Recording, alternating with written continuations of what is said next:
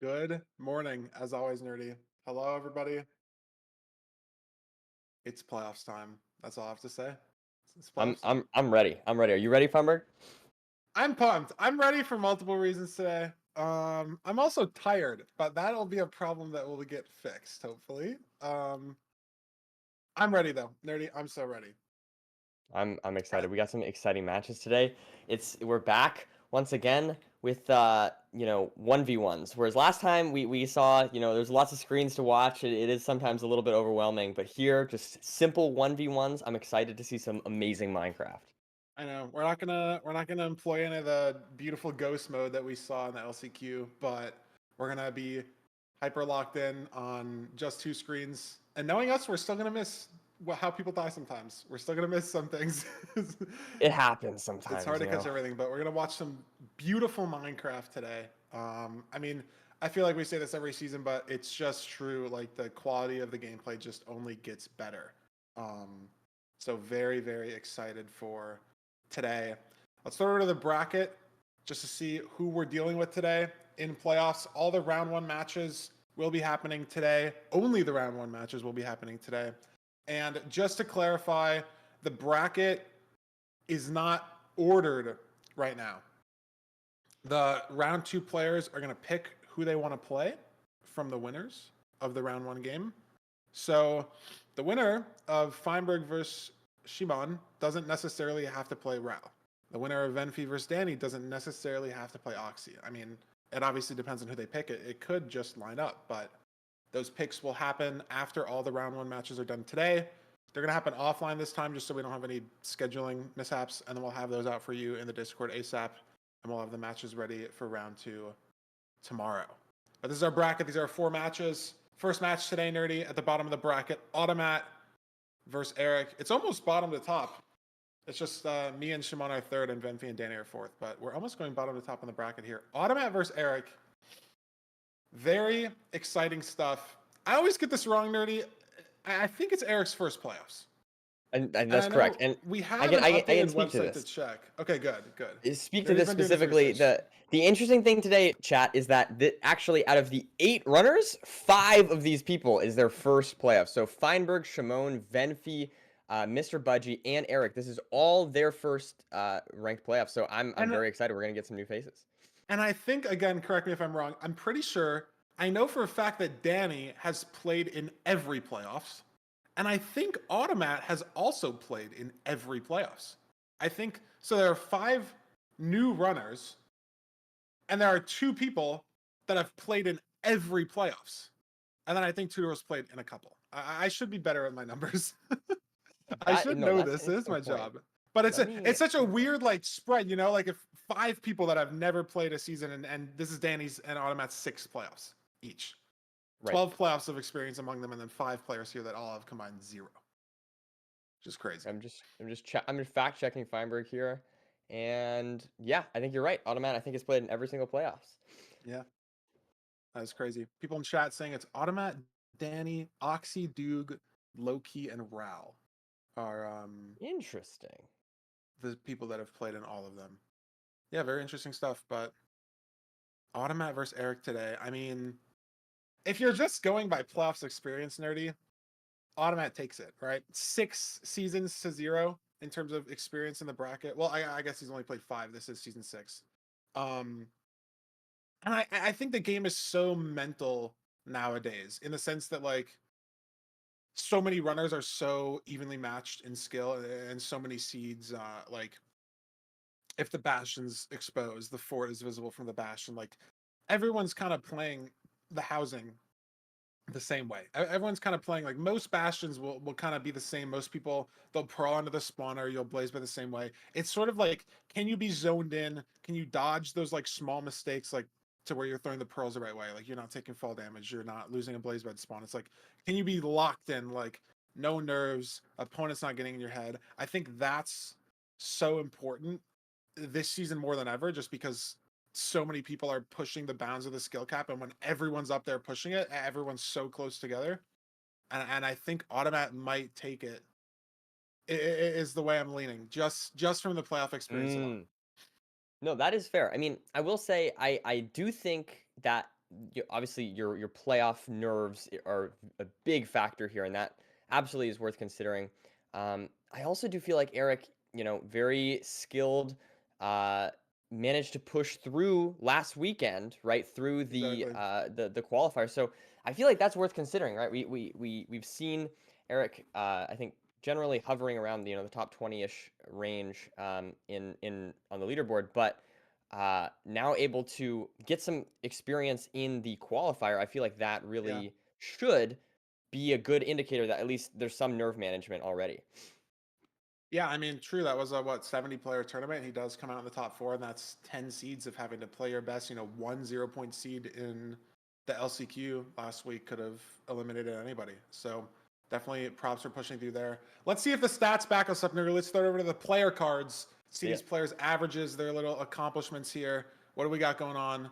Automat, 11-12 ranked average time. I personally love that stat looking at it. It's a 2-0 win-loss versus opponent. That is interesting. I mean, only 2 games. I mean, I'm pretty sure they live on opposite sides of the world. I'm so bad with like time zones and knowing like how far, like what's 12 hours away from me right now. Like I think it's India, but India's like a 30-minute time zone. That's not the point of what I'm bringing up.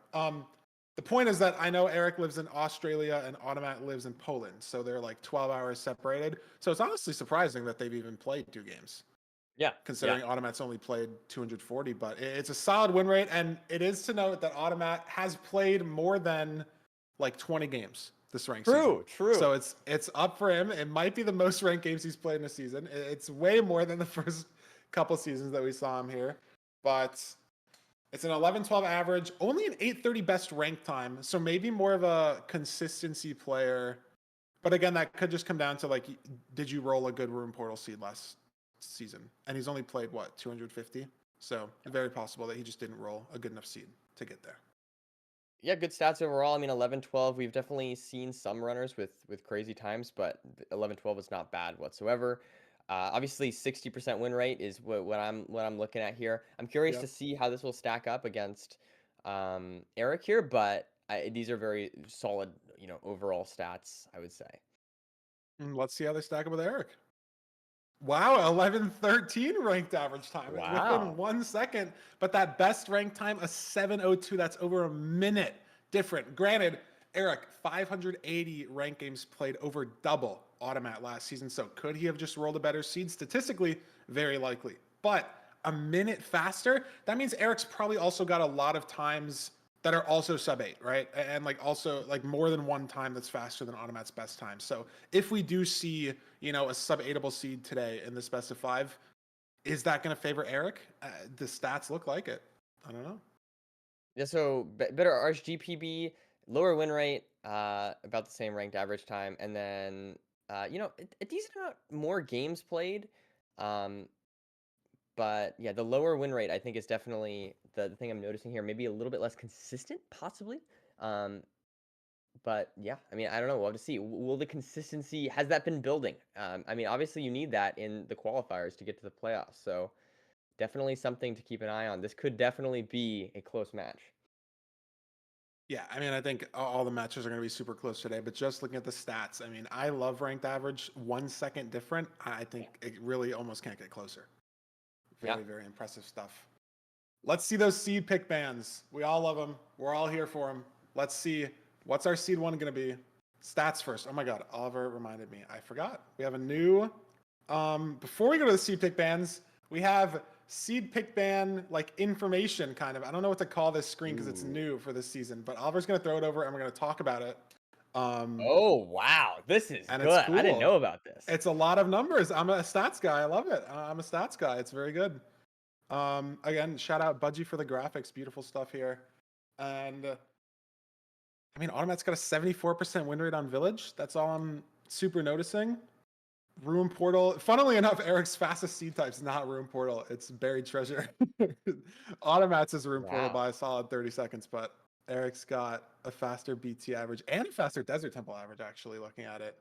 I mean, who gets first pick? Automat gets first pick? I mean, for the stats, like, he should pick Village, but also, like, you want to look at, I think you want to look at average time over win rate, because that's what I think matters the most. Again, I mean, what? There's 250 seeds that Automat's played this season, and going off the seed distribution, that means he's played like 12 room portals.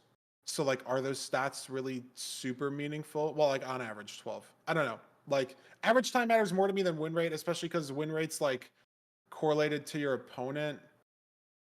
Like if they win or lose, right? Like your win rate could be really bad if like you manage to play low key on all your BT seeds, but your average time could be fast.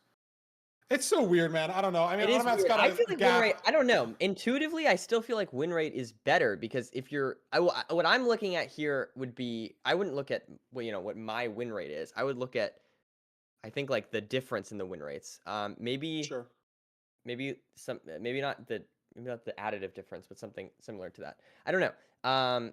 But like I'm imagining against a 50% opponent, if you're winning 75% of the time, that would be a good choice to pick. So a 56% opponent, I'm looking here at the village. Village. And Yeah. 56 is one of the lower ones.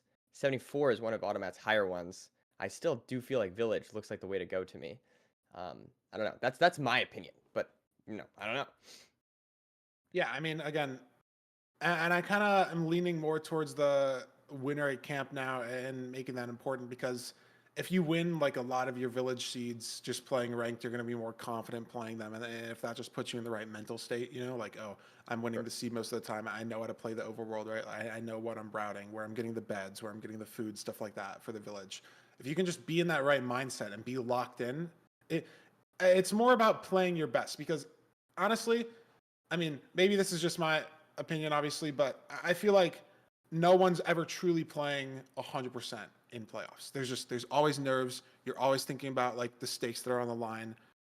It's a weird time zone for a lot of players playing. Like obviously, Manji, Australia, Hacks used to live in Hong Kong or what. So just like you're not as locked in as like if you were just queuing offline, right, and just playing whatever. So I think it's more about who can lock in the most on the given day. And if picking a seed lets you zone in more, lets you get in the zone more, that's I think what you should do. And so I think the seed pick bans hopefully should reflect that.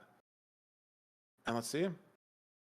Eric bans Village. Maybe he was looking at the Ooh. stats. Eric banned Village. Wow, interesting. Okay, yeah. Yeah. That's definitely something to note. I feel like for me, that definitely seems like the correct choice from Yeah. Eric. Eric's coach Kuriwe said, "Oh, thank God" in chat. And I mean, again, this is the first time we've ever seen these stats as a graphic on playoff stream. But there are Twitch chatbots. All the data's out there. The runners can look at their stats themselves. So if they were doing some studying beforehand, this makes sense from Eric's perspective. But again, only ban until map 4, so or seed 4, or Ooh, whatever you want to true. call it. So if this does not end up being a 3-0, we could see a village game 4 or 5.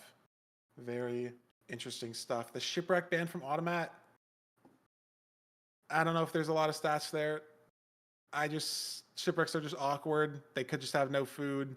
Yeah. You don't know what you're getting into with a shipwreck. And that might throw off the mental, like you don't know, like, is there gonna be 8 iron or 15? Is there gonna be 20 rotten flesh or 12 bread and 20 carrots? Like you don't know what's happening. So Mhm. versus a room portal, I guess you don't really fully know what's happening with a room portal, but like BT, you're gonna have the stuff. Like Village, you're gonna have the stuff. Desert Temple, you're gonna have the stuff. I don't know. I hear you. Honestly, I'm gonna be honest. I don't think I agree with this pick from. I mean, just looking at the stats here. I mean, Mm-hmm. obviously, I don't know if Automat had this information. So I'm not saying Automat necessarily made a mistake, but like stats wise, if he has a lower win rate on both Desert Temple and Ruin Portal, so I think picking one of those might be a better call to ban, just because I don't know. I mean, if it gives you a little bit of an edge, like I mean, that's the Yeah. point here, right? So this one, however, Shipwreck, he has about a 2% better win rate. I feel like that might have been, unfortunately, a little bit of a mistake. Though, again, I don't think he necessarily knew when picking, but I don't think it's necessarily that big of a deal at the end of the day. You still got to lock in. Yeah, I think when the numbers are that close and there's really not a massive sample size for all the runs. Also, something to note is like especially for win rate and average time. It's so dependent on who you're playing against, right? Like Yeah. obviously if it's a really fast BT seed and you're playing like Doog, right? And Doog gets an 830 on the seed, but you were zeroing and you lost. That's now like an 850 completion that just isn't counting towards your average just because you lost, Yeah. right? Or you could die and forfeit, and then what would be like a 17-minute completion just isn't even there on your stats at all. But we're in the seed nerdy.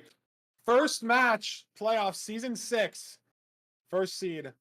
Oh, I'm ready for some good you want Minecraft. kind of, there you go. Okay, sorry. Just I'm had to ready for adjust my some camera there. beautiful, beautiful Minecraft. And here we go. Immediately digging. You can see Automat going through just the top, taking 2.5 hearts there, while Eric chooses to dig some dirt and take less Yeah, the damage. game's all about the micro already, nerdy. 5 hearts for Automat in the temple. Eric, 8. That's 3 hearts. And if food is low on the seed and you only have flesh, that's important.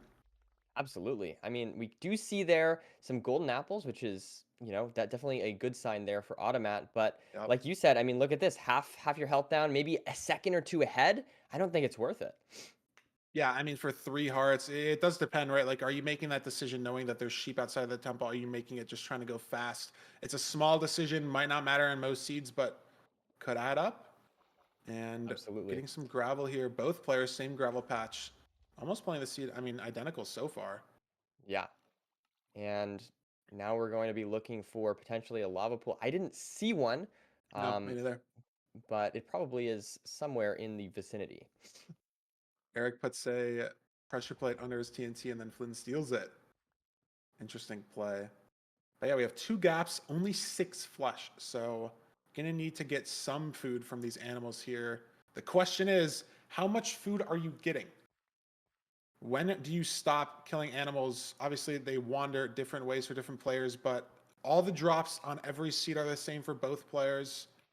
All the rates, all the spawns, everything. So they're going to get the same amount of animals, the same amount of kids versus adult animals, the same exact drops from both animals. And Eric spots a lava pool here And that there it is. And Automat Automat doesn't hasn't see it. Maybe seen. it's going a little bit Yeah. further away here. This is definitely a little bit of time loss. And again, like we mentioned at the beginning, 4 hearts now. Not the best food situation. I mean, he does have the gapples, but He's this is got definitely looking a little 4 bit pork sketchy. chop. But yeah, Eric's in first here. Good solid 15, 20 seconds. And Yeah, we're on bridge. The Bastion that does give potentially the easiest access to food out of the 4 in terms of that is true. Hoglin on the bridge. And But can I mean, just, Automat's like, already behind is the thing here, right? Like Automat is already at yeah, this point, like you mentioned, 15 or so seconds behind, having to kill a Hoglin on the way. That could be even more time loss. I don't know. Eric's got 3 pork chop, no mutton. Nice TNT on the chalice there. The gold blocks don't fall off. Automat's taking this bridge a little differently, going under here. Should still be safe. Let's see which And route we go Eric for is here. doing right Is side this left DK. DK? Oh, right side. Oops. It's okay. I get my lefts and rights confused. We've all been there. We've Beautiful all been gold there. throw. Starts the trades upper here. Very standard route. Automat with the TNT chalice as well. Oh, and he's TNT'd this piglin, so gonna have to kill it here. Just some more Ooh. time loss, and more importantly, some more food loss on Oh, 4 yeah, look at hearts all now. this. Is he gonna get 4 the hearts food down. from this Hoglin is the question here. I think you probably go for it. But all this time loss here is time that you're not trading the gold, right? Like you ideally want to overlap killing the Hoglin with the trades happening, right? Like you loot the chests, you have all the obby, you're kind of sitting there with nothing to do. But all this time now, Eric's able to pyrate. The trades are going. The trades are Yep. not going for Automat. The time loss is just compounding. It's the most important thing in most bastions. You're just pace locked by the piglins themselves a majority of the time. And Eric's taking advantage of that right now. We do have a right side DK coming out from Automat as well. Meanwhile, like you said, Eric just continuing to Could be ready let to the leave piglins off trade. this even. He's almost done, yeah. Oh, the only thing I noticed, 2 strings, 16 now. But we have 63 glowstones, so 3 anchors, 2 beds now. He's leaving. And that pearl hang is potentially in lava? No, he didn't even pearl hang at all. He upped his render and I look. I didn't know.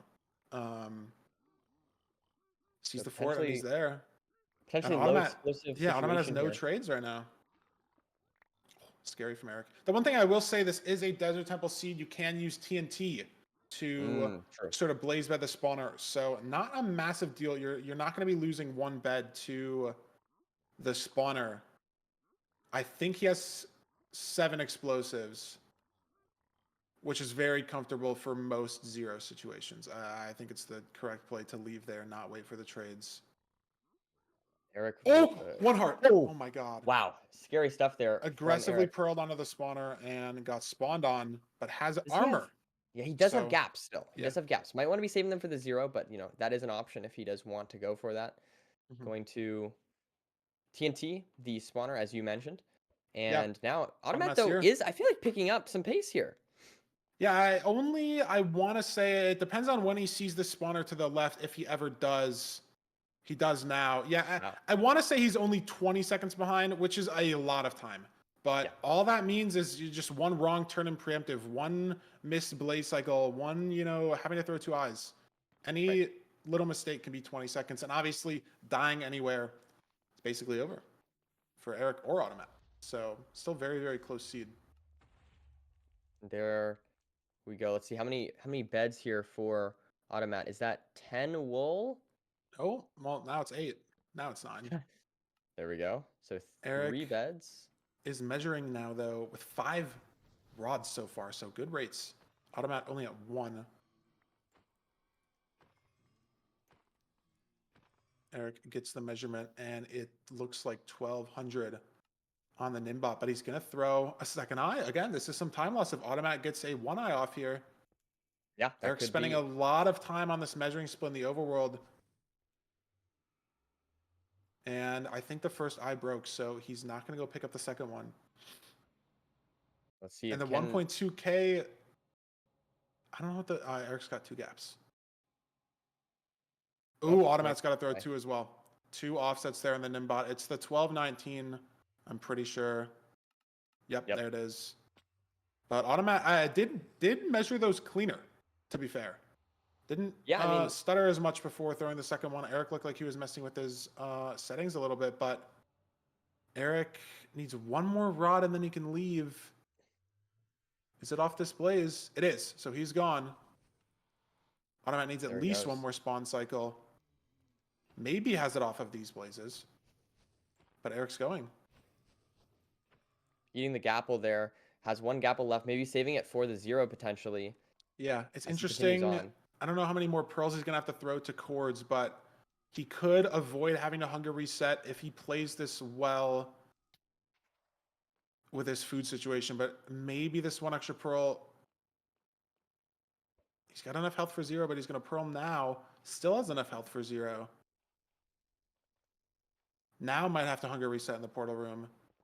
7.5 only. And look at this. Automat taking very different terrain here with gold picks and Interesting. digging. Yeah. So, I mean, the problem for Automat right now is Eric's at quartz. And it's negative 260 on the X. Automat negative 220. And he's at Y94 as well. So, different terrain Not looking decisions. good. But Eric's in the stronghold. Gets a beautiful spike. Can he find it? Let's see. He Looking finds for it. it. There it is. And gets He's 1 now. bread. He's just going to eat this bread, I think. Dodge the hunger reset. Yeah, it doesn't have any more gapples left, so I'm gonna choose to And eat the he's in. bread. What's the 0? Automat He's building gonna second back portal right something or now. other. Oh no, it's front. Front 100. Is he going to push top setup here? It's a mid pearl. He pushes it. Let's see. Beautiful build. First Gets bed. it off. Looking good. Oh, Going that for a low bed lower might break bed the here, though. crystal. No, it doesn't. Wow. Wow. Beautiful There we go. setup. But he's anchoring here. This is Good third scary. anchor. Can he get the 4th Gets one it off? off. Is he going to get It hit looks by the like he dragon? does. No. Wow. Beautiful 0 from Eric there. Very Incredible scary, stuff. but that's a top 100 setup that I guess you can low bet on. Very, very interesting. In fact, I really thought that was going to break the crystal. And gets a 5 explosive off, even with a low bed. It's a beautiful 0. 1 hard as well. It's a sub 10. And it's over a minute faster than Automat at the end of the day. Automat's not even Wow. in the end Yeah. yet. I mean, just A great really first game clean from play. Eric. Yeah. I feel like the only thing I can think of throughout that seemed a little bit sketchy was the just the measuring split. Everything else there from Eric, I think, was really clean. Yeah, but he Fantastic stuff. saved time from fort to stronghold. Now, granted, a lot of that could have just been the terrain nav, right? Like Automat did Yeah, dig yeah, for a that's what I while. think. Eric forced really far terrain to the left and then back to the right, but he didn't have to mine at all. He pearled Yeah. onto cords, dug down just to put his portal at a lower Y level, but that could have been a lot of the time. Yeah, I mean, he did visibly lose more time than Automat on the measuring, but ended up not mattering. And even those 20 seconds in the overworld there didn't end up mattering at the end of the day. Just a very clean 20, 30 seconds saved on the Bastion, and even more of that saved on the end game. Instanav the stronghold, Automat didn't as well. Like, just beautiful stuff from Eric. Absolutely exceptional. I'm excited for this next seed. I wonder what we're gonna pick here. We did ban, of course, Shipwreck and Village. Going for Ruin Portal. Okay. Honestly, I respect it. I respect it. I feel like this is one that he has a lower win rate on by a couple percentage points, but I feel like it's just the seed that I respect the most. It's just the most hype, It has the most hype potential, the most I think it's just content potential. scary. I think it's scary against Eric, though, knowing that, I mean, you guys have the same average, but I think knowing that Eric's potentially just a more explosive, like faster player, and Automat's potentially more consistent, looking at the ranked best times, right? Like Automat didn't even get a sub 8 last season. Eric most likely has multiple, right? If his best I time will is say, for 7:02. what it's worth, this is Yeah. interesting because this is what we're talking about a little bit different. So Eric actually has a 63% win rate on this, while Automat has a 59% win rate on Ruin Portal. So a little bit lower with the win rate, right? But, and this might be a sample size thing, but for what it's worth, 1033 average for Automat on Ruin Portal versus 1108 Wow. for Eric. So actually slower Yeah. times for Eric, even though he has the higher win rate. So actually, maybe in this case, it might be the exact opposite, where Eric might be the more consistent player, but Automat might be the more explosive one. It just depends on the seed, obviously, too. Like, it could have just Yeah. been that Automat got the nicer room portals, right? Golden Yeah, carrots in true. the chest, Iron Pick in the overworld instead of needing to mess with one of the Bastion. And also, I mean, the averages do tell you something, but a majority of the time is spent in the Nether, in the post Yeah, blind, in the end, right? Like, the overworld true. is only 2-3 minutes at most at the end of, or at the start of every seed, I should say. But we're getting into game two. It's going to be big for Automat to take this. I mean, not only for the series score, right? Like being down 2-0 is never beautiful. Um, but also just for the mental Keeping the as well. Was sword that here. looting? I don't know. I It was looking at Eric might and he's not be. in English, so I Yeah, I didn't. was in the same thing. I'm not sure. That might be. I mean, it's something one. I don't It know what could it be is. fire aspect one, but we'll have to see. Maybe someone in the Someone chat in says chat said fire. fire, Yeah, which is hopefully good for that's. food. Again, they only have one fire charge, so actually nice. This would be a very annoying seed if it was not fire aspect. But they got Both 6 runners. iron, so they have enough to make an axe as well. This is a very interesting room portal seed. Yeah, I feel like it's definitely. I do agree with the decision to go for the iron axe. I feel like I wouldn't have thought Yeah. of that. I think I would have mined a gold and then made a wood axe. But I like the decision to just skip the bucket entirely, and kill these pigs. And Yeah. let's see, we got Automat just entering the Nether now. Let's see what we got going on. Yeah, saves what, 10 seconds here on kind of just mechanics. They have the Yep. same exact stuff. And he's off to the Bastion. Looks like a bridge again. And the fort's to the left. And let's see here, using the pick here that he Yeah. crafted. So he actually crafted a pick as well. I don't know if Eric just has the gold in his inventory. I didn't see if he crafted anything yet. Yeah, it's interesting because obviously they had to craft some stuff in the overworld, but I guess you do need to craft twice in the overworld. You want to craft, well, you craft once for the pickaxe and the axe, obviously, and then your second craft doesn't necessarily have to exist, but if it does, it is like a boat and then hopefully a gold pick or two, right, with the gold block that you have. But it all depends. It's a very micro thing, right? Like when exactly are you placing your crafting table down? What are you overlapping crafting while you're there, right? Because it is a time loss if you have to place your craft down crafting table time to like just make a gold pickaxe or just make a boat when it could have been overlapped earlier. Yep. Is some time loss. And in this seed, didn't really happen for Eric so far, but he doesn't have amazing blocks here for this route. Automat's got True, extra actually, good point. netherrack, but Automat is losing time here to this Hoglin. Eric's got stuck at the bottom of the bridge. So Eric's actually going to make this time back, but he's got 9 wood only. That's what I notice here. DK route here coming out from I know. Automat. Automat's doing left DK and Eric's doing right DK. I like Eric's routing more. It's just the closer triple to trade at. Excellent point. We have, I mean, I don't know. Lots of pigs here for Automat, but just looks like he's a little bit behind. Yeah, I mean, traded a farther triple. Get more pigs.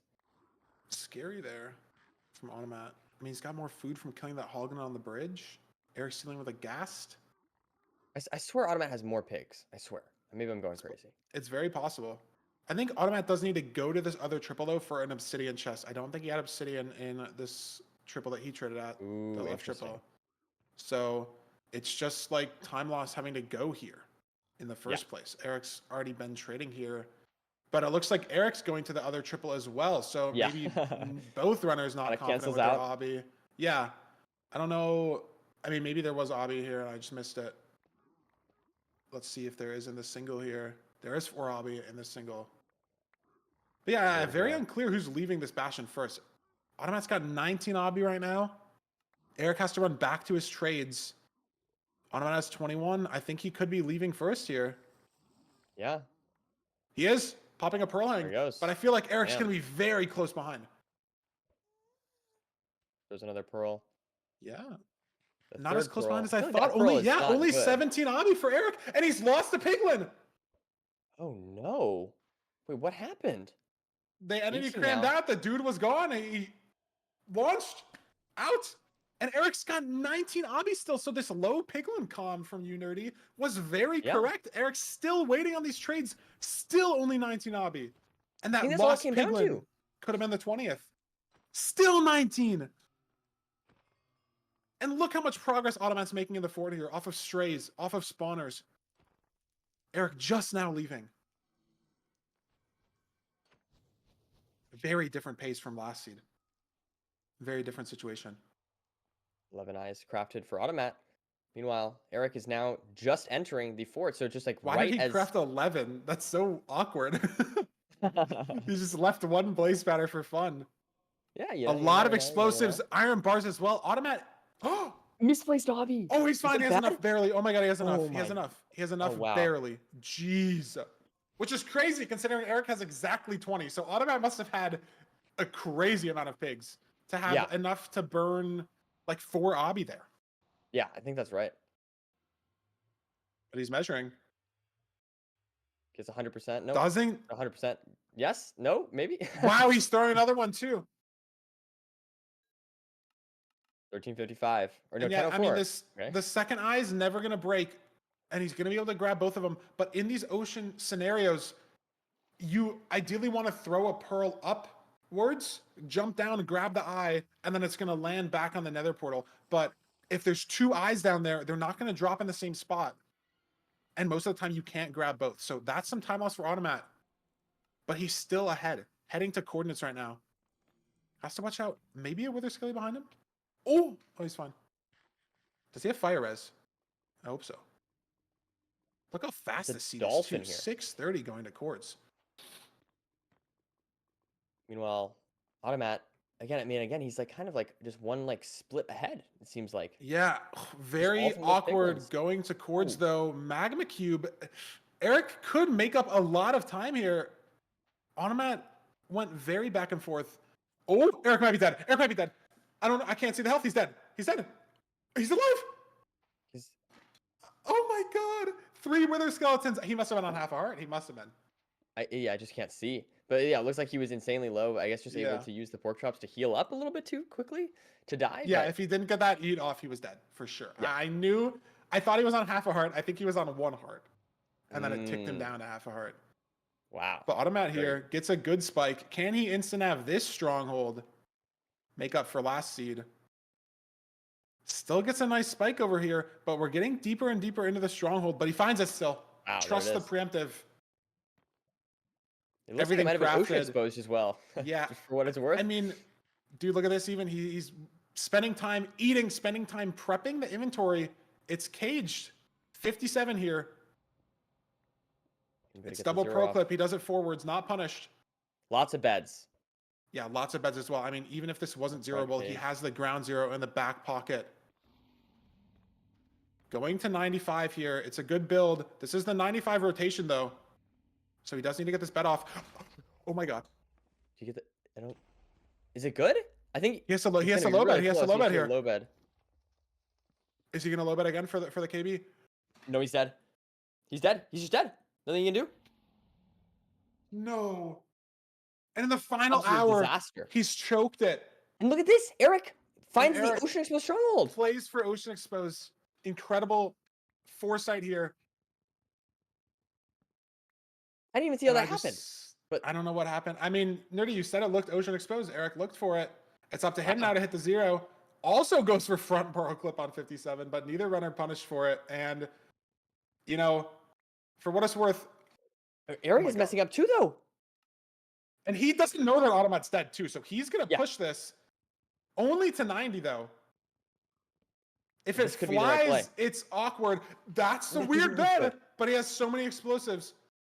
Dude, that's the nerves coming out of both of these runners. That's pretty good there. Can he get this last anchor off? He does. It's pretty good. He's not hit by the dragon, and it's a 2-0 lead for Eric. Wow. Wow. That is brutal there. A 0 choke from Automat gives Eric the seed. Another sub 10. And it's so interesting to me because Automat like purposely organized his upper before he entered. Either he just forgot to put a bed up there or it wasn't in the right hotbar. Like I don't know exactly what happened.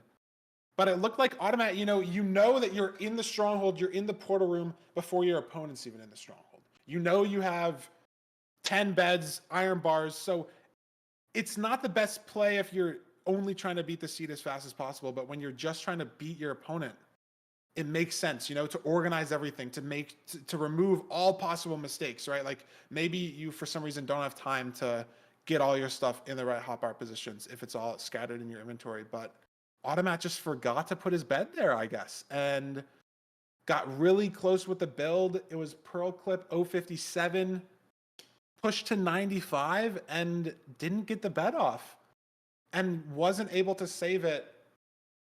I honestly was surprised, too, that it wasn't savable with the KB. I thought he did a really nice low bed, and I guess the fourth bed, the dragon was still too low. I don't know. Yeah, it was definitely close, that's for sure, but unfortunately was not able to giving Eric the seed. I mean, this is intense first two seeds. I wonder if we will see, a 3-0 victory or if Automat will be able to take any seeds back. Yeah, I mean, I think if you're Automat, you can be... I mean, you're not happy that you lost a seed, but you played it better than Eric for 90% of the journey, like the Bastion play, I mean, got more pigs. I don't know if that's exactly a skill thing or someone in chat potentially mentioned that when Eric checked the other triple, he was unloading the pigs at his first triple. Maybe Automat was on 3 or 4 render to stop that. My point is, I don't think it's all RNG that Automat saved, 30 seconds almost in the Bastion, right? I don't think it's all RNG that he didn't almost die in the fort to 3 Wither Skellies, right? Like he's putting himself in those good situations and hit the instant nav on the stronghold as well, which was potentially faster than the Ocean Exposed play that Eric did.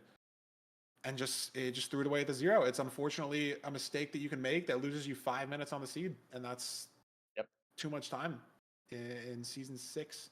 In 2025, you can't lose 5 minutes on a seed. Maybe in season 1, there were some crazy matches in season 1. And Automat's been there, but in season 6, 5 minutes of time loss is not going to cut it. And Automat now has to come back from a 2-0 deficit in the specifive. Can he do it?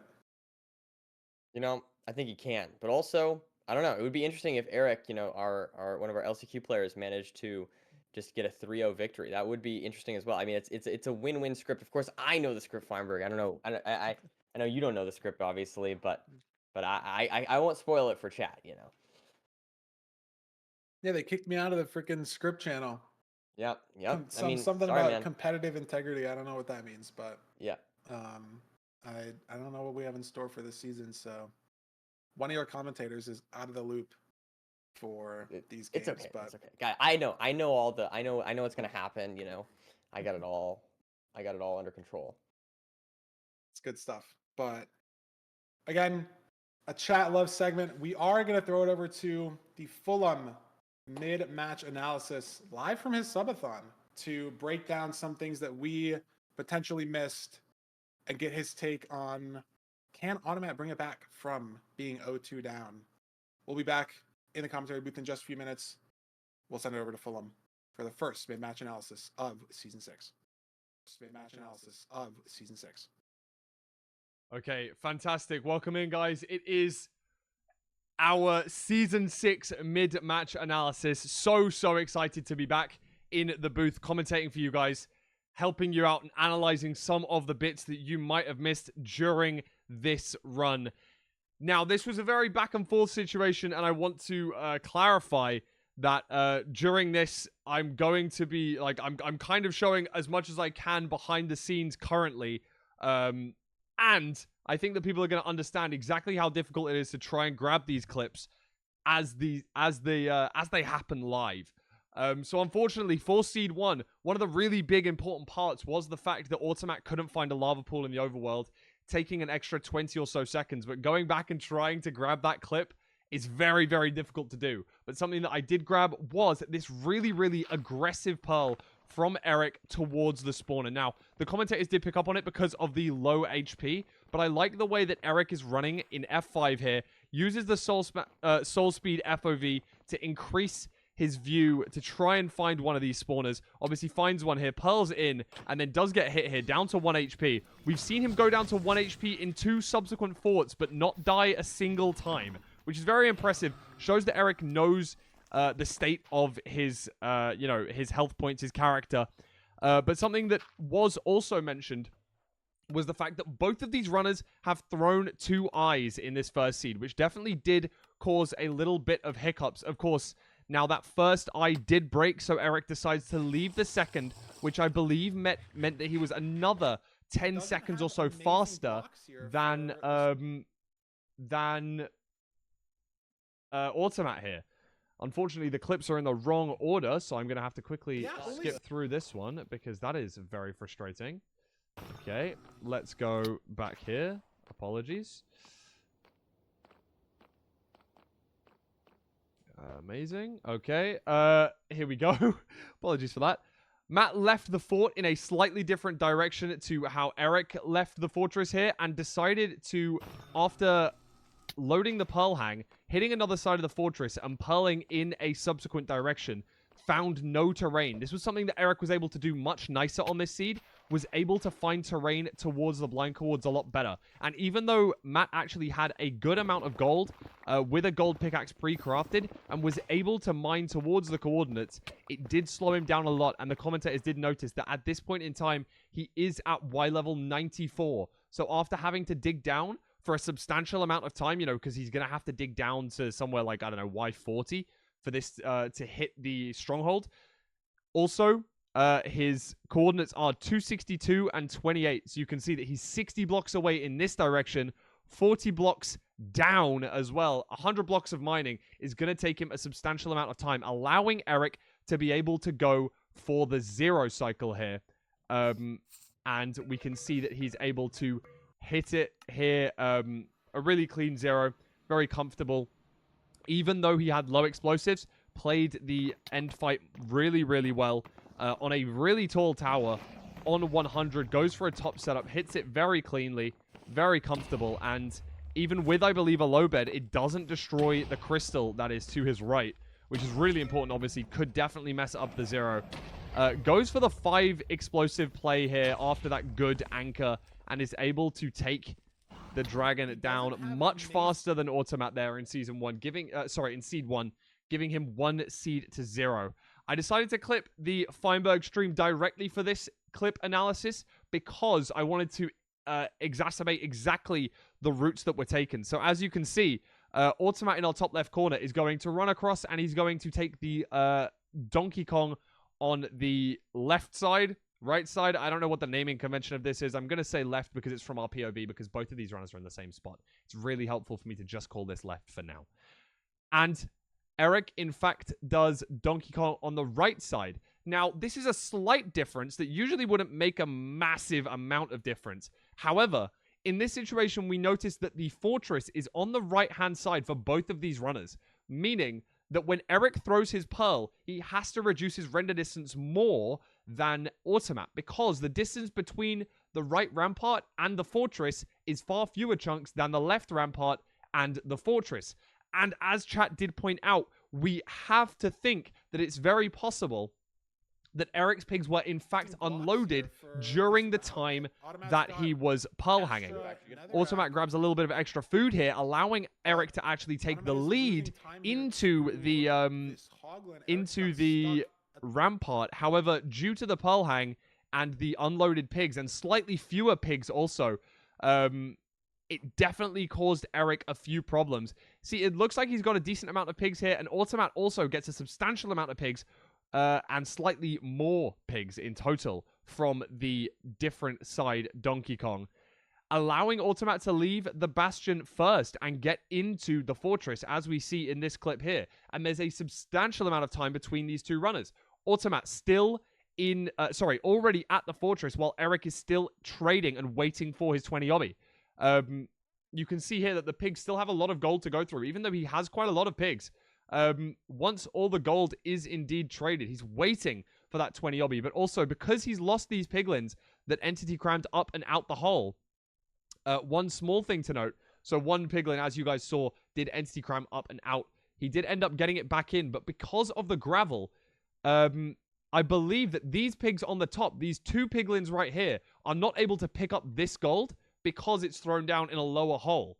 That's pretty unfortunate. That's pretty difficult to be able to notice at the time, but losing, 2 trades per cycle is kind of important, and could have allowed him to leave even 1 cycle earlier on these pig trades. We noticed that here.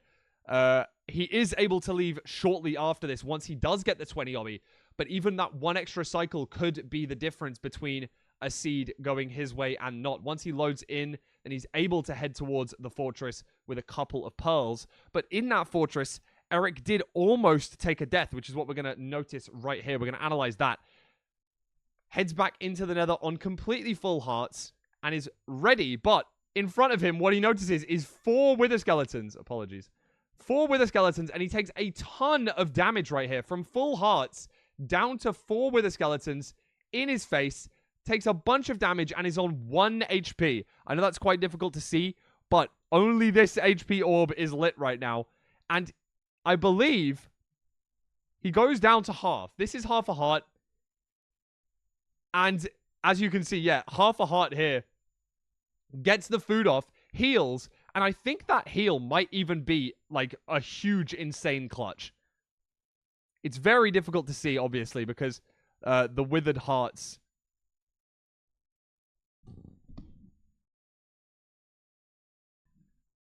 Even I can't tell, and I'm the one holding the monitor right here. As you can see, though, he does definitely go down to half a heart here, because you can see it light up from the back. And he gets the eat off and is able to heal up before the next wither tick does happen. It was very close to him dying here. But the good thing is that he didn't die. Unfortunately for Automat, however, when he went for the 0 cycle, he could not have the same fate. It was a very buried 0. I think it was 057. And Automat pushes for 95. Gets the first bed, but it wasn't in the hotbar, as you noticed. The bed is not in the hotbar, which I assume he's used to, popping that bed in that first slot. He instantly hotkeys to 1 and starts right-clicking, but there's no bed there, and does a really late bed. Unfortunately, not able to really clutch it out after going for an early bed, low bed as well. Unsure what to do. Side bed gets hit off 2.5 hearts. And at this point, without getting the boat out of the inventory, which was there, it's very difficult to do, tries to get the boat out, doesn't find it in the top left corner of the inventory. Can't pearl down because he's on 2.5. Unless these boots were feather falling, which I don't believe they were, but they were from the Ruined Portal overworld. Unfortunately, not sure what to do, and does fall to his death, meaning that Eric is able to take the second seed as well. It is 2-0 in our best of 5 here. First to 3, Eric is on match seed. Can he continue in this bracket, or will we see an insane automatic comeback? I'll send it back to the booth so that you guys can find out.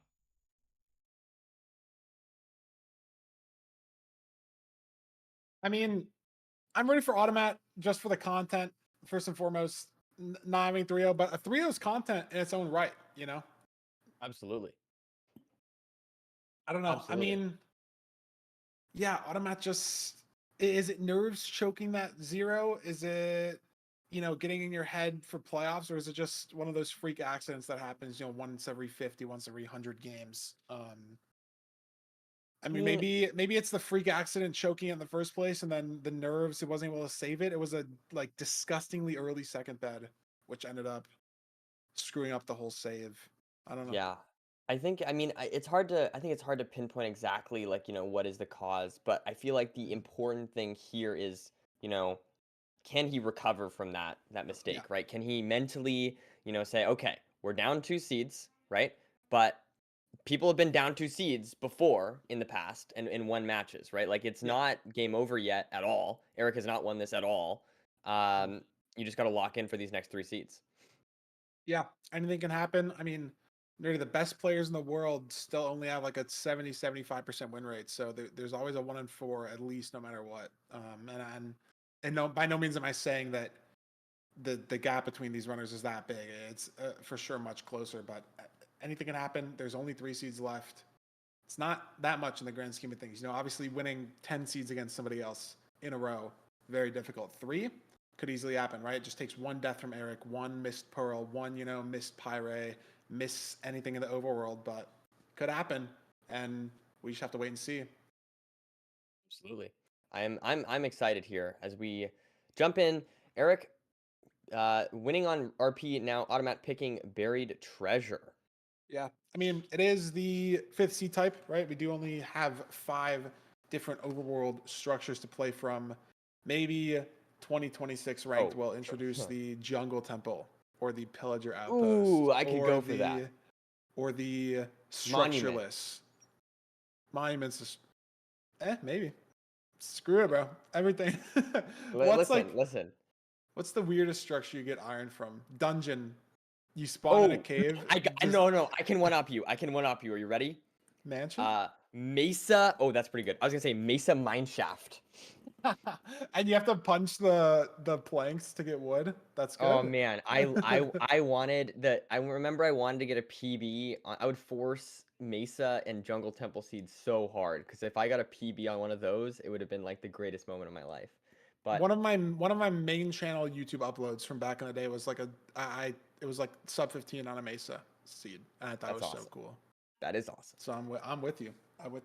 Mineshaft chest exposed on the surface. I love it. But once again, so this is kind of the flip. So I think this is actually good for Automat. 56% win rate on average, right? Compared to Eric's 51% win rate. So okay, obviously, 5%. There's stuff to like, there's a lot of variables, but that is still good for Automat. I will say though, unlike the other seed, Automat with an 1104 average, Eric here with an 1101 average. So average is very similar. Win rates maybe not so much. Yep. So but we are heading to the BT. These runners know it's a BT. They know it's not a shipwreck. They know there's no fake spike anywhere. And let's see what we got here. Eric a little faster on the BT loop, but the biggest difference in these overworlds should be, do the runners find the ravine? That's the biggest struggle, right? Yep. Is there kelp? Do they go the right way, the same way off the island or not? But it's really nice here. We'll note 1 flint from the gravel there to punch. So don't have to make a pressure plate because this is pretty awkward. Maybe a stone axe here Yeah, from both definitely runners. a little bit awkward with the amount of iron and whatnot, but able to just mine out, like you said, get the stone axe, and they should be good to go here pretty soon. Here, looks like looking around for that ravine, trying to make sure they're not the one that misses it. And Yeah, and look at now I Eric here think, doing so many circles around the island, just trying to and make Automat sure. just And finds it Automat, immediately. it's right there. Eric's gonna find it too, but Automat takes a better line off the island. This is an awkward portal though. He's got to mine a couple blocks here, and it is just an L shape too. So Eric could save some time. Yeah, look at this. Eric makes up a decent amount of time on that portal build. Mechanics wise, And we're on right water into housing. the. I see the fort as well. Not good terrain for Manhunt though, so Automat's gonna go up here. So is Eric. Ooh, interesting. Looks like And this Eric is a following a similar path. single as well. So are we gonna be going up here through the bastion? Both runners digging up in the same spot, but Eric just a little more comfortable, a little more confident with the play, and so he's again making up just a little bit more time and time again. And Automat 3 hearts now. Yeah. Looting that chest, it was a little bit risky there. Yeah. Meanwhile, Eric going down, and yeah, I mean, pretty similar. Like, I mean, honestly, both runners on the same amount of HP, mining the same blocks. This is wild. Eric did gain the time up though from the overworld. He is just very ever so slightly ahead here. Yep. Just slightly cleaner routing overall. Now mining out these blocks here. Both Down a little bit more going HP, for, but I mean, the same trading hole too. Even there's some variance that can happen in where you're putting these piglins for housing, but the same exact trading hole. yep. Very And similar. mining out these gold blocks here, trading with the pigs, and yeah, as you mentioned, Eric just maybe a second or so ahead. But I mean, really mirrors of each other so far as the routing. Like this is very surprising, and how close these two runners have been playing. And the food's not a great, obviously, situation for either runner, taking so much damage, both of them. But I think it was 3 cod and there's 4 salmon for both runners. So 7 total fish in the BT, almost the max of 8, but 4 salmon, very good as well. Automat's going to make a gap. That's committal. That's a committal play. Wow. I like it. I mean, could be at the end of huge. the day, he needs more food, right? He has. It's all just the so options he interesting needs though. to But look feast at his this. pearls. Look at this. 13 pearls. Ooh, that's a really good point, Feinberg. And That is is that scary. 8 gold gonna matter? How much does Eric have? I can't He's tell. got Is 15 pearls, so I think he got a trade at the very end. Maybe there was a trade. Man. Maybe there was a Oh, trade that no, was left. Automat, I no, saw. no, Automat's chilling. Automat's No, chilling. he's got Automat more. has- Yeah, he got an extra trade or something. Oh, I think someone in chat said Eric had pearls, that he left at the top. That maybe he didn't get. Eric's only got 11 on the bar. So maybe I don't that is bad know. for Eric. Yeah, I don't know how many pearls Eric has. Presumably he has enough because he threw a pearl to the fort. So I don't think he would do that. Look at the strays for both runners. Oh my so many god. strays. It's so unclear. 5RD coming out on top as always. I'm a big 5RD Yeah, they're fan. both 5RDing, You which see is crazy. that rod pickup from Eric? Wow, I feel like that rod was lost, but he managed to I don't know, magnetize it towards himself, I suppose. We have It's beautiful. 2 rods here for both runners. I mean, once again, just insanely close match so far. And now both runners as well committing to Blaze TNT, stopping the stray hunt at the same time, basically. I'm scared for Automat. I'm scared. The zombie piglin, I'm so scared. Yes, zombie piglin grunts. I think they're mad at him. Maybe not. Maybe that's just no, they're not mad at him. Damn it. I was excited to see a mistake because it's funny when the zombie piglins get mad. But I guess they were out of TNT range. Sorry. Have it's all good. It's just funny watching them deal with it. Automat taking a sniper duel versus a stray skeleton here. And he's a little behind on the food situation, 5 hearts to be exact. And the rod situation, Eric ahead. Maybe though. Automat's got 3 rods in reserve. And he's got, I think, no eyes crafted though. I think it's so unclear. I don't know what the blaze count's like though, right? Like even one blaze could be the difference between a spawner cycle or not. It's very, very unclear to me who's ahead. I want to say Eric just because he's going through the motions first, but I don't know. Yeah, it's definitely And a he's able very, to very one close eye, match. so he's dodging some overworld time loss potentially. Let's see, can Automat one eye here? Yes, 222 for Automat. Is There it we that go. close for Eric as well? I mean, it must be. Maybe they're different spawners. Wait, look at this. Eric's throwing a far pearl. Oh, wow. Wait, they're going to different chords here. Wait, what? Wait, Eric is going. Look at the chords on Automat's negative inbound. 90, Negative 90, 126. negative 126, and Eric's going. His Z's negative 250. I don't know who's right. It can't be different strongholds. It's the same part of the ring. Yeah, it's the same I don't know. direction. One of these players is going to miss, and if it's Automat, the game is over. It's Automat. Oh, no. The game is over. Off of a The game is mismeasure. very over. And he's What going to happened? send the dig down here. I don't know. Desync, mismeasure, it's unclear. Eric hits the instant F. This is sub 8 pace as well. Wow. Again, I mean, Eric I don't think it could would've die mattered. and choke the 0, but Automat is so behind in pace right now. It might not even Going up matter. here. Going for the 1 and 8. Can he hit the 1 and 8 0 cycle, Feinberg? That is the question that we have to ask. Going to 92, and it's a little awkward on the build. This still shouldn't break any beds here. It's possible, but he really shouldn't die. 10 hearts. Pearls in the bar. But the Six dragon's first high beds. enough, I don't know Nerdy. exactly how many beds. This looks like a very clean 0 Yeah. cycle so far. And Eric's killing the dragon as Automat hits bedrock. Don't think we've seen that one before. Yeah, that is brutal. Closing the day out with a sub 8. And if it's any consolation for Automat fans, even if he had the right chords, wasn't going to beat the sheer speed and pace of Eric on this run. Yep. No matter And that what. was I just- mean, it's a beautiful 3-0. An LCQ player taking down a 6-time now playoff participant. In his first playoffs appearance, the nerves didn't get to him. He locked in a quick 3-0. That's crazy. Yeah, I mean, very just clean stuff there. I will say, I mean, you know, we did talk about the sheer speed of Eric, but I mean, at the end of the day, if you look, like, Automat had some very good splits here, like entering the Nether a little bit faster, entering the Bastion, I guess logically it's right there, a little bit faster, and just a little bit slower, you know, to everything else. But yeah, really just the mismeasure there, and I guess just the Blaze split where Eric just really was able to, and I guess also nabbing to the Stronghold, of course, was able to really gain a lot of time there on Automat and able to close out that seed in it with a sub 8. Yeah, I mean, just the pure speed. It is a BT overworld, so you know you have food, you have blocks.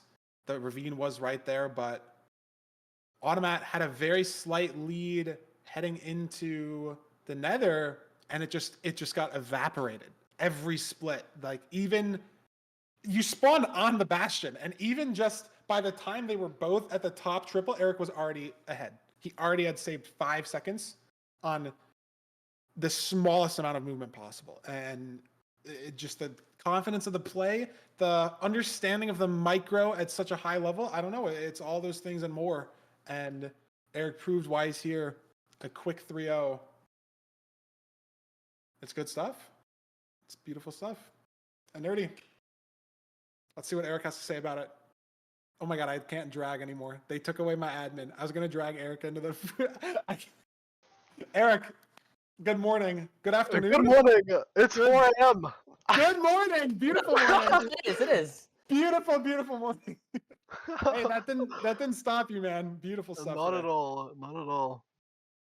How are you feeling about the 3-0 victory? It's your first playoffs. That's a very good way to start. Yeah, I did not expect 3-0. I can say that much. I was expecting to be down in the dumps, honestly. I don't know. That went pretty well for me though. Oh, very well, I would say. Yeah. Yeah, I Is mean, there, out of the 3 seeds, the second one you were just behind. It was a Yep. sort of commanding play from Automat, and I Mhm. don't know how much of that can be attributed to obviously like skill and play during the run, or how much of it can be attributed to the Bastion incident that you had. Just the fact you had to wait for trades for that obby there, and you entity crammed a couple of pigs out of the hole as well. There was a lot that happened there, but Automat Yeah. choked the 0. Yeah.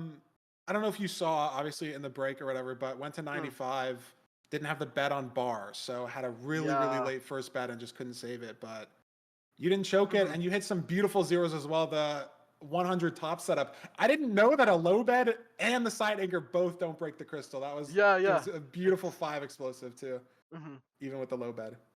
Yeah, no, the second seed was rough. I fully expected to lose that. A lot of it was definitely the Bastion play because in Mhm. hindsight, DK's correct because it's easier to even pearl hang to chords and get to the fort. But Yeah. yeah, in my head I was like, right side DK is just the better route, so I played it just like comfort. I don't know. Yeah, Didn't I mean, really. you do get the trade starting faster, but you Mhm. both had to go to both triples for Avi. Obviously, you were both waiting for Yep. Avi for so long, Mhm. and the pearl hang thing too, like you said, it was just a little more awkward for you to leave. Automat was able to instant throw the pearl hang and just sort of Yep. wait on his trades. And you also Mhm. almost died in the fort Yep. too. It was a little bit of an experience, but also like it could just kind of knock you out of the mental state too in a run. Like when things are so fast a lot of the time, like the C3 here, sub 8, and then Yeah. Mm. you switch it over to C2, you're just sitting on the Bastion waiting Yeah. for Abi. And then like I don't know if you play with the opponent tracking on or off. I know you might not actually. Like I don't have advancements, but I have the little okay, progress bar. the Yeah. progress. Yeah. So you see like, oh, they're in the fort now, and you have Yeah. 17 Abi, and you're just sitting there, and Yeah. it's like, is the next wave gonna give me 3? And then Yeah. and Yeah. then you have 18, and you're like, dude, is the next wave Yeah. gonna give me 2? And then you're at 19, and then you're still at 19, and you Yeah. get in your head, and you're just thinking like what did I do wrong? Like what is he doing? Like how is this possible? And then maybe you lose a little bit of focus, almost die in the fort, but you kept it Yeah, together for exactly. most of the seed. And the other 2 seeds, I mean, they were both just beautiful stuff. Like impressive micro all around, and I mean, getting a sub 8 in playoffs, beautiful. Yep, I'm really happy with today. Yeah, How bad congratulations. is the 4 a.m. time slot for you? Like Okay, how so actually bad is this? I've been corrupting my sleep schedule for like a week now, so I can, make it on time. Because I looked at the sign up sheet and the best time is like 11 a.m. for me. I'm like, okay, that's good. Everyone signed up, no one put down 11 a.m. So it's just doomed. I have to just mess up my sleep schedule fully. It's just doomed. But So yeah, did you wake up like a couple hours ago, or I you've woke been up up? at I woke up at 11 p.m. and it's 4 a.m. right now. Jesus. That's crazy. That's crazy. This guy's committed, and it shows. It's a clean It's 3-0. it's Like the only way. It's the only way. it's That is beautiful. wild. We were talking about this in the booth earlier, actually, before the stream started. Maybe we'll like how like for CS and like Val and League or whatever, like they'll host the majors in different regions every year. Maybe Yeah. maybe we should start doing that for ranked playoffs. Like even though obviously it's all virtual, like maybe next season it's the European playoffs, and we just start streaming at like 7 p.m. or like Oh 4 no. a.m. for the US. And then we do the Australian playoffs, and we just start streaming at Yeah. midnight. Yeah. we just cycle it, and like Yep. we just tank the viewer loss or something. Maybe we'd have more viewers though if we streamed AU time slot. We don't know until we Maybe. try. Maybe we'll be the ones to wreck our sleep schedule for a season. It's a thought. It's a thought. But I mean, it didn't seem to stop you. You're going to be moving on to tomorrow, and again, you don't know exactly who you're playing. We're going to wait. Yep. Obviously, have to await the player picks after all the matches are done today. But I mean, a 3-0, you might get picked last like that. That's what I'm honestly worried about because that's silver. Like it doesn't even matter. Yeah, silver in wild. the 8 seed. So who knows? I mean, Oh I my mean, God. what if the people started picking based on like learning this like time slot just to like make the Oh person's like no sleep way. I schedule mean, even dude, worse? I don't care if I know it's 4 a.m. for Eric. I'm watching that. I'm not picking him at all. Bro, no, that is fair. That is fair. Like, That is fair. that is something I'm not getting involved with. Like, beautiful gameplay today. And yeah, I mean, we'll see you back here tomorrow. Yep. Maybe at 4 a.m., maybe at 7 or 8 a.m. We'll see. We'll see when that gets scheduled. But I mean, great gameplay today. Very excited to watch you tomorrow. Good stuff Thank you for very your much. first ever playoffs. Thanks for the Thank you. gameplay. Yeah. Yep, of course. Thank you. So yeah. Good stuff. I mean, Dude, That's 4 exciting. a.m. Oh, like he's dedicated, man. That's 11 dedication p.m. right there. It's good stuff. Like commitment to the schedule, commitment to the playoffs grind, and it's got a potential to pay off in a massive way. I mean, a 3-0 there to start it off. We'll see. Obviously, if he can keep that energy up tomorrow, and then hopefully for the Eric fans potentially to next week. But There's it's this great stuff. there's this like Kobe Bryant clip where he's talking about his what he used to do for his routine, Mhm. and like his like grind set or whatever. That's like I've seen go viral and stuff. It really always makes me laugh because his mindset is like, you know, you got to wake up at like 4 a.m. But then if you want to be really ahead, you got to wake up at like 3:30 a.m. But then and just like he keeps like pushing it, and at some point it's like, why are you waking up so early? So I don't know. It really whenever I hear 4 a.m., I always think of that clip. I just think it's really funny for some reason. You gotta always be And ahead of the rest. I yeah, mean, Eric's so I waking up at guess 11. that's what I'm saying. That's what I'm Is saying. that for him? Like, is it really early or really late? Like 11 p.m. I'd say that's really early, I but it just I would depends on the say context. I w- I would say he's hours ahead of Kobe Bryant. That's what I'm thinking right That's now. what we're picking up from Yeah, Eric. And I mean, yeah. a 3-0 in round one of playoffs, it's championship material starting to brew. So we'll see again if that can continue tomorrow. But let's start over to not the bracket doesn't show it, but I think we have to go to the intermission to show it. We can go to the bracket regardless, though. I think the next match, I just want to make sure who it is. It's Budgie versus Tutor Rule. It was actually, now that I say that, above my head, and I'm stupid. It was above our heads the whole time when we were talking, and I can't read. That's okay. Budgie versus Tutor Rule up next. And Nerdy, I'm very excited for two reasons. The main reason is I get to eat lunch and watch the match because True. we're going to have Parker and Curryway as the first guest commentators ever in ranked playoffs history. Blah. So very, very excited for that. Guys, you have to be nice to them, okay? I'm going to be honest. I don't know why. Oh, Danny was in call the other day, and we were watching Danny versus Duke in semis, and Danny loves watching this clip. It's like him choking an easy 0, like tied 1-1 or like up 2-1 against Duke in semis, and he's like, I was 1 or 2 beds away from grand finals season 1, and he's like, I was better than Duke. And Danny, it gets him in the right mindset. It gets him locked in, knowing that those are the heights he can get to. But the point why I brought this up is, Nerdy, I was watching, our commentary was so bad in season 1. Like, I was watching and I muted Danny's stream. I couldn't handle it. It was so bad. And I'm not trying to say that it's good now. We know what happened in LCQ. Things still happen. But it's a lot better. Like, it was so bad. And I'm not trying to scare glad we're Curry and Parker. They're gonna do great, but you guys have to be nice. It's their first time commentating ranked playoffs, and they are going to be hopefully commentating every day. Obviously, we had to bring on guest commentators. We might have done it regardless, but I decided to be stupid and try to prove to everyone that I'm not washed and play in the bracket, and it was probably a bad idea. But I can't commentate and play at the same time, so we had to Maybe. bring on other commentators for that. Maybe. I mean, I could do it. That is what streaming is, but it is kind of a competitive integrity thing. Oh yeah, I forgot about that part. That would be Yeah, bad. That would be yeah. bad. Like, I'd be down, but yeah. So Parker and Curry are going to be commentating matches 2 and 3 for you guys today. Hopefully, they're going to be doing 2 matches for us every day, regardless of if I win or lose, regardless of how the schedule pans out. Might not be games 2 and 3 every day. Might be games 1 and 2 sometimes. Might be games 3 and 4 sometimes. But we're gonna hopefully have them on for 2 games every day. So Nerdy and I are gonna see you back here for game 4. But we're gonna throw it into an intermission real quick. And when we're back, Parker and Curryway are gonna take it away for Budgie versus Tutor Rule. Very, very exciting stuff. Everyone, go get a snack, go get some water. We are actually just only a little bit ahead of schedule, even though it was a 3-0. We're doing some good yapping today.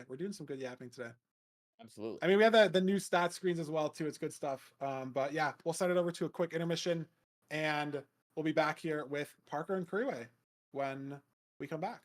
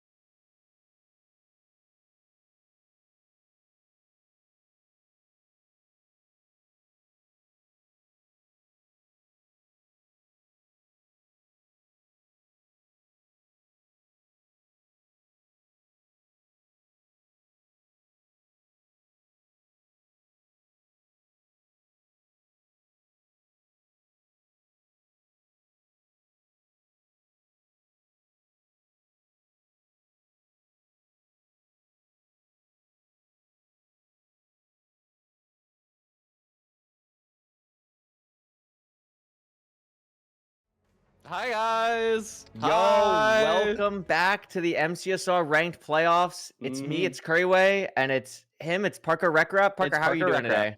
today? I'm doing pretty well. We just watched a beautiful match. I know you're excited. The Eric won. I'm Am I really ever? excited for this match. I don't know if you've looked at the stats, but these two players are within 1 second on their average time. I feel like Again. they're very similar level in like players.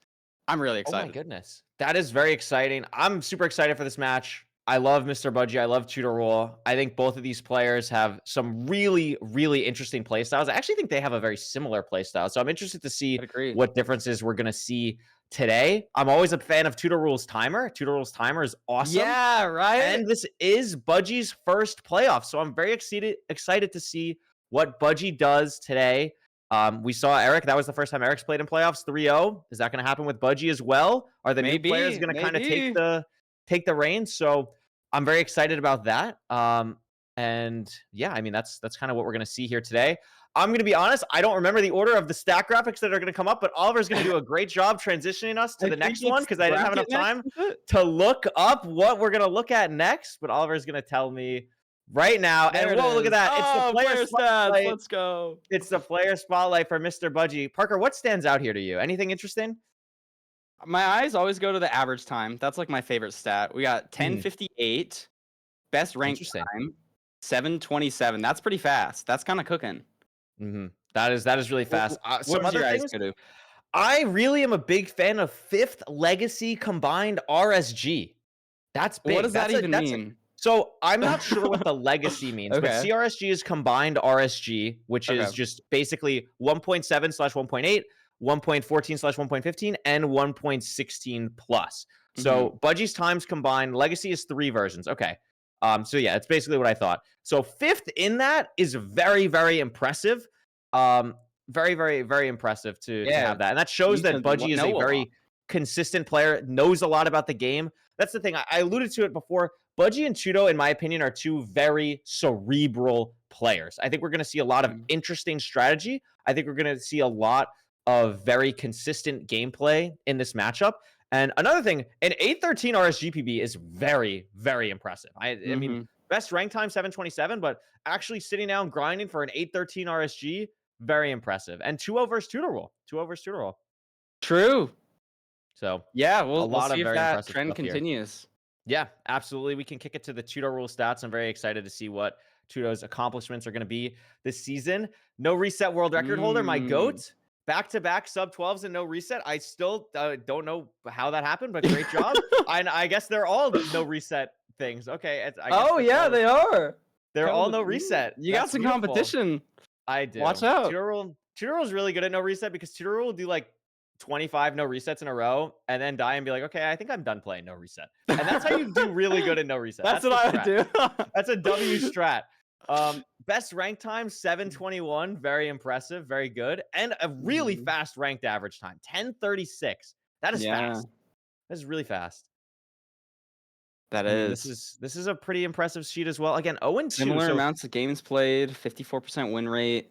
Yeah, it is. Actually, we didn't point that out. Both have played around 700, 800 games, which is, I think, about the standard. I mean, I think Automat and Eric are both a little bit lower. Automat especially. Eric is lower, I think, around like 400, 500. Both of these players kind of around that 800 value. There's some other players that we'll see later today that are kind of around that as well.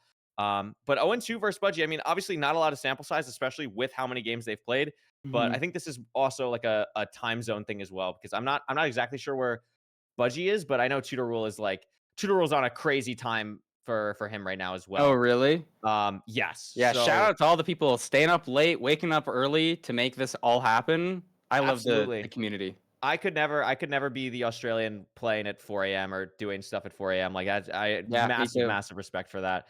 So, I mean, this is really impressive. Let's tune over to the next stat thing, which is, I believe, their win-loss and their percentage. Oh, we have a player interview, actually. I'm getting yelled at. We didn't have that for the first seed. We have it with this one, and I remember that it's with Budgie, and I'm very excited. Me player. Too. I love interviews. Let's see what Budgie has to say about himself going into ranked Season 6 and their first time playing.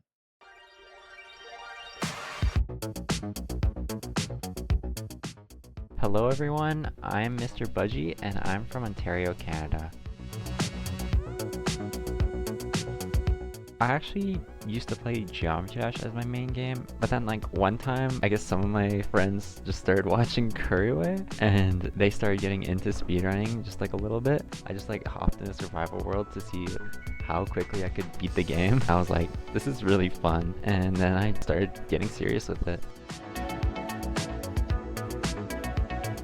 Once I actually started speedrunning, I only had just like simple goals in mind. I got sub 30 pretty quickly. I was just so invested. Like I just enjoy doing this so much. I have like a top combined time now, I'm like 5th on the leaderboard. And I was like, I'm a Minecraft speedrunner now. In previous seasons, whenever I got to like 1800 elo, I would start getting really nervous and scared. I just wouldn't play much, and it stopped me from getting better at the game. But in season 6, I just thought to myself, I just want to have fun, so that's just pretty much what I did. My elo would be all over the place, up and down, but you know, I was really starting to notice the improvement. Eventually, I was just able to get to netherite.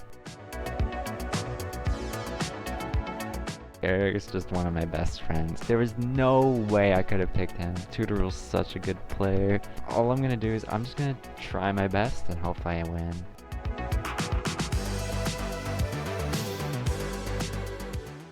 We're coming back. Oh yeah. That Great was interview. interesting. What stood out to you there? Anything? The combined time? How he got into Minecraft? The tutorial liked pick? him- Anything? I liked him talking about his nerve and nerve management, Yeah. how he got nervous when he got to 1800, and maybe that's a little different nowadays. I remember when I first started playing ranked, I was nervous to play any game ever, and I feel like it's been a great skill to develop, especially because this is like the peak, you know? This is where you need the nerve management.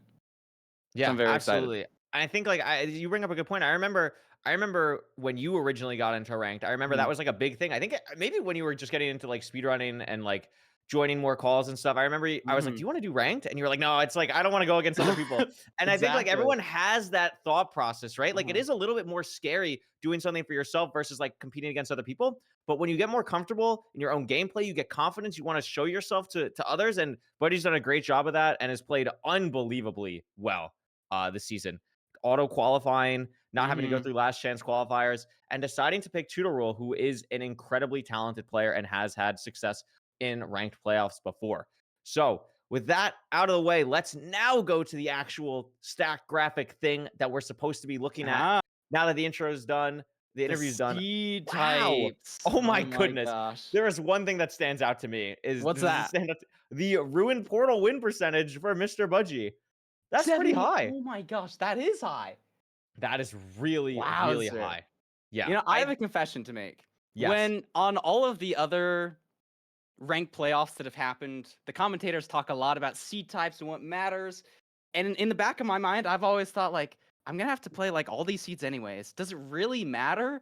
And I feel like the more you think about it, the more it matters. But now we've got stats to say, We hey, got you stats got to back it up. 7% chance of winning here, usually. Yeah. I feel like there's a lot more validity to it in my head now, where it's like, I think there's okay, a maybe lot. they matter. Absolutely. And I think like the main thing here is like the win percentage versus the average time. Like, sure, Tutoral's average time on Ruin Portal is 40 seconds faster than Mr. Budgie. But this is a massive 50 seconds faster even. So, but this is a massive time difference. But obviously, there's the difference here, and the win percentage difference is there's probably a bigger forfeit percentage potentially for Tutoral in Ruin Portal.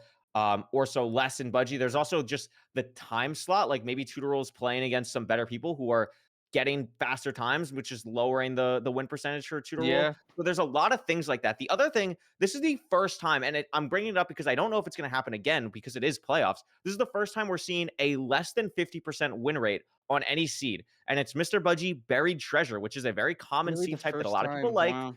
So I'm curious if Budgie is going to ban that, potentially maybe ban something else, but that is very interesting that we see that. And again, that Ruin Portal, I mean, that is almost 20% higher than any other win rate. Like that is unreal. Surely you ban that, right?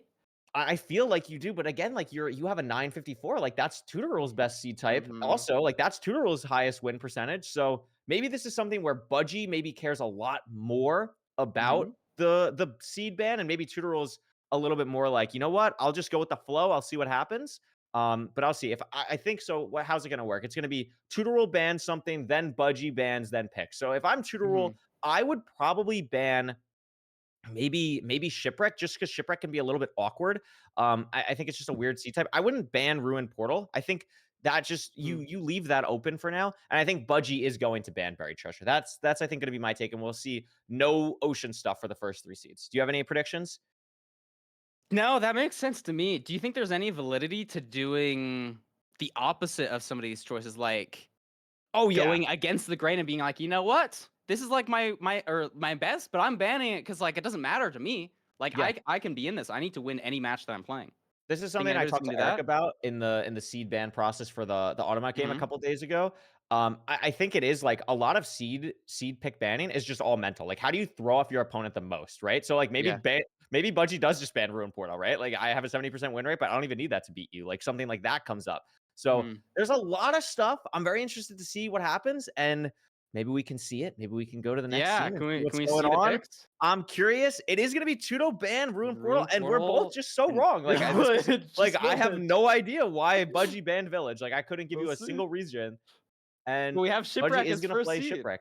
Yeah, I mean, that's interesting. So we are going to go. We are guaranteed 2 Ocean Seeds off the top here, and the other one, Desert Temple, will be happening in Game 2 or Game 3. We won't be seeing Ruin Portal until at least Game 4, along with the Village. And I think that is just really interesting. I would be curious to see the thought process for either of these runners, but I mean, I guess we'll have to see, right? So maybe this is Budgie's pick. Maybe it's going to be something really confident for Budgie, and yeah, we'll see what happens, I guess.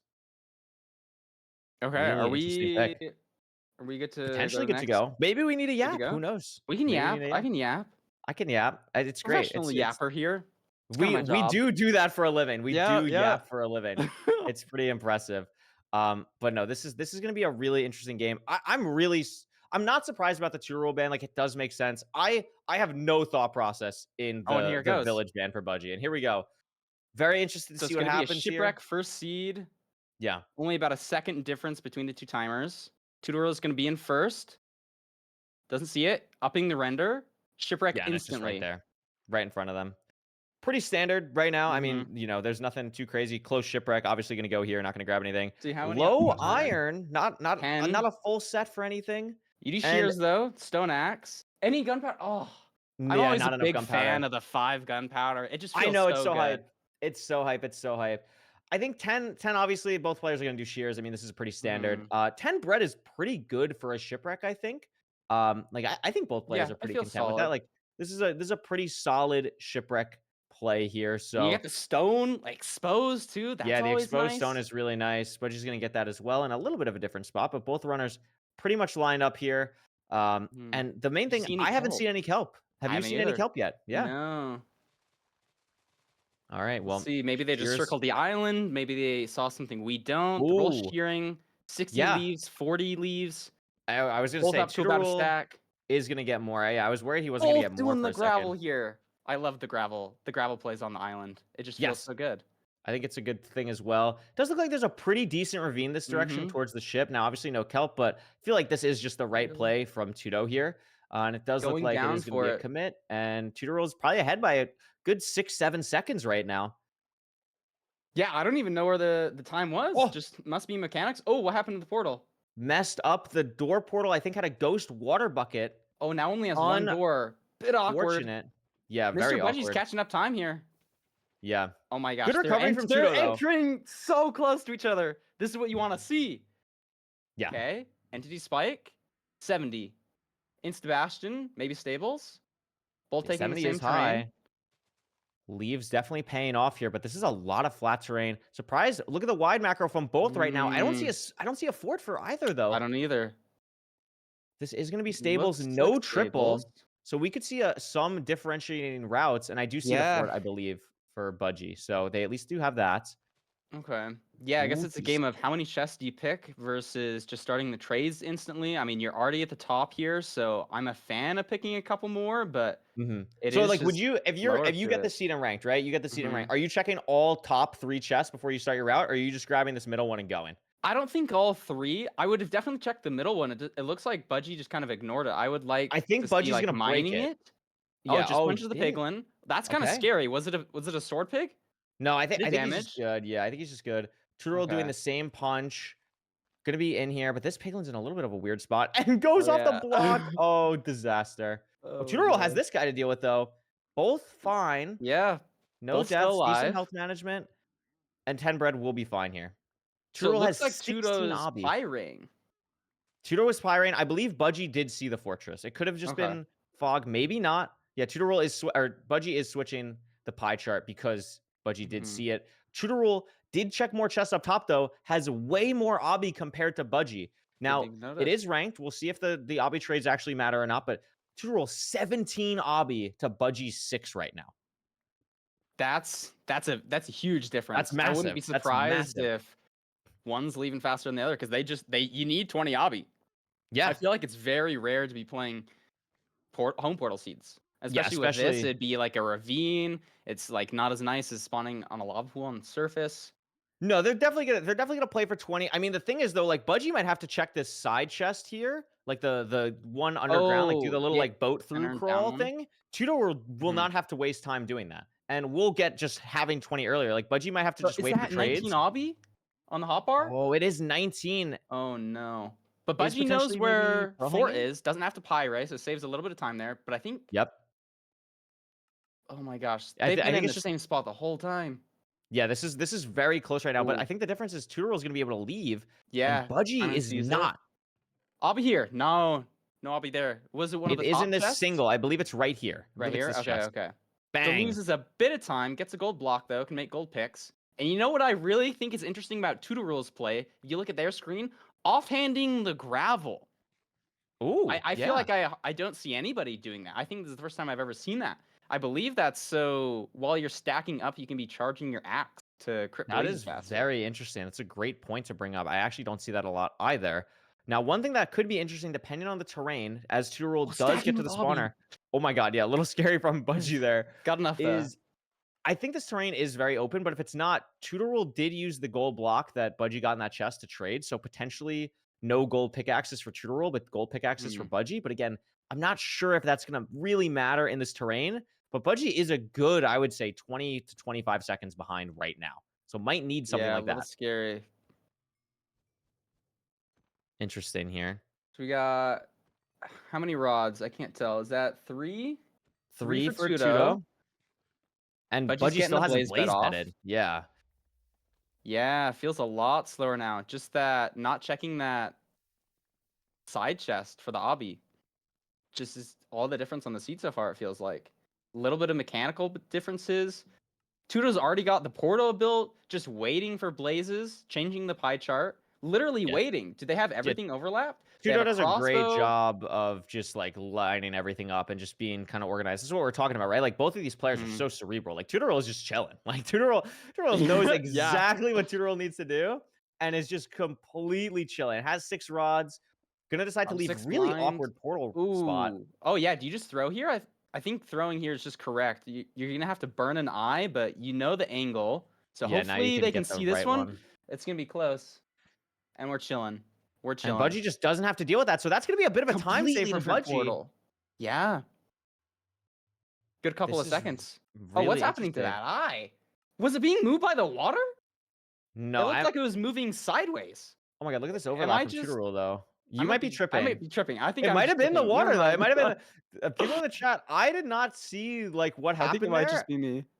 You Yeah, the caught it? water That was death very scripted. I mean, the Tudorol water. threw like 3 eyes there at least. Yeah, I've never seen. And is Budgie leaving? Budgie's ahead. Budgie's now. out. Budgie's out. I mean, there were so many Wow. little things, right? Like the raids were Yeah. just great. Had some more Was it just strays. the Has the movement? gold pickaxes now too. Love And the this gold could picks. be a massive play. And this is so interesting because like I don't think Tudorol made a wrong play in checking that chest earlier, but because Budgie checked that chest like last after all the trades, like just gets a free gold block that What Tudorol is doesn't have. happening? How is Tudo so far behind now? Is that Wow. a spike? It looks like they're doing hitbox preemptive. I don't know these numbers as well. It's a Little little different, bit very a little bit wonky. Not computer. an amazing spike. It is a 2-way stronghold, so Yeah. it could potentially be a little bit farther than normal. Tough to do preemptive Committing here. here.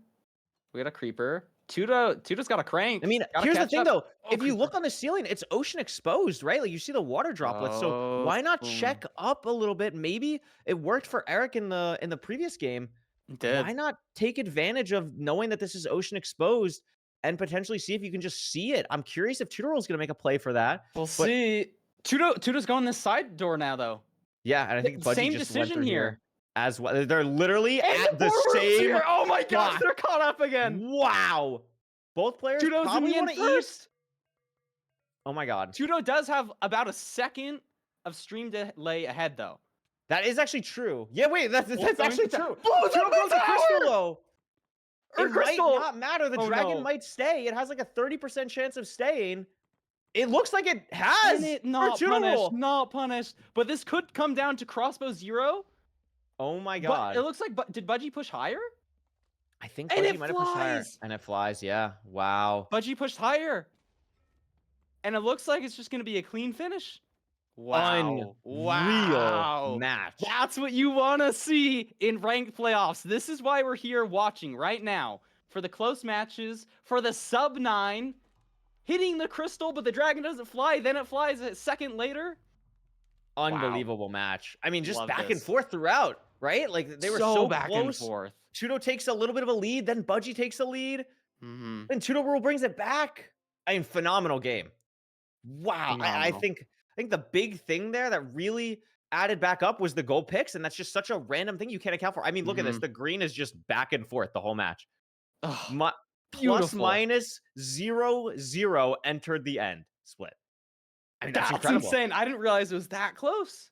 Yeah, and just the stronghold Unbelievable. was so like 30 seconds different. Yeah. Just Tudo deciding to go right initially instead of checking down mid. It's like decisions like that can win or lose you the game. Budgie, I mean, Wow. Budgie made up 50 seconds pretty much from entered fort to finding stronghold, which is just crazy. That is absurd. Definitely some stray action. Would be really curious to see just kind of what was going on. Like, is it really just strays and gold pickaxes? Did Tudo just take more time finding the spawner that we didn't realize while we were looking for the obby? Like, really, really interesting stuff there. And just a phenomenally well-played seed, really, from both runners. And it's just the better player took it right now. I mean, that was just a slightly better played from Budgie, gave more time in the stronghold, and then ends up hitting the 0 and not the crystal. Deserved victory for seed 1 here. I agree. Totally agree. Love that match. Really, really impressive. I mean, Hoping wow, to like, see that's just- similar things in the future. You know, I'm always hoping for going to that game 5. You know, Absolutely, absolutely. So, okay, so what favorite. were the seed bands again? They were Ruin Portal and Village. So we Ruin got Portal and Desert Village. Temple and Buried Treasure. Yep. Your Tudo roll. You just lost this game. You're down 0-1. What are you Mhm. picking? I'm picking probably Desert Temple. Mm-hmm. Just because it's like I a little bit know. more like is it like Yeah, Shipwreck and Buried Treasure are kind of so similar? I'm just scared of that 70%. I just look back at that and I'm like, 70% win on the buried treasure, right? Was that it? No, it was Or was that Ruin Portal? 71 for Ruin Never Portal. mind. Never on Budgie. mind No, then. no, I'm it's picking. okay. I'm picking Ruin Portal because it sounds cool. No, and you I'm can't gonna pick win Ruin Portal. it. It's I gotta banned, be you silly confident here. goose. You can't pick Ruin Portal. It's Wait, banned. I meant. Did I say Ruin Portal? I meant Desert Temple. Sorry, this is my first time Desert commentating. Temple. No, it's Brain's okay. kind of all over the place. It's all good. It's all good. It's all good. I think What are your honestly, thoughts? like Desert Temple, I think like is Mhm. just when you have like Shipwreck and Buried Treasure are just so similar. Like you're basically doing the same thing. Yeah. Like I think just getting that mental reset, like, okay, let's go to the desert. Let's play like the Mario 64 desert, like bwom bwom, and then just like mentally reset yourself. Then we can go to BT for game 3, and then we're like, and then it's back in action, right? So like I think this could work. It is definitely like a completely different mindset. So I'm excited to see what Sure. ends up getting picked. I don't know if we have that yet. We do, Maybe. Ooh. Oh. and it is Desert It Temple. is We're so Desert smart. We're Temple. so smart. We're just kind of Oh, it's on it, you beautiful. know. We're Yeah. Minecraft players. We know what's going on. It's good. I mean, listen, TNT's just fun. Love Desert TNT. Temple's just fun. Building lava portals is fun. Like everything about Desert Temple is just a fun seed. Yeah. Somewhere Feinberg is smiling. I'm excited to hop into this one. I'm excited to see what ends up happening. And if Tutorol Mhm. can win this, we're guaranteed to at least go to game 4. That means that maybe those Maybe bands that's can, what I'm can rooting matter. for. That would be really awesome. So we'll see what Mhm. happens here. But this is going to be very interesting. It's going to be a lot different from the last seed. Very excited to see how these players handle the food. That's really the main thing in Desert Temple that I watch out for. In my opinion, it is the most I totally different agree. like seed type overworld compared to everything else. It is just there's so much stuff. And we see in the chat from Turtle said Ender Eye dancing. So whatever What? you saw, Parker, It Turtle must have definitely been saw the too. water. That is Oh. crazy. Do you think that's gonna affect their mentality at all? You know, you have some things that are gonna Just a little happen that weird, aren't yeah. in your control. Like, do you think Tudo is gonna get slightly tilted by that? Do you think they just think of it and shake it off? Clearly, they mentioned it. Yeah, clearly they're thinking about it. I think Turtle's the type of player where him mentioning it is more like this is just very silly. Like it's more like the silly thing. I don't think Turtle is actually upset.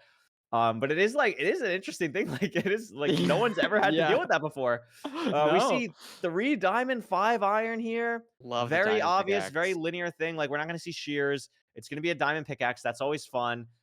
We got to see some lava for a lava pool.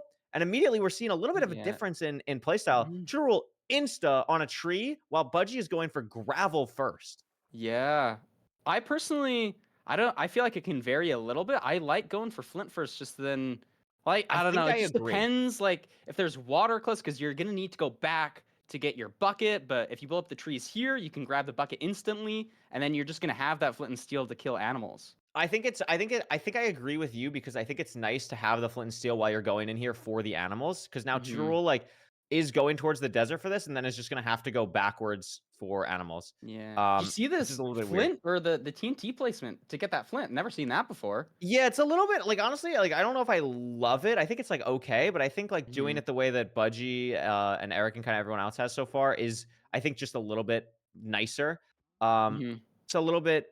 I don't know. I just don't see the necessity in placing all those blocks. But maybe I'm wrong. I mean, I'm not playing in these games. I mean, you got a lot of blocks to burn, I guess. That is true. Oh, it's absolutely true. There. I think we just have enough of everything. Lava pool. Yeah, I mean that Budgie's gonna be leaving here first. I think the linearity of grabbing the gravel when he did it just kind of works out nicely here. And Bolt is gonna be leaving 7 steak. Oh, but Budgie burns one of the steak already. Eating that. Budgie did eat a steak. I think it's. You usually want to be eating rotten flesh, especially when you're in the overworld. Absolutely, 100% agree. Like, you're not in danger of dying. You just want to get your health back up without wasting your good food. Yeah, both building the portal, both offhanding bucket. Oh, no, never mind. Budgie doesn't offhand. It's okay. I mean, this is just like, this is so close, though. Oh, my God. Oh, Insta-Bastion again. Stables. Oh, this is great to watch. Triple the gap right away. A gap? Oh, it is. Yeah, it was a gap. Love for triple Budgie. the gap. Both it's like my favorite thing that's developed. Is that a treasure? No, that's a fort. Sorry. No. Sorry. No, you're good. You're big good. box, and I was like, "There's no way it's double Bastion." No. That would be crazy. That would be devious. I mean, we've had the Toolsmith devious. That would be another level. Oh my gosh, yeah. But why is so? Here's my question. Budgie saw this as a good gap. Is it worth it for Pigs to not just play normal triple the gap here and go from here? Because he's gonna go down to this mid, and it's not gonna break this chest. I think it's for the obby play actually in the single. Yeah, this is a really interesting play here. And they're actually gonna both get rewarded because it's a double good gap. So now they don't even have to bring it all the way to the other side, and they just get this. And then they just get this weird pig. They both have this like weird damage potentially. Budgie a little bit ahead. I mean, this was really impressive. Like that is Did Budgie check top chest? They did, right? Yeah, Budgie checked top chest. Okay. I think this just shows like how high of a skill ceiling the Stables Bastion is right now. Like both players played this so well. And I think comparatively to like the last couple ranked seasons, I'm not sure how prevalent triple the gap was like in last season. I think it was still prevalent, but like what we just saw now would have never been seen in season 5. Like that was really, really impressive gameplay from both runners. And it just shows like there's still stuff being found. Like Stables has so many little intricacies that can still be done. This is really, really impressive. Look at Budgie pyring up at the second backup goal block. Like I've never seen that before. Like, digging into the bastion. You've never seen that? No, it's a really that's a cool play. That's a really cool one. And it is interesting that Budgie has to pyrate here because Tutorol did see the fortress. Like you saw the fort even. True, yeah. So Budgie's treasure. Maybe Budgie thinks it's treasure, you know? Maybe he's thinking he needs to go get the looting sword at the bottom. Probably not thinking that, but listen, that would be tech. Let me tell you, that would be tech. It looks like both players are pretty much done. I mean, 20 obby, over 2 stacks of pearls, over 2 stacks of string. No fire res, really. Now we finally have fire res, and Tutorol's out and found a great way to leave. Oh, Budgie also found a great way to leave. Okay, Budgie has found the fortress. That's great for Budgie. And Tutorol on the fort. I mean, this is close still. Budgie having some strays here, but Tutorol's already at the spawner, so sure. Budgie does get the 2 strays here, but I don't know if it's going to pay off when Tutoral's already Blaze TNT. Yeah, I love being at the spawner earlier. I feel like there's very few situations where playing strays is just going to work out, like versus being at a spawner just instantly, you know? Yep. I think I agree with you here. I think it is going to work out slightly better for Tural, but Tural is actually going to a second. I don't know where Tural went, actually. Tural dipped for a little Like bit, a maybe killed a stray or stray, but came something? back. And now here's the TNT from Budgie. So both players around the same point. Budgie building portal pretty much insta. Has to clean a little bit more of this spawner, but that's completely okay. And again, both runners kind of in the same spot. I think it's pretty close to even because of the strays that Budgie got. But neither player has a rod yet, actually. So it'll really be the tell. Okay, Tudo gets There's the first rod for Tutorol. So Tutorol is ahead, and we'll see by how much when this next cycle spawns. Looks like Budgie's doing a lot of inventory management here. Really interesting to see. A lot of, like, not even crafting, just, like, real, like, getting organized, stuff in the right positions. Yeah, throwing throwing stuff out out. iron nuggets to make sure that you don't have spare when you craft it. Yeah, like all Love that, little all that things like that. tiny micro. Also, something I don't know if you've seen this recently. This is I don't know if Danny created this tech. I'm calling it the Danny Boy tech because he doesn't shut up about it. This button. It's wither. Goodness gracious! Oh my goodness! I think we're fine. I think we're okay. Budgie just needs to not panic. Okay, There we go. Continue with the. We're talking about button tech? The wood button on top of the spawner. If you put a button on top of the spawner, it doesn't allow it to have fire. So you don't have to worry about ever removing fire from the spawner. It's just a button. So I love the tech. I don't know, like, about sacrificing every time for it, but like if you have TNT, you don't want to aggro anything around buttons. It's just there. Good overlap. It's a very silly thing I've seen a little bit more recently, and I think that's what Budgie was trying to do, and then just got a wither in his face. Yeah, not great. But both measuring. Tudo has to throw 2 eyes. We'll see if Budgie also does. Budgie also throwing 2 eyes. Yeah, throwing the 2 eyes. There. I think the main thing right now. Break. Yeah, I think the main thing right now is both players have managed their food well. Budgie, a little bit less so, is going to have to eat here, probably re-entering just to keep the saturation up. Might have to hold off. But both players, like, Chudoro has 4. Budgie is going to save on the steak, which I think is correct. Oh, yeah, it does save. Okay, almost I think it's correct. I was debating the play back and forth. But Chudoro 1 steak ahead right now. We'll see if that ends up mattering on the pearl throws to the bastion. And Chudoro's out, or to the coordinates. I'm sorry. Stronghold? Yeah, you're exactly. Good, you're good. Did we see how far it was? It was pretty far. They had to throw 2 eyes. Was it? I did not see the exact chords, but yeah, it's definitely not super close. But I mean, Tutorol is just ahead by, I would say, close to 20 seconds, if not more. And it looks like Budgie has to wait another cycle that Tutorol does not have to wait. Oh, but it's quick. Here we go. Not too bad. Still it should be that last blaze. Yeah. So he's out. Both players out. Tutorol did not take, like, the most phenomenal pearls to this spot. Does crank phenomenally, like, on this last bit here, but did take a little bit of time. Maybe Budgie can catch up a bit. This looks like a pretty good spike for Tutorol, though. Has the chance to even the series down 2 spiral staircases. Yeah. I kind of want to see a Tudo victory here. I thought that. Oh, there it is. Great now from Tutorol. And Budgie's in the stronghold, but if Tutorol hits the 0, it does not matter. Caged. What's the O value? Door is closing. Diamond 53. pick. 53. Barely even buried. You know, can you really even call that buried when you have a diamond pickaxe too? Oh, yeah, but it's a tall tower. This matters. It is a tall. It's 103. No, 103. It's 103. Tutorol's going up to the top to do a lower setup here, right? Yeah, it has to go lower, but going this way is, like, kind of awkward dragon timing wise. Did get here really fast. I believe this is low. This is, like, lower than normal. No. Okay, he was just I think we're fine. Never mind. Lots of beds too. Just don't be greedy with your beds. You should be okay. Got fire res. Don't have to worry about getting burned. Oh, that's low. Okay, we're fine. We're fine. Finishes it off. Wow. Tudo gets it. Scary for Tutorol does get it, and Budgie was just lost in the stronghold anyway. That was really impressive nav from Tutorol to just absolutely nail it and put himself right back in this game 1-1. Yeah, tied up. This is what I like to see. Love to see the ties until like the victory. Like, no, like tie, you know, but like tie so that I can get the 5. You know what I mean? Absolutely. I mean, what a phenomenally played seed. I think really the main thing there is Tutorol getting to the spawner a little bit earlier really benefited there. And we could see a lot quicker in the Bastion again for Tutorol. This is the second seed in a row that Tutorol kind of potentially handled the Bastion a little bit better, and Budgie just wasn't able to make up the time in the fort split this time. So very And he interesting even to see these loses two time runners. getting to Stronghold. Yeah. Yeah, loses time getting a stronghold. I mean, it was just, I think the stray play just made it so that it was unfortunate that Budgie just had to wait one more cycle. It could have been a little bit closer if Budgie didn't have to have that that first True. blaze from the next cycle for the last rod. But I mean, that's the plays you make. Obviously, you're going to kill those 2 blazes that are there. It's just unfortunate that it went the way that it did. But we are all tied up. We are going to be heading to a little bit of a break to go see Fulham. I don't know if Fulham's ready yet. We will see. He's not ready. I'm supposed to actually wait until Fulham says he's ready. So Okay. we're actually going to chill and hang out and have a great time and talk about the Yeah, how are matches you so doing, far. chat? I think we're doing great. I think that this is it's a really interesting seed so far. We know the next seed is going to be Buried Treasure. And we talked about it before this game. Like, this is exactly what Tutor Rule needed. A good mental reset on a completely different seed type. Yeah. And which player had the combined RSG record? Was that Tudo? That was Mr. Budgie. Mr. had the- Budgie. Okay, Yes. okay. So maybe a little bit more used to RSG, which means Buried Treasure. Probably doesn't matter as much, especially in ranked. You get all the fake spikes eliminated, so it's not quite as tricky as like resetting, but should be an interesting match. I think it is interesting. Like, I think Tutor Rule has like a little bit more experience on like the wonky seed types. I think Buried Treasure will be something that I'd probably favor Budgie a little bit too.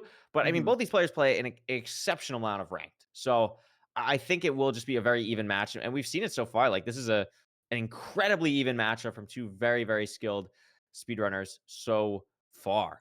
Indeed. And what I really like about this season is I feel like we're going to see a lot higher gameplay with the less common seed types. Like, because the percentages have changed in this season, right? So that it's a lot more even. You're playing more Rune Portal seeds. You're playing less Buried Treasure seeds. And so it's not so RSG pilled. And I'm excited to see how that changes with the gameplay. Because in playoffs, you're playing all the different seed types. And maybe in the past, you've been super, super good at Buried Treasures and maybe not the other seed types. But now you're getting a lot more experience with that. Yeah, So, I think it's a great point to mention. And I think like, I'm glad that there was a little bit of like the season 7 where there is so many different seed types go like before playoffs started. And that'll be even more interesting to see next season. Fulham is ready for action. I've gotten the call from the big boss that Fulham is ready. So we are going to be tuning it over to Fulham. I'm very excited to see what we missed and go show Fulham some love. Let's see what he has to say. Fulham some love. Let's see.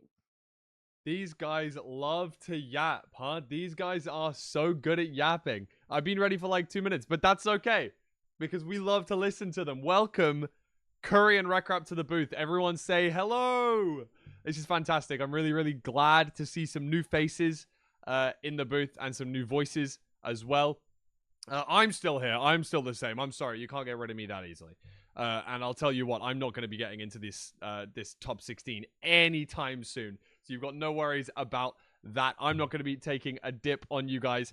Let's go back to seed number 1, where we saw these runners pretty much at a tied game when it got to the end.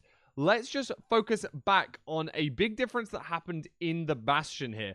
Tutorul and Budgie both grabbed this single top chest. There was 2 single ramparts on the left. And if I just dash back to here real fast, as Tutorul runs down, the big difference between these 2 runners here is that in the case of Budgie, Budgie goes off to the left and grabs this middle chest. Well, in fact, doesn't grab this middle chest until later. But goes down this middle rampart and loops the pigs around and goes down. However, as we see, Tutorul goes down this rampart, grabs the lower chest in the double, then loops back and takes the gap play. I know that looks a little bit confusing, but this is the first important thing. Budgie goes down and through the middle, whereas Tutorul goes round the outside. They just grab 1 chest each, or have the option of grabbing 1 chest each, but Tutorul's chest is a lot better, able to get all of the obsidian that he's going to need, as well as 1 extra gold block for trading. Notice that he comes down, grabs this, and this is the chest that both runners really needed.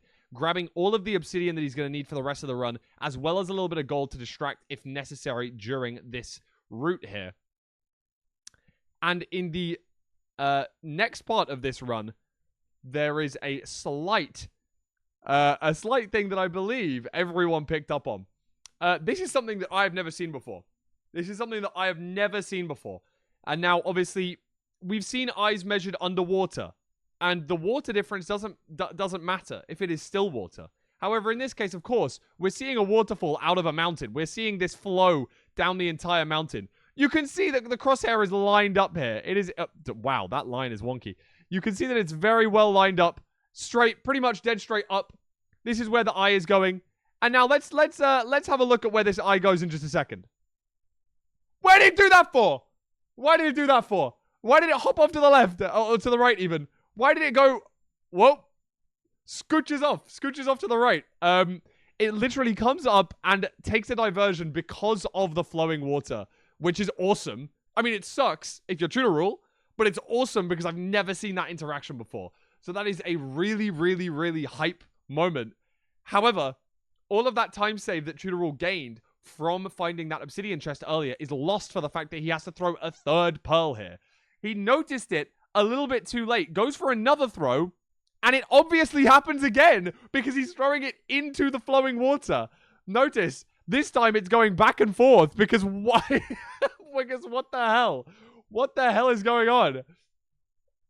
This time he realizes, actually, I'm not going to measure it here. Let's just move to the right a little bit so that then we don't get it dragged inside the water. And there we go. Is able to get the measurement off. And it is only 360 blocks away. However, crazily, after all three eyes are thrown, he is in the end at the same time. Now, I've got these two zeros separately because, of course, Tudor Rule hits the crystal here, which is a big deal. Even though he pushes high, the dragon does fireball. It does seem to be on the same node that it's locked to. It does fly down, and he is able to get the first bet off. But as soon as he gets that first bet off, of course, the dragon does fly, which does suck a little bit. Comparatively, however, even though Tudor Rule was able to enter the end pretty much at the same time as Budgie, Budgie does not hit the crystal with his first pearl. Instead, Budgie is able to throw a really nice pearl towards the middle of the island, get a nice pearl up to the side, good height, and is able to crank up, I believe, a little bit higher than Budgie as well. I think he pushes 99. He does. And as we see, is able to get the bet off. Really, really good zero cycle from Budgie here, and is able to take the first seed 1-0. But in the second seed, let's note Budgie and Tudor Rule's interesting triple to gap route. Now, both commentators did pick up on this. I've just clipped Budgie's stream here for convenience. Both runners did this exact same route, grabbing this chest, breaking it to aggro more piglins, coming down here on the left, and Budgie deals with another pig at the bottom of the rampart really, really nicely as well, as we're going to see in just a second. Extra pig, able to right-click it, no worries about that whatsoever, and grabs all the gold and all the pigs. A really, really comfortable route from both of these runners, able to take it away. However, as we saw just subsequently, Budgie did have to pie chart, noticing that the fortress was this way. However, Tudor Rule, of course, saw it on the way to the bastion, meaning that even though Budgie was slightly in the lead, Tudor Rule was able to take a lead after the bastion split. Tudor Rule, again, having to measure two eyes here. Notice the offsets that are in the top right corner. It must be an awkward angle at 114.63. That is a multiple of 15. No, it's not. So I have no idea why 114.63 is going to be an angle that picks up 3 strongholds. Clearly, it's a very nice multiple of something, because it is multiple... it is picking up multiple different stronghold locations, even with a green boat eye. Hence, that means that we are directly on an angle which is intersecting with multiple different strongholds. 30% is the maximum percentage chance of hitting the stronghold after that first eye. And both of these runners had to throw 2 eyes here. So, gratefully, the second eye does not break, and instead, 1900 distance was measured for both of these runners, both of them spawning in a very similar spot with a very similar portal build. And then we see some absolutely beautiful navigation by Tudor Rule after attempting to grab that log there. anytime today. Fantastic. Here we go. They are in the stronghold now and notices the spike perfectly down left. Goes left. Double spiral staircase down this corridor. Some people would turn back at this point, but instead he goes right and spots it. It's pretty deep. And we noticed that Budgie was not able to find it so perfectly. Tutorul, really, really good nav. After missing entity distance twice, he does get there in the end. Only 2 deep buried and a very, very nice zero cycle prepless. Able to head up here. It is 103, I believe the tower was. And he drops down for a side setup after going to the top, which is very nice. And perfectly measures out the Y height. Really, really comfortable. Really, really good zero cycle here. Sets up that second diagonal bed during the zero cycle. Really comfortable. Was going to go for a bow shot there. Pulled out of it last second, and I'm glad he did because he was comfortably in the lead. And if anything was to go wrong there, anything could have happened. But at the moment, we are at 1 seed apiece. Remember, this is a best of 5. That means first to 3. And so we're going to at least see 2 more seeds. Can we see Budgie or Tutorul take a 3-1, or will we get to see a seed 5? Who knows? I will send you back to our booth, and I'm not going to be saying Feinberg and Nerdy. You guys are going to be sent back to Curryway and Recrap, and I'm really excited to see these next 2 seeds. I may be seeing you again in this match. See you guys. Hello, hello. Thank you, Fulham. That was a very good job. I forget who said it in chat. I think it was Beef Salad. Fulham looks so cozy in that little pullover thing he's got going on. Little roasting by the fire. He looks so nice over there. It looks so nice. Great analysis. I love the stronghold explanation. I think that's a really good call. I mean, this match has been really close so far. Is there anything that stands out to you from watching? Maybe as a player that you're like, oh, that was a really cool thing. I want to do that in my rank speedruns. Anything that you've noticed that is really interesting to you? Sorry, I'm putting you on the spot. I don't know. No, nothing immediately. I'm just thinking about the water scene. That's all my mind's going to, because that's just I've just never seen that before. No, that was awesome. I thought I was tripping. The eye was wiggling horizontal instead of vertical. I don't know. No, there's that was probably insane. something. Maybe I'll watch them back, and because clearly these are all top level runners, and there's so much great. fun. I completely missed the Tutorul eye thing when it happened, and I got to see it when Fulham was talking about it. I was like, what are you guys talking about? And then I see it, and the eye is dancing. The eye is dancing. We have channels for each player's match when they talk about it. And Tutorul after the game was like, Budgie, you have no idea what my eye was doing. You have no idea. And 2 eyes at that. Yeah, 2. I can't remember how many broke, but that can matter. So silly. That was so awesome. So, I mean, listen, you never know what's going to happen during ranked playoffs. We are getting moved on here to the seed selection. We already know what this is going to be. It's going to be buried treasure. It's buried treasure. We know this is the last seed type left. I'm curious, if I'm playing this game, okay, who do you whose seed ban do you think matters more here, right? I think Tutorul's the one that banned Ruin Portal because of Budgie having such a high win rate. But I wonder what the thought process is from Budgie. It's so interesting. Sorry, say again. My camera just turned off. And I'm trying to fix that. Nice. No, it's okay. It's okay. I'm just thinking both players will have going into game 4, the seed bans will be lifted. So that's big.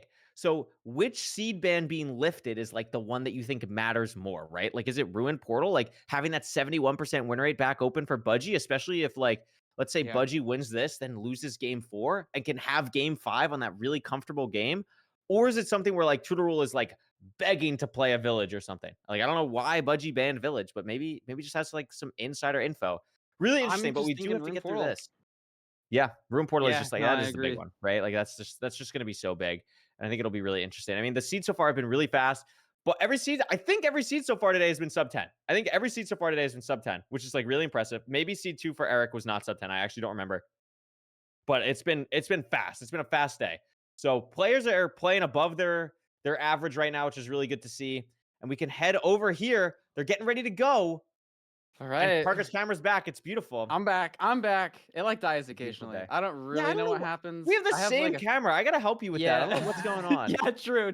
We'll do that off call. So silly. Yeah. We got insta buried treasure. Tutorul found this a little behind. Tutorul found this so fast. That was really impressive. No TNT. No TNT. Look at We're us. We're thinking the same thing, bro. We're in sync. We're in sync.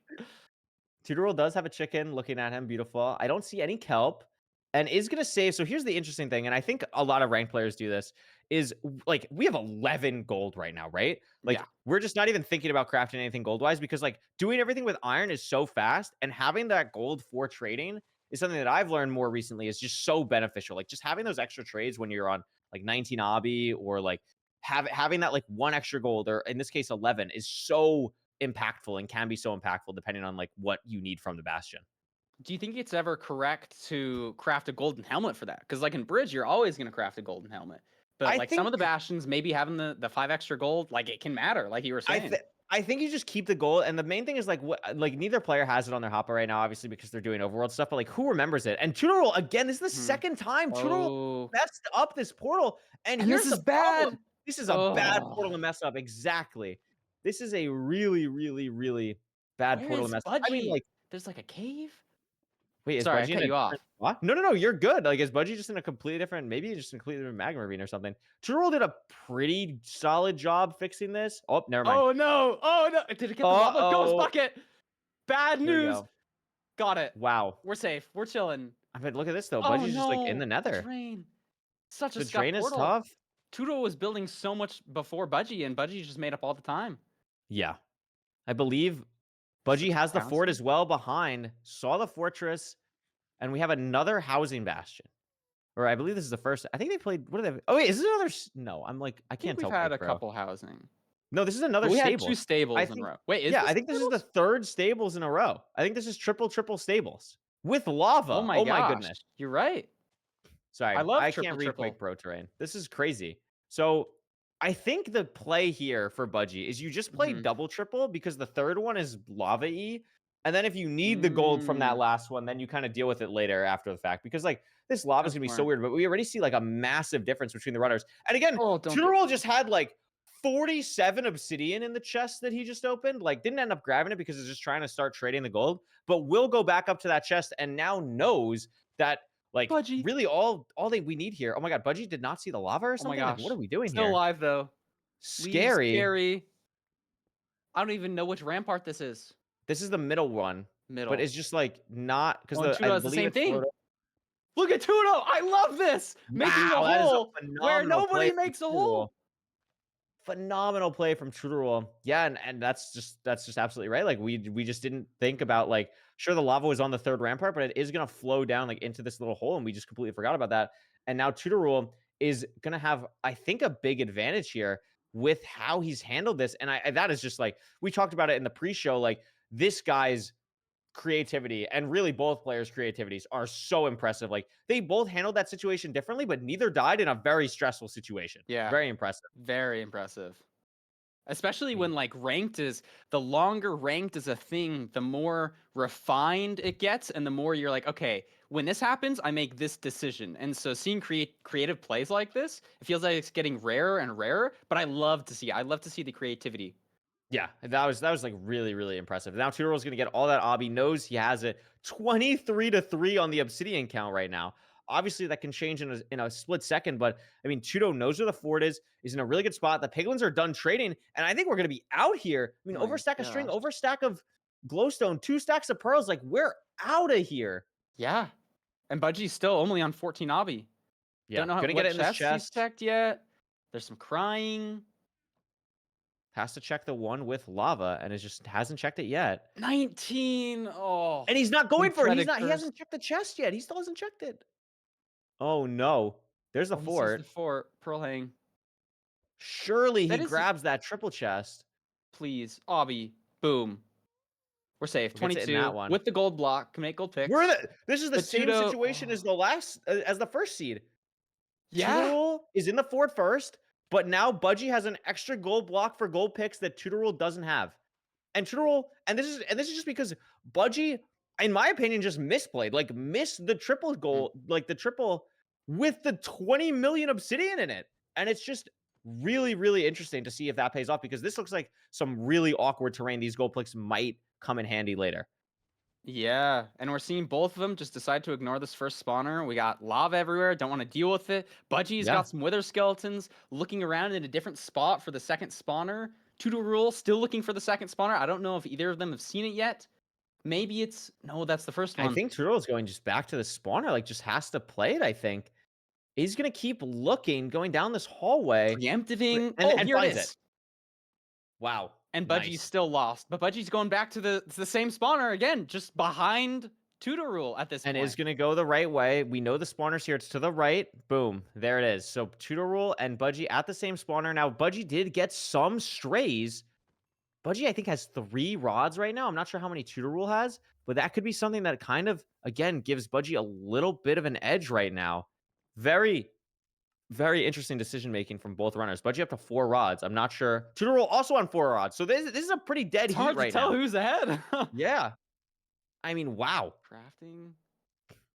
Big crafting here. I mean, iron bars Pick for plays. both runners. Ground zero both- on the table. Oh, man. Gold picks. Love it to see it. I think they're Yeah, both Tutor Rule does have gold pickaxes. Has So even more did- gold than Budgie. Wow, I did not realize Tutor Rule had so much extra gold. So that is going to be a big play here, and is just going to have the gold picks to play. And both players are literally blinding like at the same Jeez. time. So we are just in another deadlock. Virtually same portals. Both crafting, both throwing eyes. This is what we like to see, ladies and gentlemen. This is why This we're is heat. here on the Feinberg is- channel This watching is really playoffs. fast. I think so far Budgie has had just the cleaner end games when they are in this like 50-50. So if Budgie can just have another solid end game, it could be his to go for. But maybe this is where Tutor Rule can bring it back. Has a really nice pearl hang out of here, and so many gold picks. Like the thing about these players is they're both so organized. Like they're just they Mhm. have never, like, not once during this entire thing have we been like, okay, their inventory management is bad. Like they are both on fire with that stuff. And Tutor Rule is out. Gets knocked off though. Oh my god, and the pearl lands That's so before. scary. Oh my gosh, got shut off by something. And Tutor was already Terrifying. building the portal. Yeah. Like it felt like they were so neck and neck, and then suddenly Tutor Rule is in the stronghold, but Budgie seems to be right here. Budgie's Couple right blocks here, but off, also maybe a like little didn't flustered. make the gold picks, and that's gonna cost a little bit of time here. Plus, like, I think Budgie's pearl hang was just worse than Tutor Rule's. I think Tutor Rule's pearl hang was just phenomenal. Tudo has been better at nav so far and finds the portal room. What a Wow. pearl. Through the little gap. Okay, see the 0. Wow. Can lock it out I here. believe it's through that thing that Budgie's at. Is it not right there? It is. Same portal, but it might be too late. This is a pretty easy 0 tower. It's 99. It's 91. Gonna go to 99. Front again. Plenty of time for Tutor Rule and has an incredible amount of explosives. This should just be game. Miss the But crossbow. misses the crossbow. A Should little be bit awkward fine. now. If Budgie potentially, oh, it's so much damage though. I One think more. regardless of any stream delay, yeah, Tutor Rule is gonna take it. Wow. 1 heart should just Sub be fine. 9. Really, really well played from Tutor Rule in that endgame to secure the win over Budgie. Wow. What a game. Wow, indeed. Phenomenal endgame from Don't Tutor blow Rule there. yourself up. I don't like when Phenomenal. people fill in the, I don't the like it little either. anchor. It's like there's like a 1% chance you just blow yourself up, and I don't like taking it. It is so frick, my scary. camera's off again. Yeah, I Kyle, know, I'll have it's to give you a okay. tutorial at some point. MCSR rank sponsored by Elgato. Just kidding. It's not yet, but surely soon. Elgato, please hit our line. Thank you. Last seed splits. Very impressive. You can see finding the stronghold, 1 second difference. 1 second difference, and then 20-second Wow. difference to entering the end. A phenomenal pearl hang from Tudo. Just had such high ground on the terrain there. Could just see exactly where he needed to go. And phenomenal pearls getting there. Gold pick really paid off. And the pearl in the stronghold was just the icing on the cake. Really, really well Oh, done. Loved that pearl. It was great. I always, it just feels so nice, like going through there. You just feel like a superhero or something. It's so cool. It didn't even and it's- hunger reset too. Like it was on kind of low health, but has the salmon and just Yeah, I goes just in. cranked it. Like just absolutely cranked it. And you could see like just again, Budgie having the advantage going into the Bastion, but Tutor Rule potentially being the person now playing the cleaner end games. And that was a really awkward fort. I think Tutor Rule just handled it a little bit better. And just those micro time saves of inventory, the pearl hang, everything like that, it just adds up to 20 seconds of time save that Tutorol can use to win, along with checking that chest earlier for the obby. Yeah. Oh, I forgot about the obby stuff. Yeah, I mean, what a bastion! Like honestly, like so phenomenal that both players like really handled the situation of not dying well. Like that was kind of insane. Like these are the top level players, right? Like there's so many times like I'm probably dying there. There's lava, like I don't know what I'm doing. This the quick decision making is really really impressive. And we're gonna head to us. We're gonna head to us. Hello. Hey, look at Hi. us. It's us again. So now we got to this point. It's 2-1 Tutorol. It's Budgie's pick. I mean, this has to be Ruin Portal, right? This has to be the 71% Ruin Portal pick. Surely. I mean, and Budgie needs it. Budgie needs it. Budgie Real needs bad right this. here. It would have been nice. Budgie probably wanted to save this for like seed 5 if it was possible. But I mean, you get it now. You got to be confident. You got to know, like, listen, this is how I've played well for 800 games. So, I mean, what's Ruin Portal percentage? It's like 5 or 10%. So you've played like 40 to 50 Ruin Portal games where you just absolutely are beating anyone. You have a Dugile level win rate on this seed type. Like you got to have confidence in yourself. You got to just see what happens. And this is where metal hits the road. Like you gotta perform here. Is it going to be Ruin Portal or are we just yapping? It is Ruin Portal. This makes sense. As predicted. We're just following the script here. You know, it's really cool that I get to see the script finally. It is. I know, right? It'll give you an advantage going into season 7. It'll be really awesome. Now you know how it kind of works. Like you're ready to go. But again, the thing to remember about this Ruin Portal is, Budgie's win rate was so good, right? But what was it? Tutorol was what, 50 seconds faster or something? Like that is an unreal amount of time. This is a battle between win rate and speed here. It is. It's going to be like, if this is something where maybe it's something like gold carrots, like I would maybe prefer like Tutorol in that situation, but maybe Budgie's just much better at like handling food management and knowing how much food to get in something like this. That's where something like this can really, really add up. So really curious to see what happens here. Ruin Portal does not just insta-mean fast seed. Like there's a lot of different Ruin Portal types, but it does have the potential to be a really, really fast run. And again, the times we're seeing today are blistering. Every run in this match is sub Brentilda. Like we are cooking. We are absolutely cooking right now. So excited to see what they end up doing. Village is the only seed that hasn't been played. We have to see if it will in the map 5, but Budgie has to take control on this Ruin Portal seed, and we're going to see it right now. Here we go. That's what I'm hoping for. I want to see a seed 5. I want to see a seed 5 Village seed craziness. Clutching the 0, but we gotta get through this. If we go to seed 5, we get to see Fulham again. Oh my goodness. True. Wow, look at this. Iron. Now if we had Feinberg, this is a fire res sword, so Tutorol just knows. This is something I actually caught in the chat earlier, and I think this play from Tutorol is phenomenal. And I'll explain why. So this, when you get, I don't know if you know this, I learned this from the chat. When you get a fire charge, one fire charge, and you have a sword, it is a guaranteed fire res sword or fire aspect sword.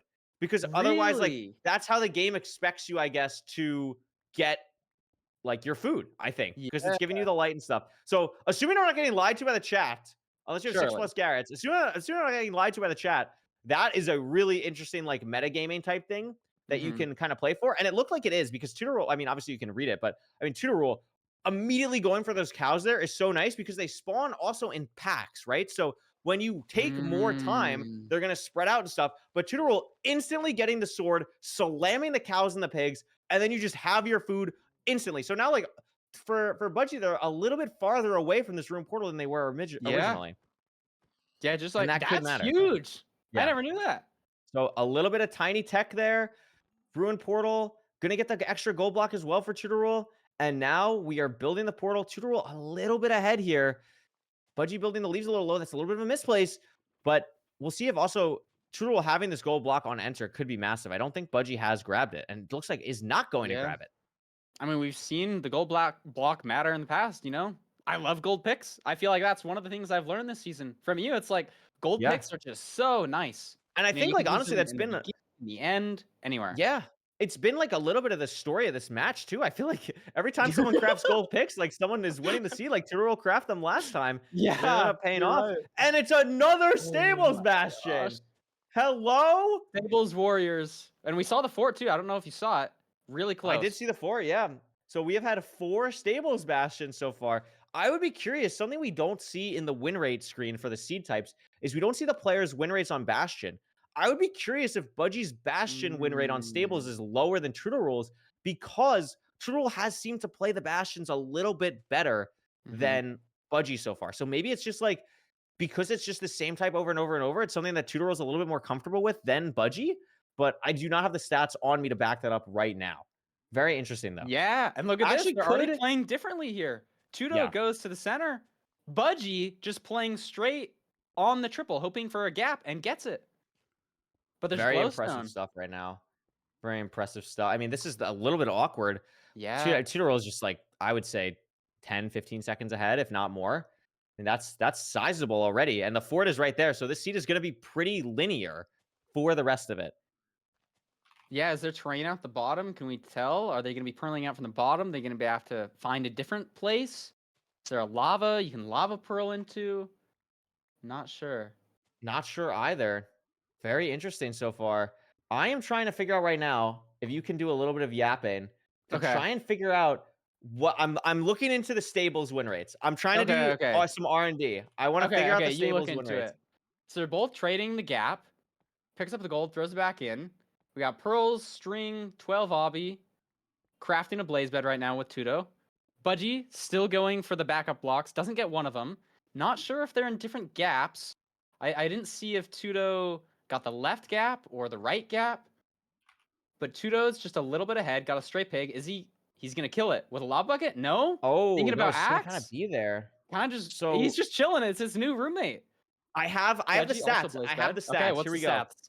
So Season 6 win rate for Budgie in Stables is 53.1%. Stables win rate for Tudo Roll in Stables in Season 6 is 54.7%. Now, that's not a lot, but it is 100%. Over a percentage difference, and we're talking about 800 games right now.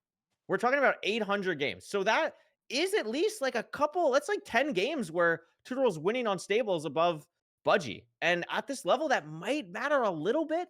So interesting to see that kind of pay off here because we've literally only seen Stables in this matchup. And again, that is kind of crazy. In the fort by so much right now. Wow. Yeah, Budgie just has 15 obby. I mean, you know that like you're guaranteed a 5 obby chest, but where did Tudo Rule get the obby? Yeah, I mean, Budgie still just doesn't have it. I don't know what chest he hasn't checked yet. Maybe it's the bottom one. I think it has to be the bottom one. I think it has to be the looks bottom like one. Cleared out everything else. That is really unfortunate. Oh, it might be. Is it this bad gap chest over here? Wait a minute. Oh my goodness. It is 21 obby, Pearl hang out. That is just tough. I mean, Stables, there's definitely like some RNG to it, but when it happens 4 times in a row where this has kind of happened, I think like this is definitely something where maybe it's something that Tudo is a little bit more comfortable with and just kind of has more experience in dealing with. And I think honestly, like, I hate to be that guy, but I think Tudo playing no reset, like I could tell you, Stables is so annoying in no reset. And you have to be like so aware of where all the chests are and stuff. And maybe that's why Tudo has like a little bit more of an understanding of like where I should be going for the chest. Like, where is this going to have the obsidian, all that stuff. So like, I think that could be something. I wouldn't be surprised. I'd be curious to ask. To me. Yeah, I think it's very interesting. But we know both runners are here now. Playing a different spawner, but this one has lava. That's going to be so tough for Budgie here when he's already behind. Yeah. Oh, never mind. It's just a double. There's a skeleton too. I mean, you have a lot of food. It's just a little scary. Yeah. Tudo's on the eye. No water. No water. Make it shake. We're good this time.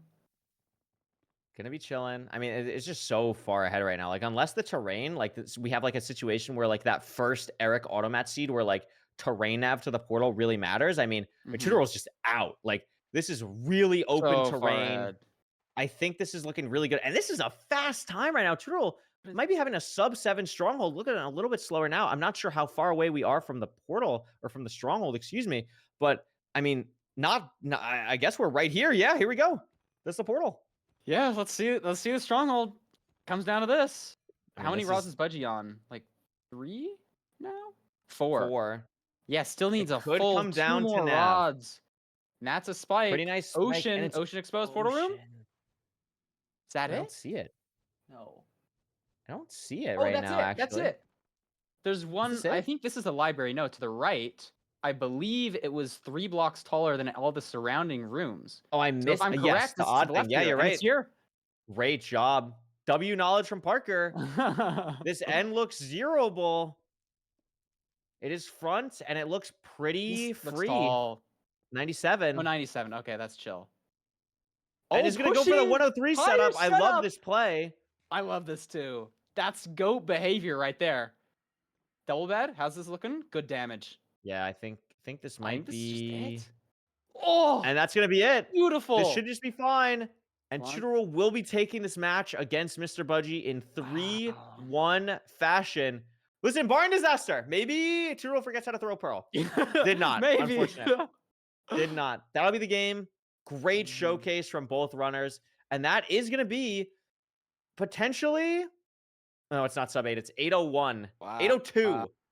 Great time from Wow. Tudo. Great job from both runners. Really, really impressive stuff. I mean, the story of this match is stables and gold pickaxes. It's stables and gold picks. Yeah. I love it.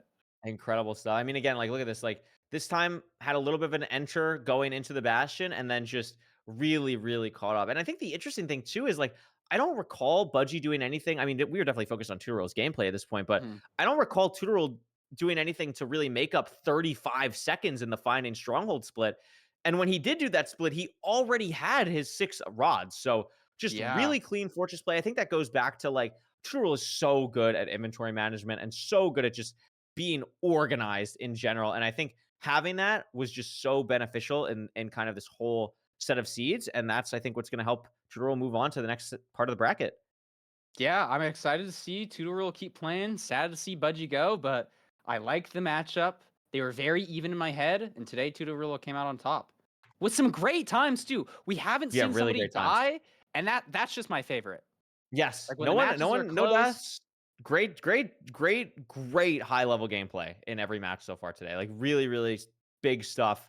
Oliver can correct me if I'm wrong, but I don't think we're gonna have an interview with Tutorul like we did with Eric. So I think that was just a really nice game. And now it's time for the big boss, the big boss to show up. This is a phenomenal game from Mr. Budgie and Tutorul, and it's time to see, is this guy just a commentator now? Is this guy a little washed? Is he gonna become the plumber? Like, we're gonna see. It's gonna be Feinberg versus Schumann. It's gonna be a really exciting game. I'm excited. I think it's gonna be a great showcase of what MCSR has to offer. But yeah, any closing thoughts on this match? I think it was really good, really organized. And I think we saw some great stuff from both runners. Yeah, no closing thoughts. Just thanks for playing. Yeah, I'm excited for the next one. Yeah, seriously, huge props to Budgie and Tutorul for showing up today. Tutorul will be playing, I believe tomorrow will be those next set of matches, and we'll be moving on. We'll probably do a quick little intermission, and then we're gonna hop into Feinberg versus Schumann, which is gonna be super exciting. So we'll see you then.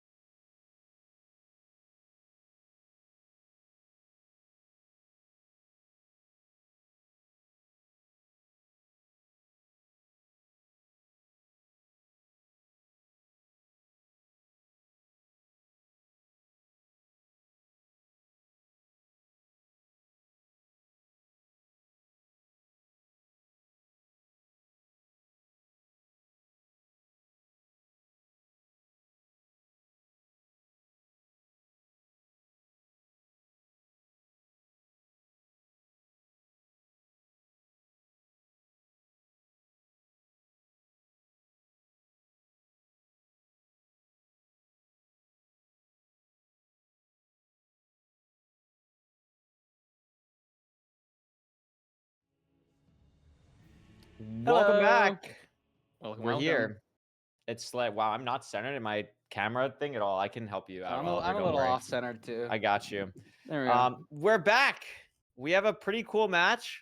I'm so excited. We have Luigi here, and it's going to be really awesome for Luigi to go up against a new up-and-coming runner in the MCSR scene. Feinberg, going to be very cool, very awesome. And fellow commentator? Fellow Oh my commentator. gosh. We're gonna be really hard. We're gonna try really hard to not be biased. That's gonna be the goal. It's the goal. We're gonna do great. It's gonna be awesome.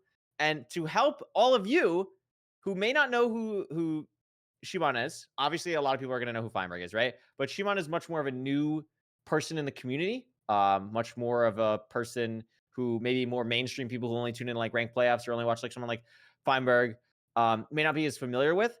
But thankfully, we have a video for that. So we're going to show you a video, an interview with Shimon to kind of get you to know them a little bit better, get someone to root for, get someone to be excited about. And that's what we're going to show you right now. So let's tune it over to that video and get to know Shimon a little bit better. Any second now. Hold on. Oliver said that he apologized. It's chill. It's chill. I'm It's excited fine. for the interview, though. Like I I'm said, super excited. I love interviews. It really puts a voice to a player's username. I find it so much like easier to root for someone when I'm like, oh, it's like an actual Absolutely. person. I hear something about them. I get to know their story and how they got into MCSR and what they've been working on. It's And really cool. spoilers for next week or whatever. We're gonna have more of that. We're gonna have Let's more of go. that Let's with go. people that we're very excited to have that with. So I don't know when Oliver's gonna be ready. I didn't hear what Oliver just said, but his light turned green in Discord, so I'm gonna assume that he's ready, and I'm gonna do the transition again, and it's gonna be great. Let's meet Shimon. Yippee. Hi, my name is Shimon, also known as Simon, or Shimon, or King Plumber, or Elo Plumber 444. You can really call me anything. I've been playing Minecraft for a year now. It's my second year. I played in 2024. I started playing ranked. I've never played RSG ever, because ranked was like, I found ranked to be really fun because you could compete against other people, and RSG was like, I'm too zoomer brain for RSG, so I just never played RSG. How did you get into MCSR? I got into MCSR because I watched a video of Forsen beating XQC at the time. It was like 1528, and he was so bad at the game, and I just thought, oh, I could do this way better. And the game looked really fun, because it's purely mechanics and decision making. You can control your own luck. How were you able to get Minecraft speedrunning so fast, and how much mechanics do you think transferred from other games? I used to play a lot of Minecraft UHC when I was a kid, and my mechanics from that, like all those times, definitely transferred over to Minecraft speedrunning, but like, I just didn't have the game knowledge, like knowing bastion routes, one cycling, etc, etc. Funnily enough, like one of my first completions, when I quote-unquote completions, when I queued up a game of ranked, I didn't know how to one cycle, and like I looked at the time, and it was like sub 16, and I just FF'd because the bed broke, and I looked at an Enderman and I died instantly. I vividly remember that run. Mechanics definitely transfer from other games, because I'm naturally good at other games like CSGO, Valorant, League of Legends. I'm really good at those, and they definitely transferred over because I knew how to get good at games. I just needed to know what. I VOD reviewed a lot, and I had help from a friend that also helped me VOD review what was I doing wrong, etc, etc. What are one of your biggest strengths and weaknesses? I would say my best strength is probably bastions. I always enjoyed bastions, like stables. I know a lot of routes, like the gimmicky routes, like lava housing, although you never really do lava housing ever in ranked, because people always see change those. And my weakness is definitely overworlds. I've always known Feinberg in Osu, and he's like known for being one of the best players in Minecraft for sure. In the matchup, we will see for sure. I'm just gonna play it like LCQ. I went in LCQ with no expectations, like expecting I was gonna FF after one game, and then I won the whole thing. Like what even happened? So dude, I'm just excited, honestly. Any other fun facts or things you want to let people know? I think most people know me as I'm the Osu guy. Like I have it on my name, Shimon the Osu. I used to peak top 5 like 2 years ago, but then I stopped playing as often. But I'm still good at the game. Kefa. Yeah. I'm just gonna have fun. Thanks for the interview.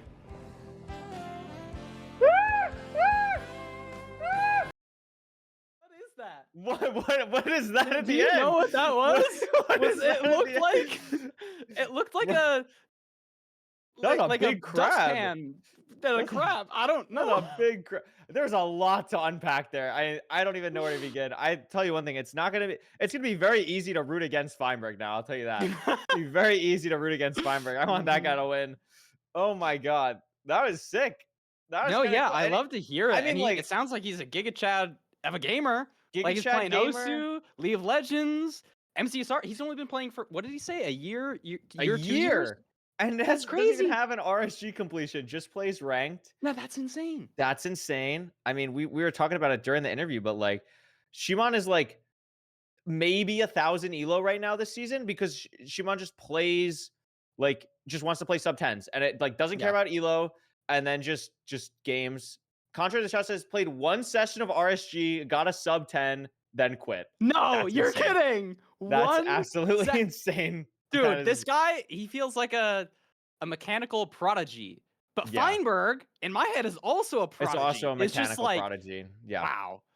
I'm so excited for this match. I mean, I don't want to speak for you, Parker, but I think both of us in Minecraft, I feel like we're not the type of person. Our skills are not transferring to Osu and Valorant and stuff. Like we spend a lot of time in one game, and that's what we're gonna do. We're gonna be good at that one game. Like Feinberg and Shimon, like they'll just play like anything and just be like insta good. So you bring up a great point. Like they both are cut from the same cloth. I mean, like Feinberg before MCSR was incredibly good at Fortnite, like incredibly good. Like very close to being like a pro level person. Obviously, like is probably the best Valorant person in HBG, is probably the best Osu person in HBG. Like, well, no, because Josh exists. Regardless, like, Feinberg is good, and Shimon is like the other example of this. So this is just going to be a crazy, crazy match to watch. And I'm really, really excited about it. I mean, let's before because Oliver told me to mention this and I forgot. Let's take a look at the bracket. Let's see what happens after this game potentially. Let's see what the implications are. Maybe let's see. Maybe you're only tuning in right now because you want to just watch Feinberg, which listen, I understand. But so far we've had 2 matches. Eric beat Automat in a 3-0 for the first match of the day, and Tutor Rule beat Budgie 3-1 in the second match of the day, meaning both players who have moved on so far came from the last chance qualifiers. Now, Parker, Shimon also came from the last chance qualifiers. Does that mean that you think that Shimon is going to beat Feinberg today? Do you have a prediction for today? I don't know. It's certainly scared for Feinberg, and I know he's been a little scared of this. I'll say it goes to a game 5 and Shimon clutches it out. Wow. His performance in LCQ was really good. Yeah, I mean, it was really impressive. Something that he didn't bring up and that I know from, I think Danny told me this, is that Shimon entered last chance qualifiers, I believe, with 0 points. Like some people, like I know Eric entered with like 14 points. I think Danny entered with around like 14, 15 points. Shimon entered with 0 points and then won the whole thing by like 15, which is absolutely crazy. So really, really impressive stuff. Definitely coming off a high. I mean, Feinberg has been playing more ranked recently. Had, I think, a pretty solid session yesterday. Yeah, he got is gonna be a new PB, I believe. Even it was a wow. 737. So like I've never seen Feinberg so locked in on ranked, and he's Yeah. learning the zeros. He's learning all the new tech. Like I Yeah, think this will be a very good matchup. I think I'm very excited for this match. I think everyone kind of in the MCSR community is. I think it's this is like the perfect matchup of like the old guard versus like the new kind of era, the new wave of stuff. So a very big clash of kind of the MCSR personality, but I think we're going to actually see a very similar play style and thought process through these runners because they are like these prodigy type players, which I think is really cool. And I don't take that word lightly. I just think it's very interesting. And we can see that here. Like, I'm going to be honest. I don't know if anyone is going to have a better Minecraft accomplishments page than Feinberg. I mean, that's a pretty good accomplishment. Like 32 two-time AA world record is pretty good. Unk still got it. I'm happy. First 100 hardcore completion. I mean, Blazing Caves world record is incredibly impressive. Ranked 1 twice. I mean, is there anything this guy can't do? Is there anything this guy can't do? That's true. I remember really a famous quote from Courier once saying that you can always count on Feinberg unless he's going for the RSG world record. Okay, I don't remember when I said that. That's crazy, but you're kind of right. You're kind of right. And this isn't RSG world record. So listen. All I'm Is he saying gonna is I clutch got out? world record when this guy was playing that category. Okay, that's what matters to me. True. This is a real look at the rank time 737. 60% win rate is very impressive. Like that is really really impressive. 1043 average rank time is the second fastest I think we've seen so far today. And I mean, the thing that does stand out to me though is Feinberg has played like 600 games, never played Shimon. Now, honestly, I think that's because Shimon's elo fluctuates so much from playing like just only sub 10s and being like sometimes 1,000 elo below people at certain points in the season, respectfully. But I mean, Shimon deserves to be here. Like they just haven't played each other before. So it's going to be interesting to see them actually go against each other today. Yeah, indeed. Sorry, I'm trying to think of something to stall here. My camera No, you're good. You're good. It's funky again. But we're on to This is beautiful. Shimon. We're on to Shimon. Look at this. Okay, Ranked we need to number like one look at this. plumber. Look at that. Dude, Yo, ranked- Feinberg's not the number one ranked plumber. No. Dude, Parker, take a look at the win percentage for Shimon. Like, take a look at that. 46%. That's a big difference. Even This the is ranked average insane. time. I know for this season, that's all about I've been looking at for average times. His average is sub 10 this season, but that's not a ton of games. Last season combined, 1124. That's a lot slower than Fine's, what was it, 1040? It is a lot slower. Yeah, like 1040. But I think the thing is though, Shimon is rapidly improving. Like unbelievable levels of improvement. And the fact is that like from the time that I mean, even if playoffs happened like 2 weeks ago, I think Feinberg has a much better chance. You know, I still think Feinberg obviously is a high chance. I would probably even pick him to win this matchup. But like every day that Shimon keeps playing is just going to be better and better and better and better and better. And yeah, like we see here, 948 PB in RSG, literally one session, just cranked it. This is just like this is the sixth season of ranked playoffs. We have never had a player like this in playoffs. We've never had anyone close to a negative win rate before, let alone a negative win rate over 100 games. I mean, Shimon's literally lost 100 more games than won, and they made playoffs and dominated getting here. So, I mean, what else is there to say? Like, it's going to be, I don't know what to expect. I mean, we could take it over to the seed types. I'm very curious to see, like, I'm assuming that, like, Shimon just always plays Ruin Portal. Yeah, and we can see, like, Buried Treasure, 41%. 41. Yeah. Like, what? Feinberg That's hasn't beat on unbelievable. everything except Ruin Portal, which is the fastest seed type usually. Yeah, I mean, It's like, what does that obviously, mean? I don't know. I think here's the other thing. Feinberg's slowest split is faster than Shimon's fastest. Feinberg's slowest is 1106. Shimon's fastest is 1109. But again, I think a lot has changed in the last like 2-3 weeks since this is really kind of come to pass. And obviously Feinberg's going to have like the 7 million% win rate on the stupid seed types that he's going to be better at from playing AA, like Desert Village or Desert Temple and Village and everything, like, of course. But I mean, Feinberg, everyone knows, very all-around player, obviously mechanically gifted, but also an incredibly cerebral player. So that's going to be something that I think is going to be a big advantage for Feinberg going into this. I think the bans here are pretty obvious. I think if you're Shimon, you ban Desert Temple. If you're Feinberg, you ban Ruined Portal. I think it's really, really obvious here. And the thing is, the thing is, like, I don't know. Like, I don't really know what to expect on these Ocean Seeds. Like, sure, Feinberg has a better time, but I mean, I think it's something that Shimon is going to be. I don't think the stats tell the whole picture here. Is basically my big point. Would you agree with that? I would totally agree, especially because we're talking about this player who's rapidly improving. He's only been playing ranked for like a year or two, and so this season is going to include a lot of the time when he wasn't as good of a player, you know? So like, to what degree are these stats thrown off? Because if you look at his recent stats, his average is sub 10. Granted, he's forfeiting a ton of stuff. So let's take a look, actually. I'll be interested to see if he dies here, how does he deal with recovering?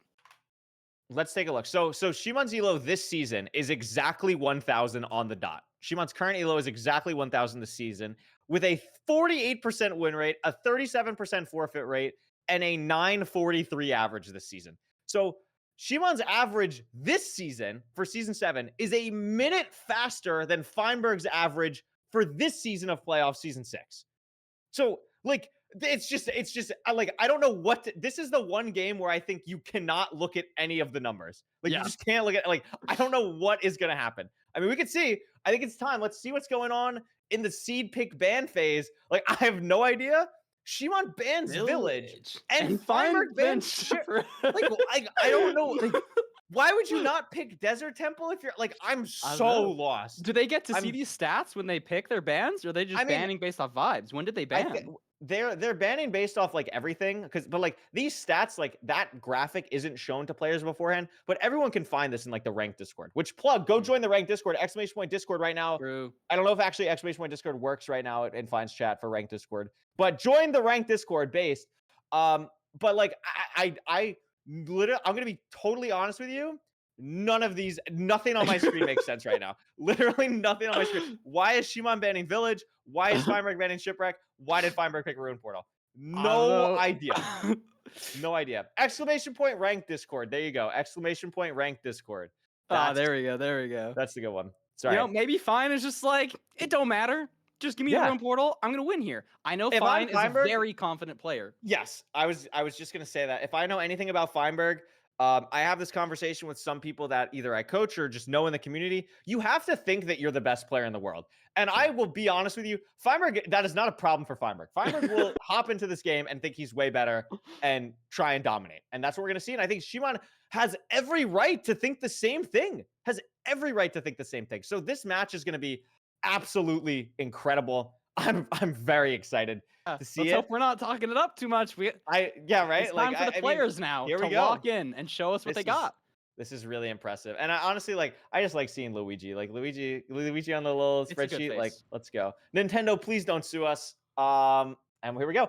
So before we have 5 seconds, would you like to take a look at the Season 6 ELO on the top of the screen? I think that's another great indicator. Yeah. Jungle Seed. This has, we just know it's Ruined Portal. Never mind. I'm just like, we just know it's Ruined Portal. But Shimon's already on the Ruined Portal earlier. It's great. It's awesome. No gold axe, tons of iron. Ooh. Enchanted golden apple. Shimon breaking the chest. This is a crazy play. If there's, oh my gosh, there's a spike. I don't know if there is a buried treasure here, I'm gonna flip out. There's no way it's it's a shipwreck. Is it a full ship? Oh my gosh. No, it's. Oh my god, it's a full ship. Oh my gosh. Wait, what? This is the kind of decision stuff I would have thought Feinberg would be aware of and making, but Shimon's doing it. Fine's got his tools already, though. He's got his bucket, he's got everything, just less food. Feinberg is never making this play ever because Feinberg is going to just play the seed type how it's intended. He's going to play it much more linear. Shimon is like, I want to get a sub 10. Like, that's the thought. Like, Shimon wants the sub 10. So he's just going to play like an absolute animal and just like what are we? There's just no universe you actually get this shipwreck. I mean, like you get. It's crazy. I it's get so like buried too. Like, is this even correct? It's and there's like, stone. This is In the this water? is Mining? insane. Like, Fine's gonna be entering like a minute faster. And it doesn't pay off because it's the worst shipwreck I've ever Oh my seen gosh. in my Wait, life. I didn't see it. What was it? It was 1 iron. You're It was a 1 joking! You're iron. joking! It's looking good was- for Feinberg fans right now. Fine's gonna be entering so much faster, and he's gonna be like, "What is the Shimon guy doing?" No, this is insane. This Fine is didn't grab the insane. gold block. Now, Shimon's just so far behind. I mean, there's a lot of great plays that Far Feinberg's made too. Bastion. Like Feinberg has made a good play here. Also got a COD from like killing the COD. Like that's great. Doing Love it. that is awesome. But like Shimon is gonna get the food chest, I'd imagine here, right? So is it at least Surely. gonna get that? So that's solid. But it's also and a it's bad just so food bad. chest. Like we didn't even grab. We got what? We didn't even grab Dude. all the rotten flesh in the stew. We just grabbed 1 rotten flesh. This is literally the worst shipwreck I've ever seen in my life. 1 iron, 1 rotten flesh is what Shimon has grabbed from this room portal. That's crazy. That's Or crazy. from had this the potential for like such like good resources. I'm struggling to speak, but he No, just gets- I he mean just gets rolled. I'm speechless too. Like I don't know what's going on. And the funny thing, I mean, like we're kind of joking about it, like in the chat, but like if this was not playoffs, Shimon would just forfeit the seed and go next. Like he wouldn't be playing this out. Like this is just done. Like we're out of here. Mhm. So I don't know Oh, what lava? the thought process is here. Feinberg is gonna play What was treasure. that This is the first fire? treasure we've seen of the day. I'm not sure why Feinberg is on fire. I don't know what Did happened there, I but think does a crossbow dude might have shot him through fire, but I don't that know. is I guess it doesn't really matter. He's just in the bastion. Shimon's just digging soul sand. So far behind. yeah. And I I mean, think we this saw is the fort too. This is going to be tough. Check in for Fort. I don't see it on Shimon's screen, but I wouldn't be surprised if they did or Fine did already. Treasure obviously has the potential to be so weird in so many different ways. Mhm. I don't think Shimon is like barring everything that happened. I actually don't think Shimon's that far behind. Oh my god, Oh, don't that was a die. little scary, but we're That chill. was We have scary. gold boots from the room portal, so everything's kind of fine. I cannot believe what I'm watching right now. I actually just like cannot believe what I'm watching. But I think Insane Shimon's like a good 25 to 30 seconds behind, which is a lot, but it's not Yeah. irredeemable. Oh, that's a in problem. places the gold block. That's a problem. Shimon! That might be an issue. And the Oh, gas! and the gas. No fire no, though. this No is good. fire. So the piglins aren't gonna burn. They just got They just got blasted. dome from behind. Oh, This but is Fine's good. got a skeleton. Skeleton Dude, shouldn't be an issue though. It's just gonna die. No, in the that hole. skeleton will kind of. I mean, the piglins will be weird after they kill the skeleton. Like they just like don't know how to Mm. trade afterwards. Like it's a little bit crazy. I mean, this is goated. Like, I mean, this is so awesome. Like, I love this match already. This is already lived up to the hype. This is so sick. I don't know. I haven't seen Feinberg do too much checking for the floor. I mean, obviously we have been focused on the other screen so far, Mhm. but I don't know if we know where we're going yet. Feinberg has a lot of resources. This is something I want to be super mindful of. Feinberg's inventory for something like this is probably not as amazing as he'd like. It's something that he takes a lot of pride in all advances, but in ranked it is Mhm. just like a little bit different. And it's I think taking a lot of time here, getting organized, getting everything set up so that he doesn't have to worry about it later on. Has 15 obsidian right now, so that's what we're waiting on. And Shimon is going to be grabbing the chest now, but Feinberg's on 19 obby, like ready to go pretty much. But looks Is he like has playing to go bottom? to the bottom. I Oh. believe only has 19 obsidian. Yeah, So I mean, unless he, he has missed to. a piece somewhere, is going to have to go down here. Now, obviously, benefits to this. We get to break the spawner. We get to have a better idea of where the fortress is, all that good stuff. Some gold blocks for gold pickaxes later. Maybe we get a crazy sword or piece of armor or whatever.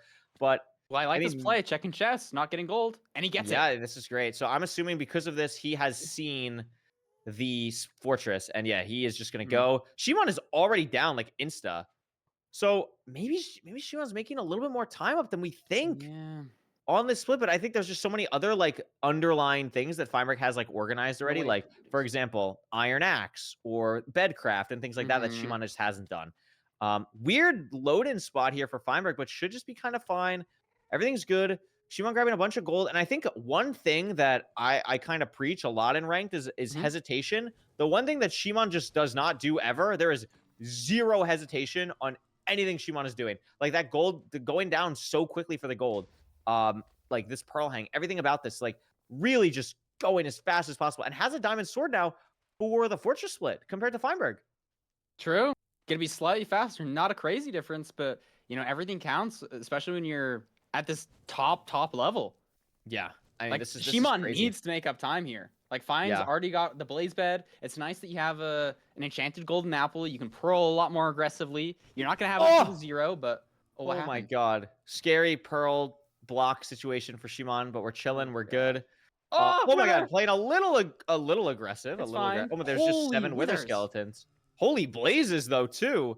And he blocks them all off. Gets it. This is like There's a lot of 7 blazes here. strays. And with a diamond good sword, rates. this is gonna be like kind of fast. Yeah. Oh, hits it over the void. Fishing rod tech? That would be awesome to see. I don't think he will. Maybe a crazy boat play or something. Oh yes, I think of the N Emerald clip with the boat. Yeah. Oh my but god, look is how many that, like, blazes 5 over there! more Oh my blazes? He's getting Feinberg strays. No, this is actually crazy. I mean, normally the meta in ranked is just to not play for this at all. Yeah. But I mean, Shimon's not going to listen to that. Like again, you have to think the thought process for all of this is you're trying to play as fast as possible. I honestly I don't know how much Shimon actually cares about winning like the playoffs compared to just playing as fun and as enjoyable as they possibly can. And they are just cranking this seed back after having all the crazy stuff happen in the overworld. Like, sure, we're having like all these little things, but like we're gonna have potentially 5 rods here after this blaze, and there's 2 here. There's just more blaze. I mean, I do feel like there's a little bit of shakiness to Shimon's gameplay, at least for a second. He's critting the blazes like 3 times, and you only need to do it twice. Maybe he's a little nervous. Yeah, a little bit of mouse shaking. He looks fine now, though. A little shaky on the movement for sure. I think Fine is just playing so consistently, and Shimon is just playing for the RNG to go their way. Yeah, Fine's already out. Fine is out. Minutes? Shimon needs 2 rods. Had to do double measurement. Has to also hunger reset here. Oh my gosh. Which is going to be a little bit slow. I mean, wow. I mean, this terrain might be tough for Fine. Shimon will have gold pickaxes. Oh, Feinberg is, I'm assuming, just at cords because it's digging straight down. Yeah, surely. So not too far. And I have not even seen a spawner on Shimon's screen. I have not even seen a spawner. Like, it just doesn't matter. Still needs 2 more rods. And he gets them. Oh, let's go. And Feinberg is in the stronghold. No amazing spike, though, for Feinberg. Any hidden rooms? No spike at all, really. Cross chunk borders. Yeah. I think you have to cross chunk borders at this point. Yeah, but he's wasted so much time, like, really searching for that spike, and he just gets nothing. So will Shimon save time there? Maybe he just instantly crosses the chunk borders? Oh, is that a spike? I still don't see anything for Feinberg that I love at all. I mean, even that one, I don't love that. I don't love any of this. I'm not sure how sure Feinberg is on his preemptive numbers. But this does not look amazing. Does Shimon get a spike? It doesn't look amazing for Shimon either, but it's going in a direction that Feinberg has not gone yet. And look at that. Like you were saying, no hesitation from Shimon. He's sending it. Light down here. Potential. No. Oh my god. 70 so many skeletons. You just can't trust a spike when there's that many skeletons. No, but I think had something potentially mid that looked okay. Feinberg is now where Shimon just was. Has no skeletons here. Battle. Library. Another check. No player getting a spike. Oh my gosh. The players are just going over where they just were. It has to be somewhere weird. Feinberg has to hunger reset now, which is a little bit unfortunate because he might have to hunger reset again if he even finds the portal room. Shimon also going to hunger reset. Interesting. I didn't think Shimon had to yet. Very interesting decision too. Shimon has way less pearls than Fine. Interesting. Oh, this looks good for Feinberg. Feinberg has a spike. This has got to be it. I don't know where this was, though, comparatively to where Shimon is now. It might be where this is. Oh, it might be this? Maybe? No. This is an old spot. But Fine's in. He's got an apple. Purling. I think this is good for Feinberg. He used to make fun of himself for not being great at 0, but I think he's learned quite a bit. He's at 94, going down. He's going to go for 92, 1 and 8. Very hittable, very doable. Clean setup, gets there with plenty of time. Other rotation. I'm not sure how many explosives we have. We have a 4-bed, 3 anchor. This should be pretty doable, but it's not doing amazing damage right now. Oh, is that his last bed? Wait, that's his last bed, but it has 3 anchors. Yeah, so he'll be fine. Should be fine. Yeah, that anchor was really good. And we're chilling. And that'll do it. Don't catch yourself on fire. That would have been bad. Whew. Is he gonna pearl down? Do you pearl Yes. down there or do you boat down every time? Oh, like, no, I'm just I'm so scared to pearling. pearl. It's just like scary.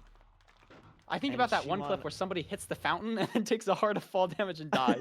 I think it was a playoff. I think it was Oxy or something. Yeah. But I good know the match. play you're talking GG's to about. Feinberg. Yeah, just Shimon Wow. Scene again could not get that portal room spike. Yeah, let's Difficult see the seed in the splits. end there. I mean, Shimon made up 20 seconds after everything that happened in the overworld.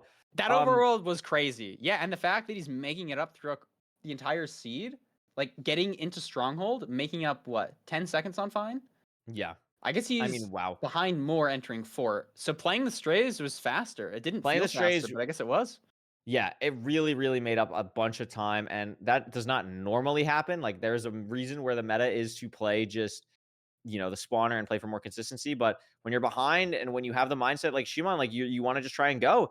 124th split is kind of fire. And they did a great job there. Was able to bring themselves back in a game after getting really unlucky in that overworld.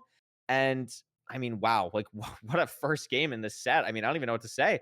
This gives the seed pick to Shimon though, and I think it's Desert Temple and something else. So we'll see. But I mean, wow, what a game! Like, What a game. I wonder, like, I don't know how differently it would have gone if that shipwreck had stuff for Shimon. Like maybe the food chest, like if you could have gotten carrots or something. Because like this was a super low food seed with just the notch apple, but I mean, wow, like just a crazy punish for going for a very interesting play in the overworld. Yeah, like that's just the worst. Like one iron, one. Dude, like what is like? Am I dreaming? Like, why is Shimon picking Desert Temple? I guess you have to play it anyway by game 3. I don't know, man. like sure. I don't know. Like why not? I guess Maybe like, he's just trolling a little bit. Like, do you know the Twitch account he's streaming on right now is Shimon Kappa? What is it? Shimon Kappa. Shimon Kappa Chungus. Chungus. Shimon Kappa Chungus. That is. Maybe he's just a silly guy. Doesn't take things too seriously. He didn't expect He's to 404, win man. the last chance qualifiers, and he did. And he's just like, I'm here now. I'm just kind of having fun. Just gonna play my game.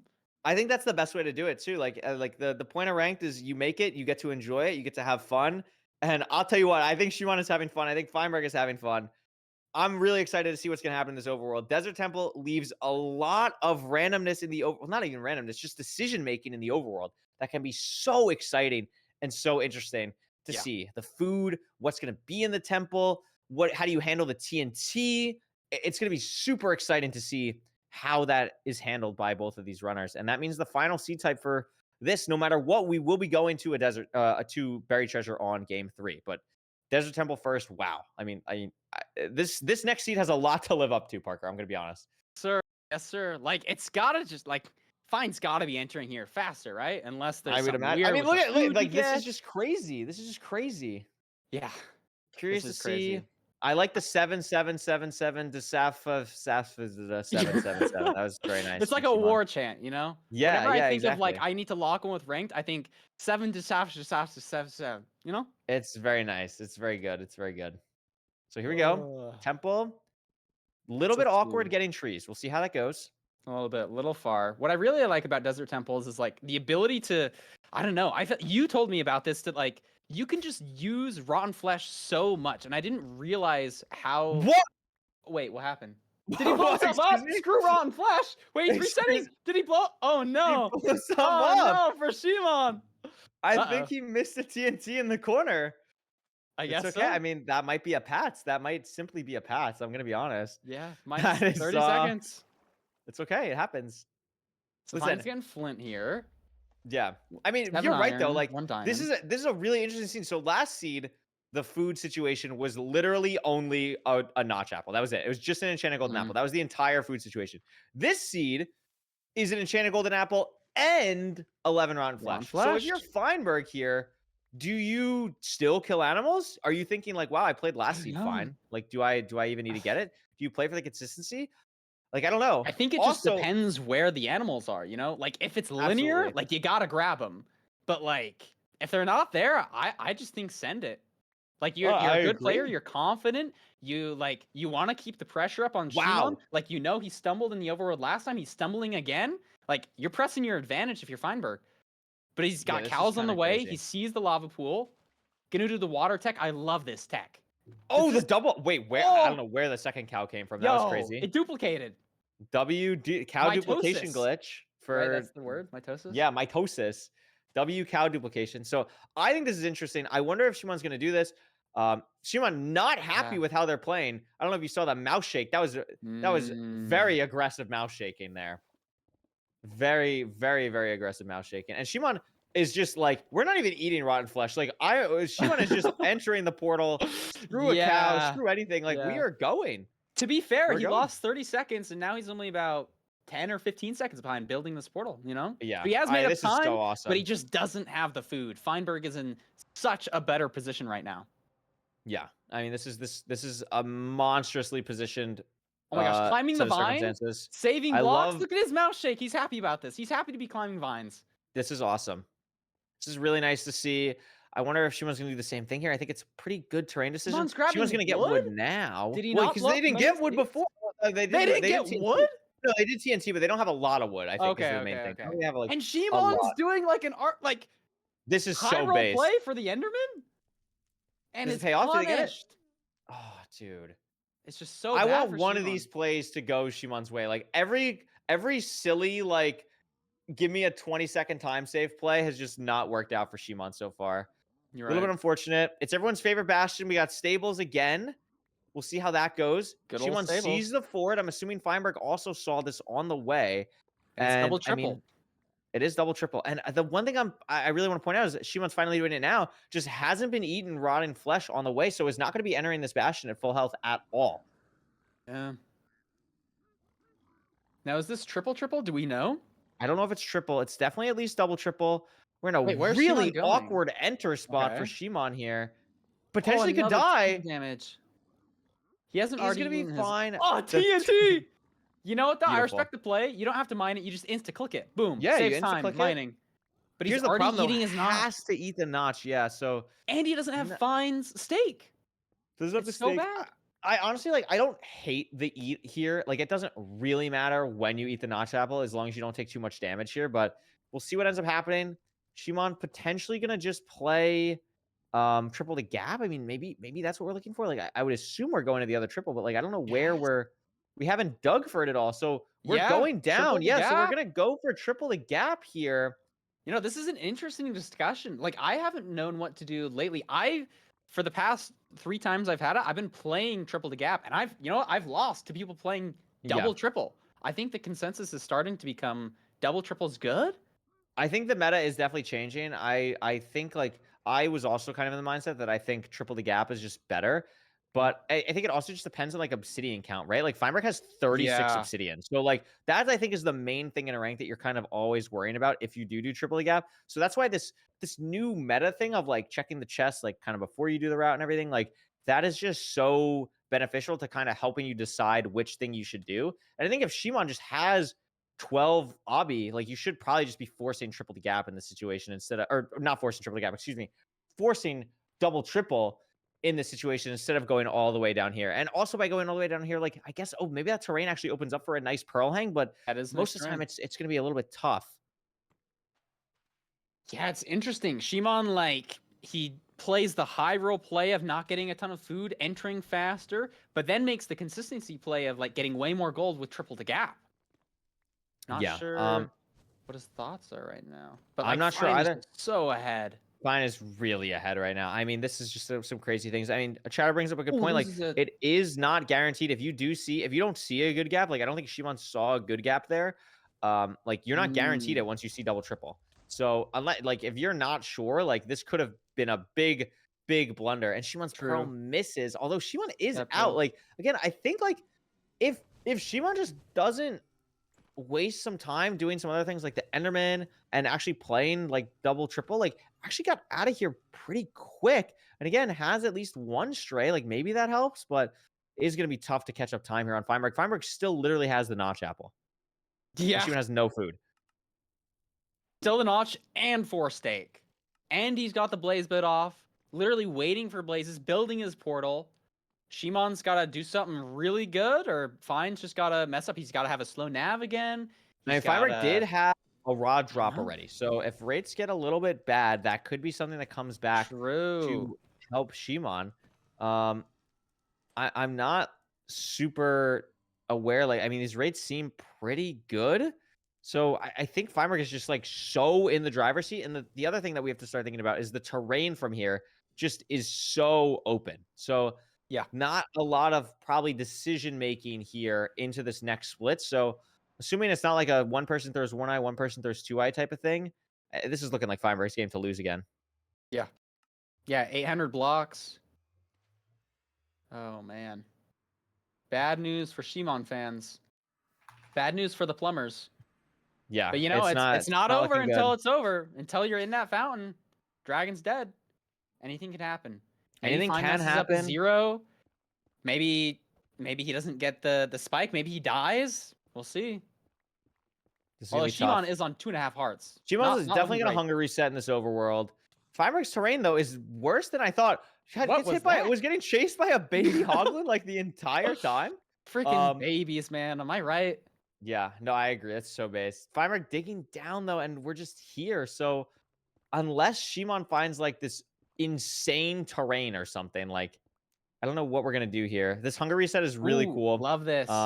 Love this. The underwater hunger reset, very Well, awesome. there's a dolphin. Oh my gosh, I hate dolphins. Like they pick up your No. eye when you're going to swim down to them. Oh, we're punching Oh. dolphins. And dolphins can we're fight you punching back 2 if they're dolphins. aggro. Oh my gosh. But Fine's in the portal room. Oh, okay. Well, all right. Well, that was cool, but Let's see the 0. I mean, maybe he can't 0. That's like a potential 2-3 minutes that Shimon gets. yeah. Oh, look at this. Like, okay, who gave Feinberg the seed where they already like pre-cut out where he had to dig out? Like, that's crazy. Like, I know he runs the And tournament Fine and doesn't everything, go but for like, 0. come on. Actually, doesn't. That's actually that is actually that's the opening. That's the opening. He's opened the door. It's a small opening, but it is open. Yeah. No, Like, this is what actually. tower was it? Why do you think he didn't go for it? Just like not confident? He thinks he's too far ahead? Like, I what think. do you I think think is running probably, through his mind? It looked like a pretty tall tower in the back, and it just was something like where if you're not super confident and only had like one extra pearl, so like had to have like a really, really good pearl throw would have been tough. Also, your camera did go out again, which is a little bit of a path situation. It's okay. Thanks. Yeah, just let me know whenever it does. Yeah, no, it's okay. Hi, Shimon I'm does have no a Wither signal. Skull though. That's kind of cool. This is just kind of the aura matchup of like all time right now. Yeah. Feinberg is still just waiting. Shimon needs to get this rod like now. Is going to be able to leave. I mean, this terrain is the same thing that Feinberg had to deal with, though. Does have gold pickaxes, though, to blast through. I don't know if it's going to be enough time. Like, even with a max perch. Although, like, I think we're actually pretty close. Yeah. Is this the snap here? I think this is a snap. Oh, this Feinberg's might be the going out. I think this snap. is just it. Yeah. It's going to be That is the 2-0 snap. for Feinberg. That is going to be... And Not Shimon quite a kinda got sub-10, back again. but- I mean, there were some things that Shimon did here that were good. Like, the gold picks here really added some time back, but it's just not enough against Feinberg right now because there's just certain other things that Shimon is just having a little bit of time with.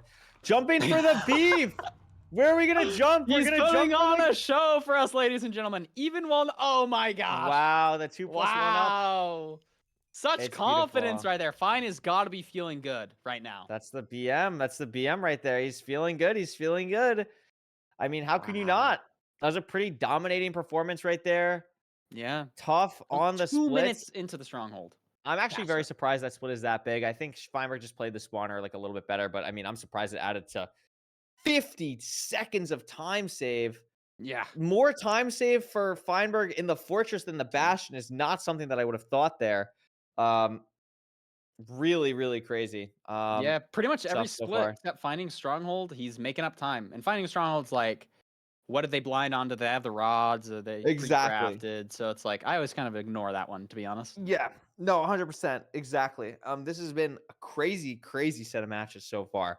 And I just don't even know what to think about. But Fulham is already ready for our Let's go! match thing. And it's very exciting. I have no idea what Fulham has been cooking for this, but I'm sure it's going to be great. So why don't we just send it over to Fulham if he's ready to go, and Let's we'll do see what it. Fulham has to say about Feinberg v. Schumann so far. All right. I mean, it's a pretty tough one. All right.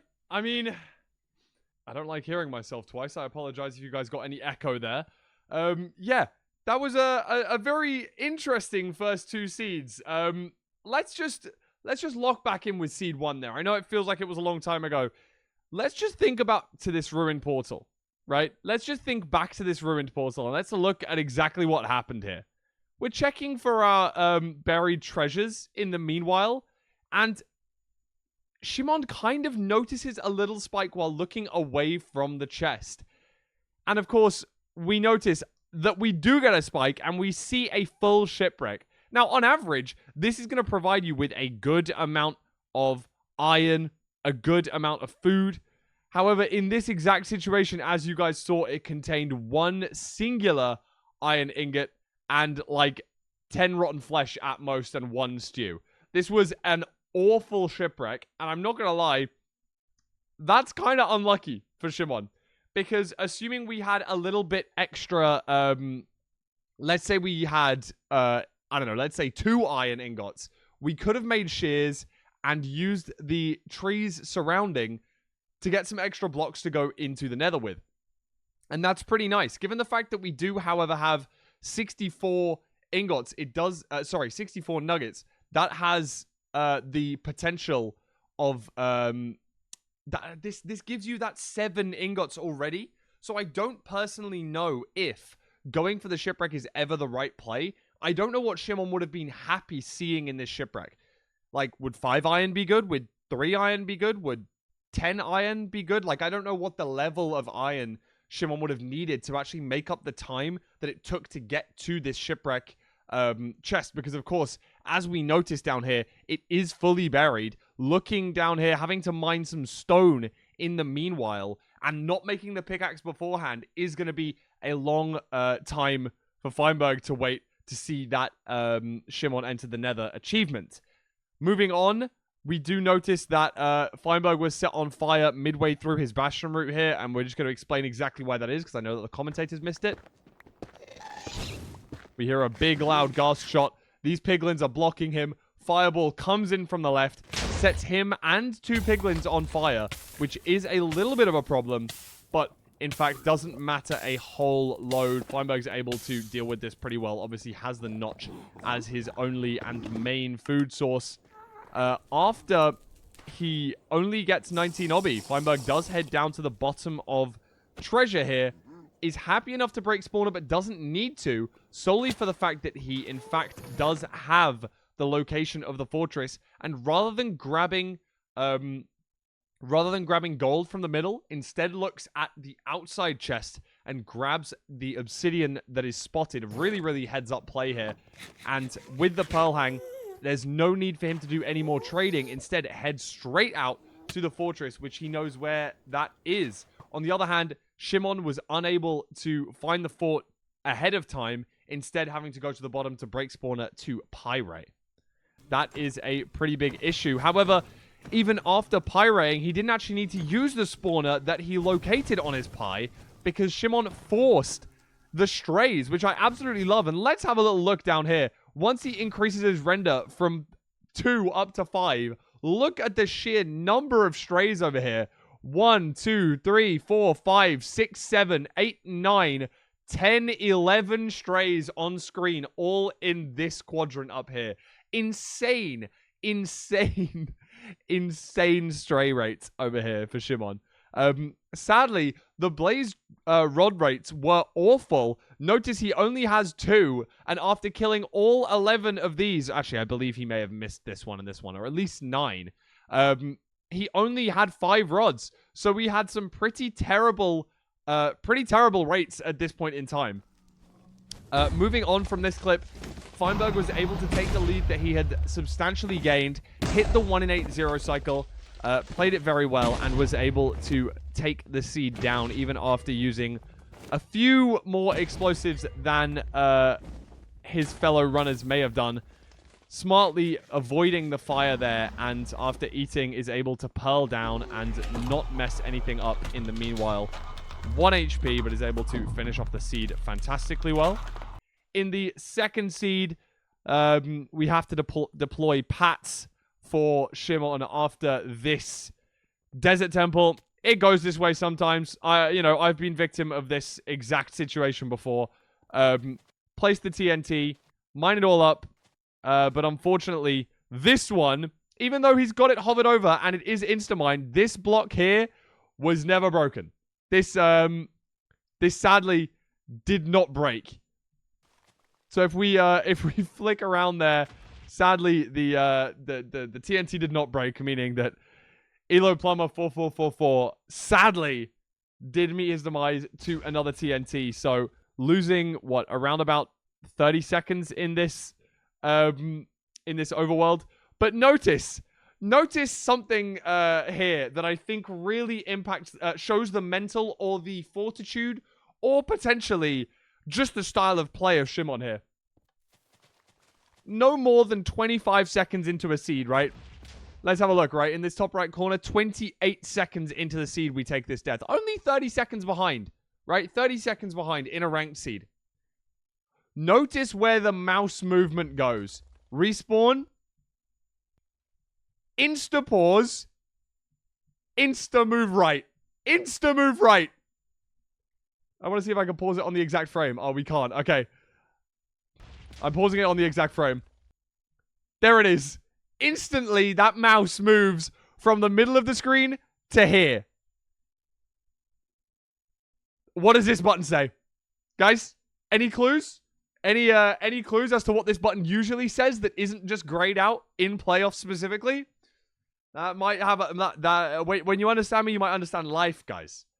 So let's just have a little look at what that would usually say. Of course, that would usually say forfeit match. He tries to go for it again, by the way. Repauses, and snap goes there one more time before going down to reset world, remembering that forfeits are in fact disabled on in playoff seeds.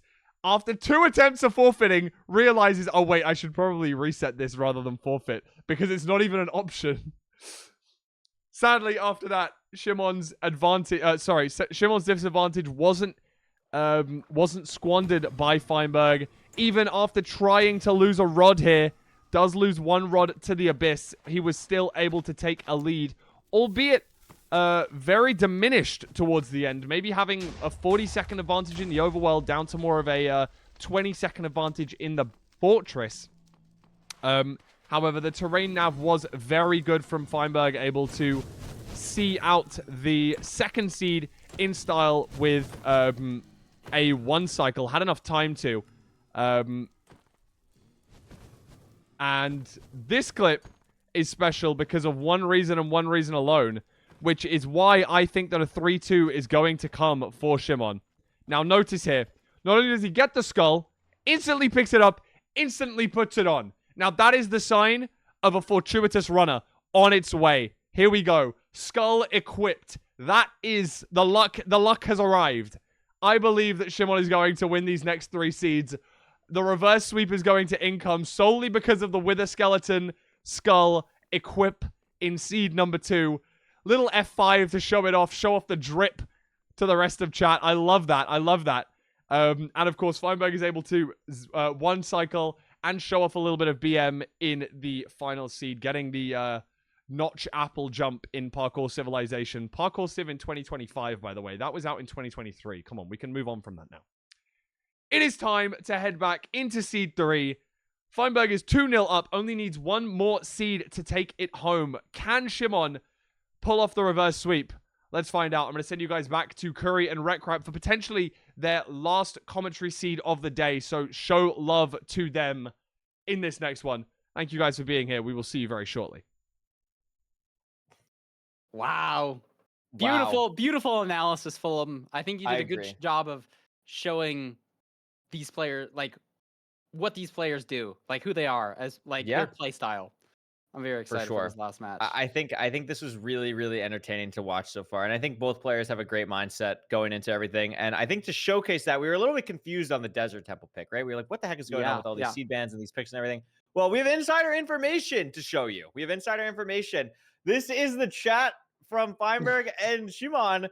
And I'm going to pick Temple just to honor you banning Ship, was the thought process from Shimon, which is so based and so awesome. And that's what we like to see. The camaraderie, the sportsmanship from all the players. Giga Chad. Banning Ship, picking RP. Listen, it didn't work out for Shimon. Shimon kind of had to play his shipwreck anyway. But Yeah, true. the thought process was really good. And it's really silly and awesome. And I'm very excited. I really hope this goes 5 matches because this has been I feel like multiple years have been taken off my life so far watching the first 2 seeds of this, but I'm ready for more. Like I think this has just been an unbelievable game so far. What are you looking forward to in this next seed that is guaranteed to be buried treasure? What are you looking for? I don't know. I mean, Iron Doors. I'm a big fan of Iron Doors. Get enough iron. Oh my. I'd like my to see that goodness. sort of play. But I don't know. I feel like this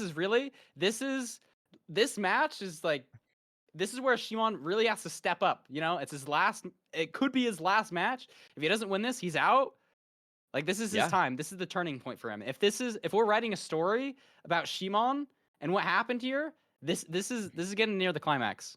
I know we are. And this is a fast seed type. I mean, Desert Temple, a little bit wacky. Ruin Portal has the potential, but it wasn't even like, it was kind of like we talked about, right? Like it wasn't the best type of Ruin Portal for like a fast seed. Buried Treasure, again, has a type to be a very fast seed. So I think the thing that I want to watch out for here is both of these seeds. Now, listen, I love Feinberg. Parker loves Feinberg.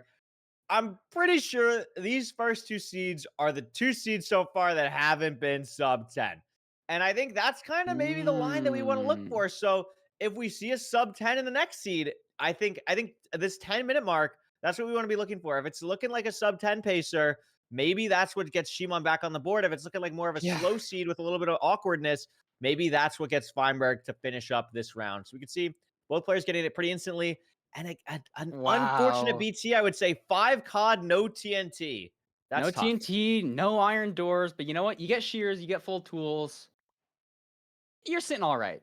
You're sitting fine. Yeah, you get shears. It's okay. You got 4 gold for whatever you want to use 4 gold for. Like, no salmon, I think, is honestly the more annoying thing rather than like no TNT. Just like the 5 COD is tough, dude. The 5 COD is tough.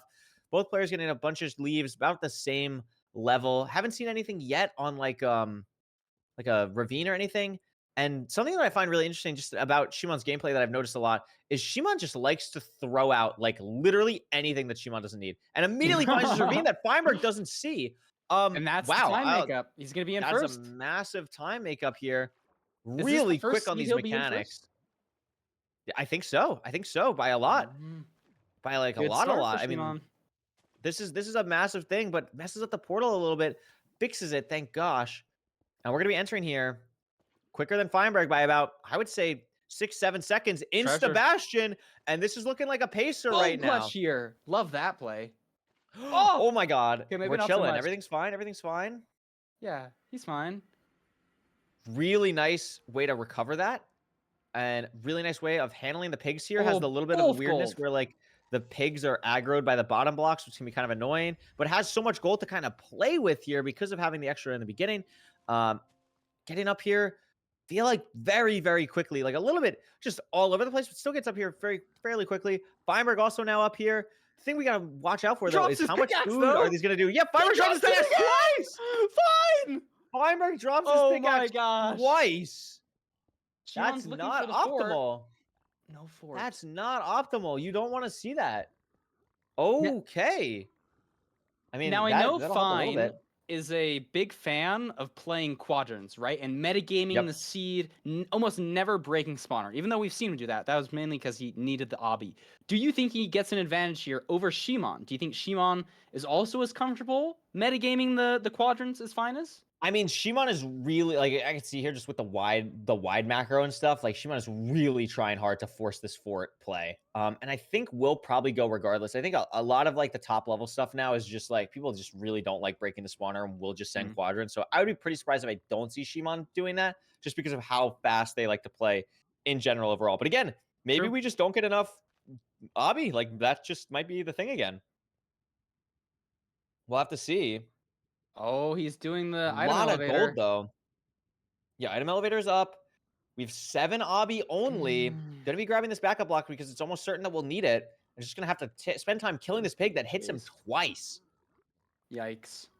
Yeah, both struggling a little bit in this Bastion. Getting hit. I think both are, quite frankly, just managing their food and health very poorly. I think both are just not handling it too great. I mean, Feinberg seems to be handling it a little bit better, but both of them are just... It's not looking amazing right now, and Shimon still needs 2 more obby to get going, and just still can't see the spawner like anywhere. But again, you can use a lot of this information to your knowledge too. Like think about where it isn't right now. So where would you go if you can't see it? What is stopping you from going a certain direction? Exactly. Looking for this last obby. Surely they get it. Both at 19. Gets both it. trading all of their gold, and Shimon's out. Shimon is out. Has a nice pearl hang. We'll see. I think Feinberg might. No, is gonna leave. Oh, Gets hit twice on the way out though. They're both leaving the same way. Have we seen the fort? Is this anything? Is that the fort? That's the fort. Shimon sees the fort, so gets here really quickly. Is gonna have a lead. No major strays right now. Another aggressive pearl to get to the good part of the fort, and I believe is that the spawner? No, it's not. So we haven't found the spawner yet. Feinberg getting to the fortress. The pearls from Shimon has been great, and now we're at the spawner. But Feinberg has such a better aerial view here, actually. Might be able to find the spawner a little bit quicker, but isn't able to see it. And Shimon is activating, is going to get a blaze bed off here before Feinberg even finds it. Wow. Is this the first time Shimon's been ahead in the fort even? Yes, by a lot. This is, again, like, Shimon has been playing from behind the whole time, and we can see... Again, it's just a fast seed. Like, this is a sub-5 fort. It was like sub-430 for Shimon. And these seeds are going to be what favors Shimon to get back into this game. So, and look at Fein's spawner. Oh my God, what is this disaster? Straight garbage out of the dump. That's tough. I think sees the other one up here. Potentially, yes. So gets the other one.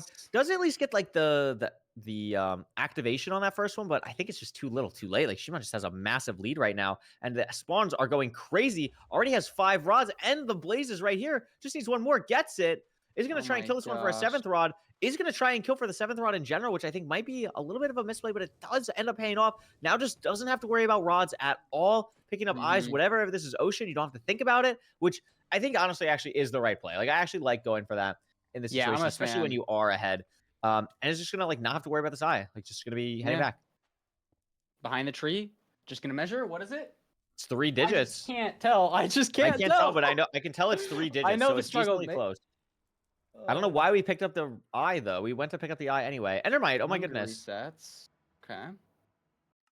Is Shimon Feinberg also has 12 eyes though. Feinberg got rods so quick, but Fein misplaced. We missed Feinberg misplacing Obsidian. But it is like it's not that far. Yeah. So like I obviously guess like go it's back and trade.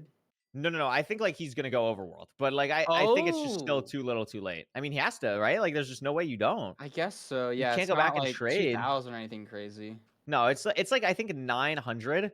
So I mean Feinberg's just gonna go.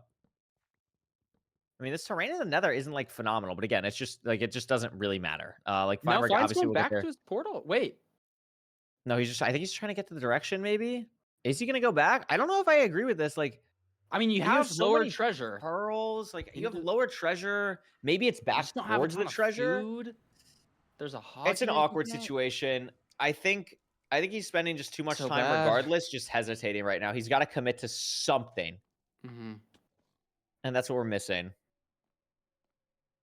Yeah, I mean, it's just on cords, digging down, building the portal. Unless we get a misplace here.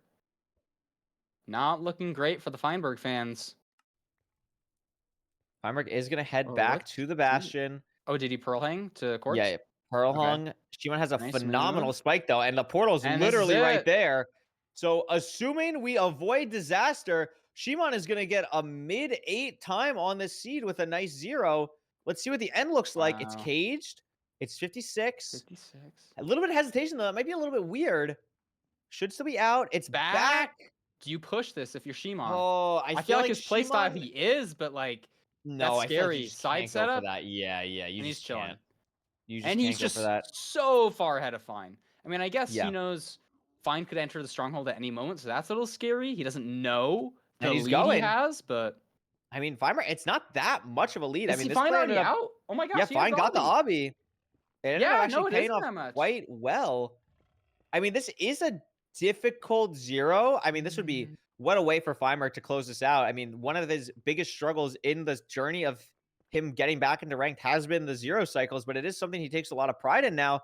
So can it be the thing on this very difficult back buried 0 to close out a 3-0? I mean, the door is open. Cinematic. The door is open. Don't take It's fall not a damage, perch for fine. Shimon yet. The terrain for Feinberg is bad, and he can't pearl. Yeah. But it's just right here. And it was a pretty easy nav too, so like It was a very easy nav. getting it's a little sketchy. If you're Shimon, you're like, Dragon, what the heck are you doing? Perch. Looking, Oh, has a Fine spike. gets I the think it's this spike. 4-way into. Oh, it's wait, where are we? Oh, it is here, it okay, is that here. works too. They both just back nabbed into it. Sure, why So not? Fine's in at 9:02, maybe 9:03. But this might be the perch for Shimon right And- now. And if it perches right now, I think it's too late. Oh, it's not the perch. Wait, I thought that was the perch. Oh my god. no. Is Farmer gonna go for the 0? It's back. Gosh, He's he gonna has throw to up. go for 0. You He's just got to have throw he's so on many 2 pearls, and he has to hit a 5 no bed. armor. He has 2 to and hit a a half. 5 bed. Oh, He bails. and He out. bails. He bails. He bails. He just bails. That's Now he's tough. hoping that Shimon dies. I think But it's now just he has, over to for hit Fine a, now. he has to hit a 3 bed. Yeah, he has to hit a 3 bed. So bad. Can you make So I armor? think He can that's- make armor. He can Chest make pants, plate? yeah. Pants. Boom. So he's in that. So maybe he can hit a 4 bed now, but it's just Wow. like it's just like unreadable health RNG, right? Like he doesn't know if Yeah. he's on the high end of 2 or the low end. So it actually might not matter because it's only 2.5 bars. So that could be tough. But now it's just a perch. I mean, Shimon's Yeah, dragon it's has to perch. Yeah. soon. But But this perch for 5, wait. maybe? Oh my god! You're kidding me! You're Okay, kidding! Yo, scriptwriters, yo, scriptwriters. I mean, it's not over yet. What? It's not over yet. Is he gonna live? One of these has to do less Is he damage. gonna None live? has yet. He does! No Dude! way! Shimon gets the And perch. Shimon's also on half a heart, but should just be fine. Oh my god, Don't can't hit it. die! Oh my gosh! my Oh my God. gosh! Oh my god! Oh my Dude. god. Dude! Oh my Dude. gosh! Cinema. Cinema Oh my god. and Shimon Oh my is god. still in it. Dude, Oh the my funny thing is gosh. Shimon has no idea what happened. Shimon has Oh my no idea. gosh. Yeah, Shimon's just like, why did it take so long to perch? Yeah. Oh my gosh! Wow. I mean, it made up time A on minute literally 30. every split. Shimon made up time on literally every split. It's not by a lot, but it doesn't need to be by a Wow. lot. Wow, And just wow, like that was insane. That was a beautiful Minecraft speedrun. That was beautiful. Yeah, And that- I gotta like that 0 calm was down. I feel like my so neighbors are tough. gonna hear me. I freaked out. That was insane. Yeah. No, that was an unbelievable match. And that gets the big thing that this does is it gets those seed bans off the board for Feinberg. But is he just gonna pick Desert Mm. Temple again? Does he pick something? I don't know. It's gonna be crazy, but there's just so much to even like think about in this match. I cannot believe Feinberg misplaced Avi. We both missed that. Yeah. And then according to the chat, he just picked up a piece that was already on the ground in the bastion. So You're that's why he was out so kidding. fast. You're kidding. You're That's- kidding. That's why he was out so fast. So Wow. that's just insane. And then just gets an unbelievably fast perch after Shimon did like Yeah. a phenomenal half bow. And it was the half heart of damage he took getting down from the 0 Down. setup. Did you see Yes. that? Yeah. Yo, He you're took right. half a heart there, and that's what killed him. That It is would have insane. been If he doesn't do devastating to that, see Shimon lose to a perch race like that. But it would have been. I am very glad that Shimon did Wow. win that because it would have been. oh, does That was still like go insane out? content. Discovery I think here? that went like On the Discord? best way it could have possibly gone. I think that went the best way it could have possibly gone. Because now we get another game. Now we get another game. Oh my goodness gracious. Gosh. Oh my gosh. I'm Wow. so excited. This has been a phenomenal matchup. You know, we were talking it up in the beginning, and that was cinema. That was That was amazing. And this matchup has absolutely lived up to the hype. I don't know if the next seed pick is ready, but I am super excited and curious to see what Feinberg is going to go for in this section. I would assume Desert Temple, and it is Desert Temple. Desert Temple. Desert Temple for Feinberg. Right. We don't even need to worry about the bans. This is it. What is it going to look like here? The second Desert Temple of the day. Remember, like Feinberg obviously won the first one, but a lot of weird stuff. Shimon died in the temple. Like, Yeah. I think if it ends up being an aggressive temple where Shimon doesn't have to grab food, like it could be something where a lot happens. So this is just a really, really interesting of a C type here. And there's just so much variance in temple. Are we going to be near wood? Is it going to be in the middle of a desert? Like what is going to happen? I'm so excited. I'm so excited, Parker. Are you excited? I am excited. Also excited My for my goodness camera to gracious. turn back on. Let's Give it go. a second. W. I'm currently no Sponsor. signal. Elgato, please sponsor us. Please sponsor us. Oh my Desert god! Village! Yo, you could just play a village. Whoa! Ignore the desert temple. Probably shouldn't. This is but actually you could. crazy. No, I wish. Could you imagine you just pie chart for the furnace real quick? Oh my goodness. Oh my gosh. Get 10 obby, just high roll it, then you're This in. is A minute crazy. faster.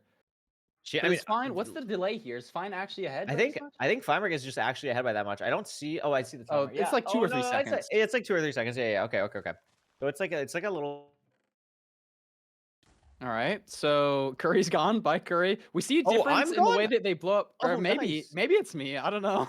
No. I'm It not was sure, Chuck. like my Was it? OBS was fine, but like I don't know. I think it was something with the like Discord that was not on my camera end. So yippee! How many Yippee camera indeed. problems can we have? I don't know. We'll find out. It's okay. This village is super awesome. Feinberg is gonna be probably a little bit more knowledgeable on like how to blow up these houses. Like, look at where I he's love placing this TNT. explosive. Yeah. It's That's really awesome. interesting. I don't know if Shimon's gonna And do something like infinite that. food. Is this guy avoiding the village? Yeah. No way, right? He Like, is. no way doesn't we're need the avoiding the food. village. I mean, was there a notch and a golden apple? It's a notch, and a golden apple, plus like 13 rotten flesh or 12 rotten flesh. So like, you can work with that. Is there even a lava pool over here? Like, I just saw lava question. on Feinberg's screen. I saw fire. I'm assuming he saw fire. But like, why are we going this direction if we don't have a lava pool? Is my question, I would say. So unless Shimon saw something over here, this makes not a lot of sense to me. But he grabs water and he's committing this way. So yeah, I think Shimon did see the same lava pool. Oh, he's gonna go for a pig here. No, so maybe he didn't. But he is just slower here. So bad for Shimon. Stone axing the wood. Oh, but there's a lava pool here. But he ghost bucketed. He ghost bucketed his water. Oh my gosh! And all of a sudden, Fine doesn't have a lead.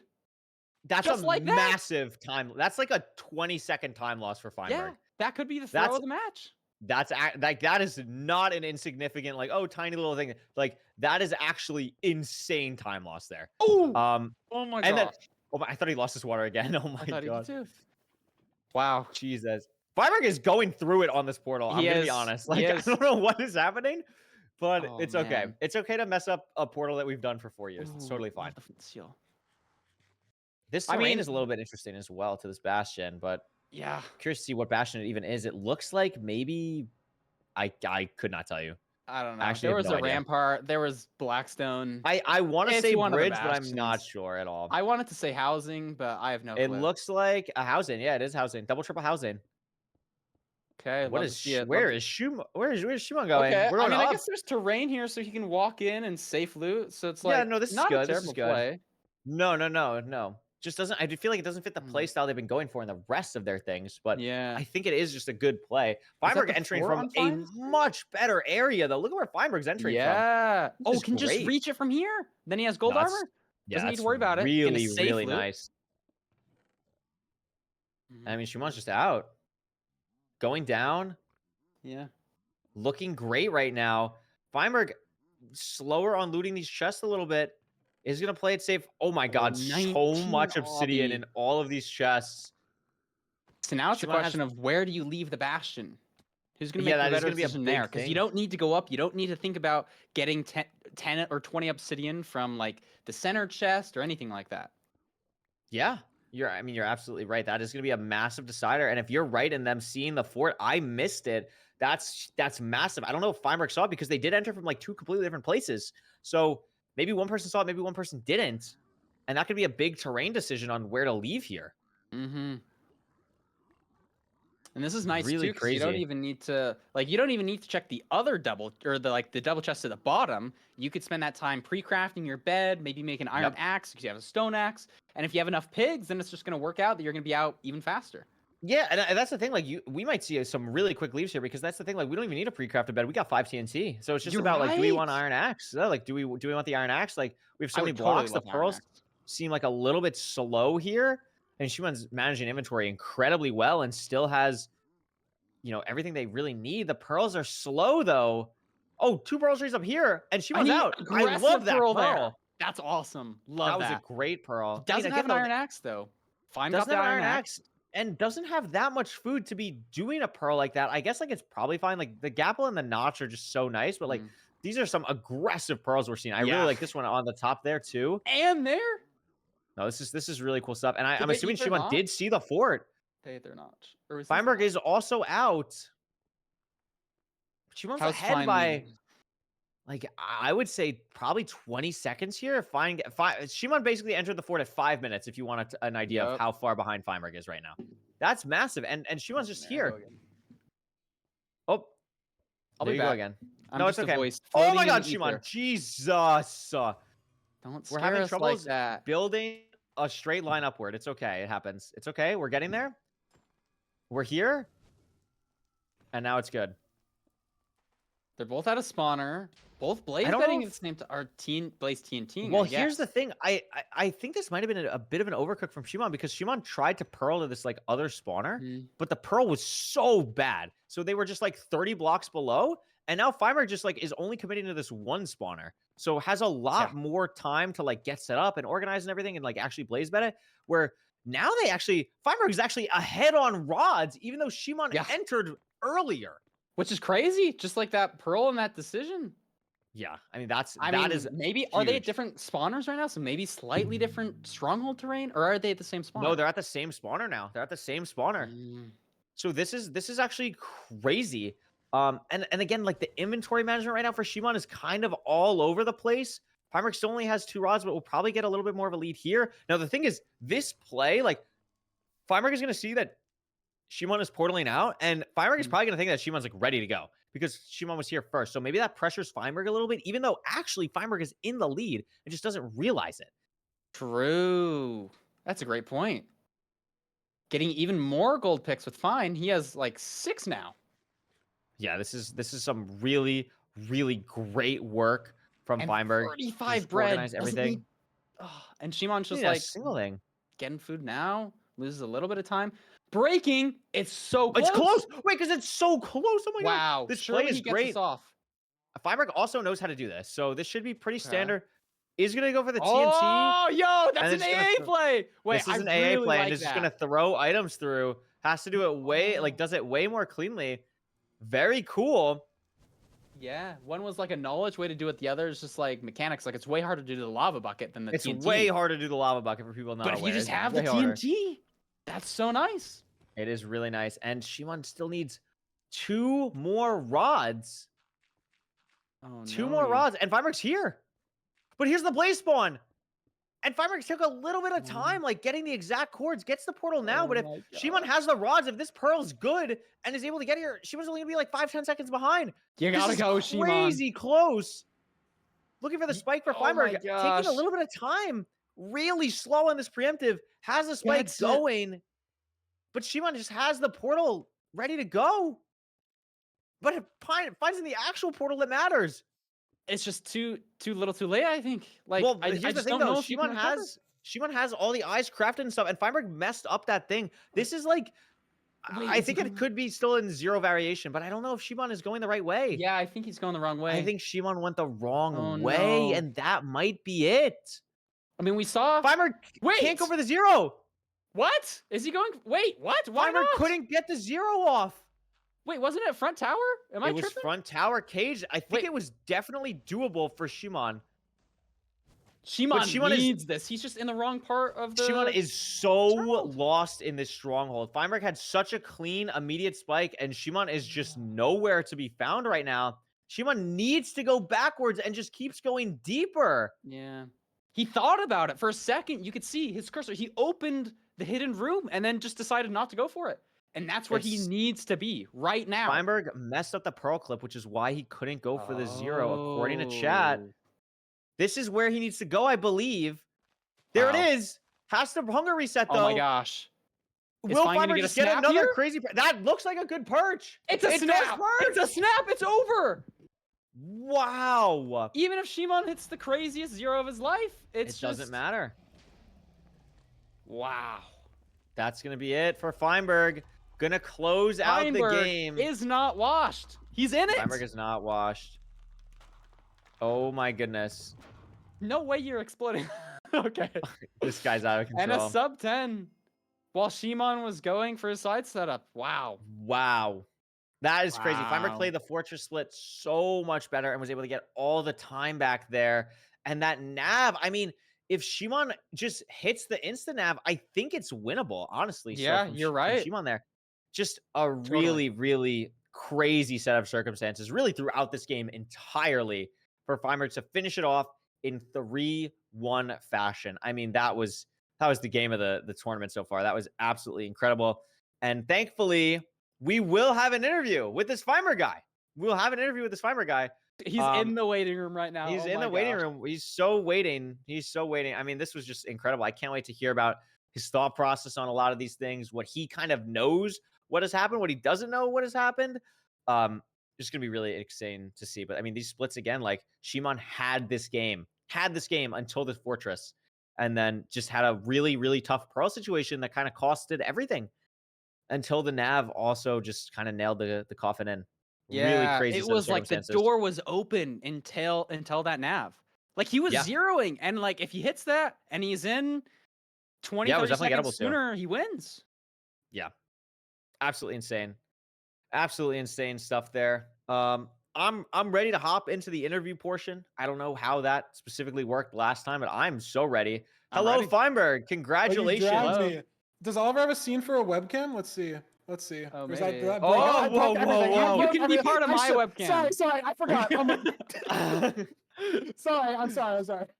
No, it's okay. We got you. You're hitting like the You're good. sleigh pose right now. It's kind of baller. It's good. Um, It's good. Yeah. What? So okay. So how much do you know of what was going on in these games? Because there was some crazy decision making on both sides. I mean, like, how do you feel? How does it feel? Actually, stupid question for me. How does it feel being back playing? How does it feel being on the other side Yeah. of this? Well, you say back. I never really was in playoffs, but all I'm saying is How I'm does it looking feel at the. being in like the premier tournament again? How does it feel? Yeah, I mean, because what back then it was like Method, King of the Hill, Method basically. or like GSA? Yeah, Method, GSA, ESI, but like Method's the one that sticks with me as like a 1v1 bracket. I guess there was that one GSA bracket. Didn't I beat Dylan in the finals? That's so crazy. Shout out Dylan. That's crazy. Shout out That guy Dylan for does getting to not- the finals. Shout We out love Dylan. We love Dylan. We love Dylan. Frick my camera. I'll be It's back. okay, Parker. It just takes a second to like heat up. I just like turn it off for half a second and turn it back on. I don't know, man. I will say that, like, dude, it was before the first seed. It was like 12:59, and Rocks. By the way, shout out Rocks, amazing ref. I'm in the booth. I'm like, dude, this is what we train these people with. Like, dude, Rocks made me feel like a freaking legend in the stage, bro. Go. Shout out Rocks. But dude, he was like, all right, your match is gonna start in about a minute. No joke, it was like 11. I was like, dude, like I'm gonna throw up in my chair. I knew it was bad. Like I know we ice people and it's like bad, like the Fulham segment and just like stuff in general like that. But dude, oh my god, the nerves were just like fucking Really? Now you know what it's like. But then, Now you like, know what it's like. I knew that. Okay, so like Shimon told me he went for a shipwreck on the 1st seed.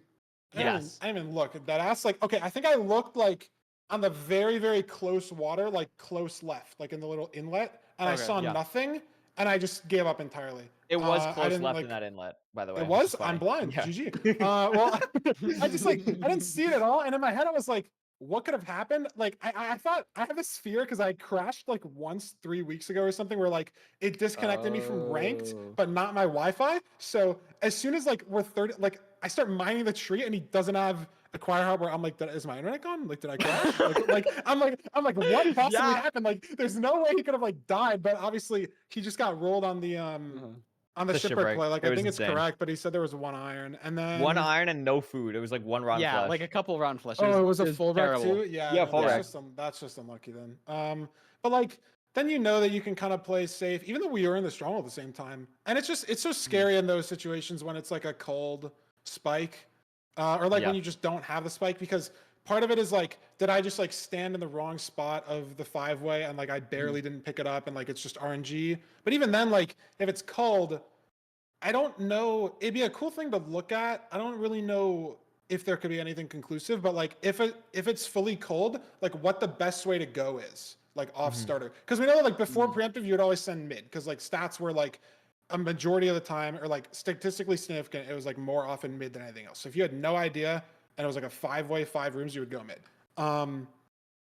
But like if it's cold, maybe like Y level changes, like maybe the side ones are better because they're more likely to be like behind and it's cold. It's just so scary because you kind of just run everywhere and then hope that you pick up the spike. And there's no like rhyme or reason to it. So like I went bottom left first and it whiffed. And like if he just gets in the stronghold later, runs mid first, gets the spike, it's just like GG, you know? And so that was kind of scary. What was seed 2? Seed 2 is the temple. The temple where Shimon blew himself up. I don't know what. Okay, I was like, why did he get the 2 other things way later? Something, I don't know. I was just bugging, but like, Yeah, a little oopsie. Yeah, that's okay. Dude, the gas lit me on fire. That was crazy. Oh my god. Oh yeah, that and was the Bastion. Yeah, like I heard the fireball and I was like, okay, it's gonna hit, but like maybe I'm gonna get hit. But I was like doing something. I should have like cared more about it. Like I knew it was gonna hit the wall. I just didn't think I was gonna get screwed. I was okay to take like a heart or something. No, you played the desert, but that was seed whatever. very well. And then oh my god, seed 3. Like I misplaced. It's just the piglin's fault. Like maybe I missed gold armor in the treasure or something. But like there's 2 piglins on my fucking spawner, and I don't know. Like I shouldn't misplace still, but like I zoned in so hard. I was just like I wasn't looking at what I was doing. I was looking at the piglin. And I was like autopiloting the build because I was like, I can't have this guy shoot me. Not only because it's like gonna mess up my building, but because I have no health and I'm on 4 hearts and I'm gonna die if he shoots me off. So I just like wasn't focused, and yeah, it sucks that there was like one obby trade like at the bottom, like where that one solo pig guy was, because I didn't even have to like mine the extra gold block, and then it was still so close. Would I've won if I killed the dragon? Was it like less than 10 seconds? Was that the You one know? No, where you would have won. died with the Yeah. red? No, Yeah. I also just like it's the nerves for sure, man. Because I was like, okay, he entered, but he did old Betsy, so I'm gonna assume that he choked 0. Like I'm not gonna assume that he like didn't go for 0 because I know Shimon's a really good player. So I was like, okay, I probably have to go for it, and it's gonna be hard. And I hit the pro clip, and I go, and it's just like no part of my head is like you shouldn't go for back 94 top setup when it's caged. Like you shouldn't do that. But I just wasn't thinking at all. I'm like, I have to hit the 0, and I'm up there, and then like. I finally realized I'm like the dragon's gonna hit me if I place the obby. Like I'm dead right now. Like I'm a full rotation behind, and I think I took like half a heart up there. You took a half a heart on the top of the tower that sealed it, and then like crafting the iron pants was so smart. But we were saying like you don't know what like your micro health is. Like I know, and I needed to send that 4th bed because I'm not killing it with the axe. Like I'm either gonna bed there or I'm gonna bed on the ground, and it's like the same thing. Like technically, if you bed on the ground and the dragon dies, but then you die, it's like it's better when you're running back, I guess, because like the dragon's dead when you go back to the end. I don't know. Like I was just like I gotta do the 4th bed. If I if I don't take the half heart, it's good. If I do, like life sucks. But no, I would have needed to probably axe the dragon also, so maybe it would have been really close, right? Yeah, because I don't think that bed didn't kill the dragon. And then Shimon was like his last bed, he was on 1 heart or half a heart too, and had to axe the dragon too. Like it was crazy. so I saw close. he got free It was the so end, and I was scary. like, oh my god, that was good. And then what was this 4th seed? We just played a desert temple again. 4th seed desert temple. I mean, Shimon, like, what is the ghost? You ghost water? That was insane. Shimon also didn't play village, which we thought was interesting.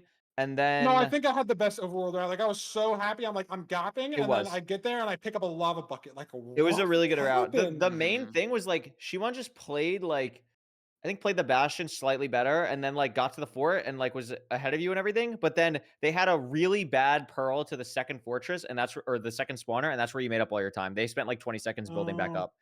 I thought it was maybe like something to do with the portal break, because I'll be honest, I don't know how to do that thing. Like I guarantee you I could like pick it up, but like where you jump 8 times and like click on the 8th time, I've never done it, so I'm not going to do it in playoffs. So I was like damn, like I'm gonna have to. The TNT play was awesome. Yeah, no, the TNT. Like, I'm used to doing the TNT because I obviously it just happens a lot in AA. Like especially with new versions too. Like you need to do it every run for getting on the nether roof and like linking correctly. So it was just like so second nature. I was like, all right, I'm gonna blow up the portal. It's perfect. And then my pearl down was good. I kind of bugged out on cords a little bit, but I don't know. I could have went for the 0. I don't know.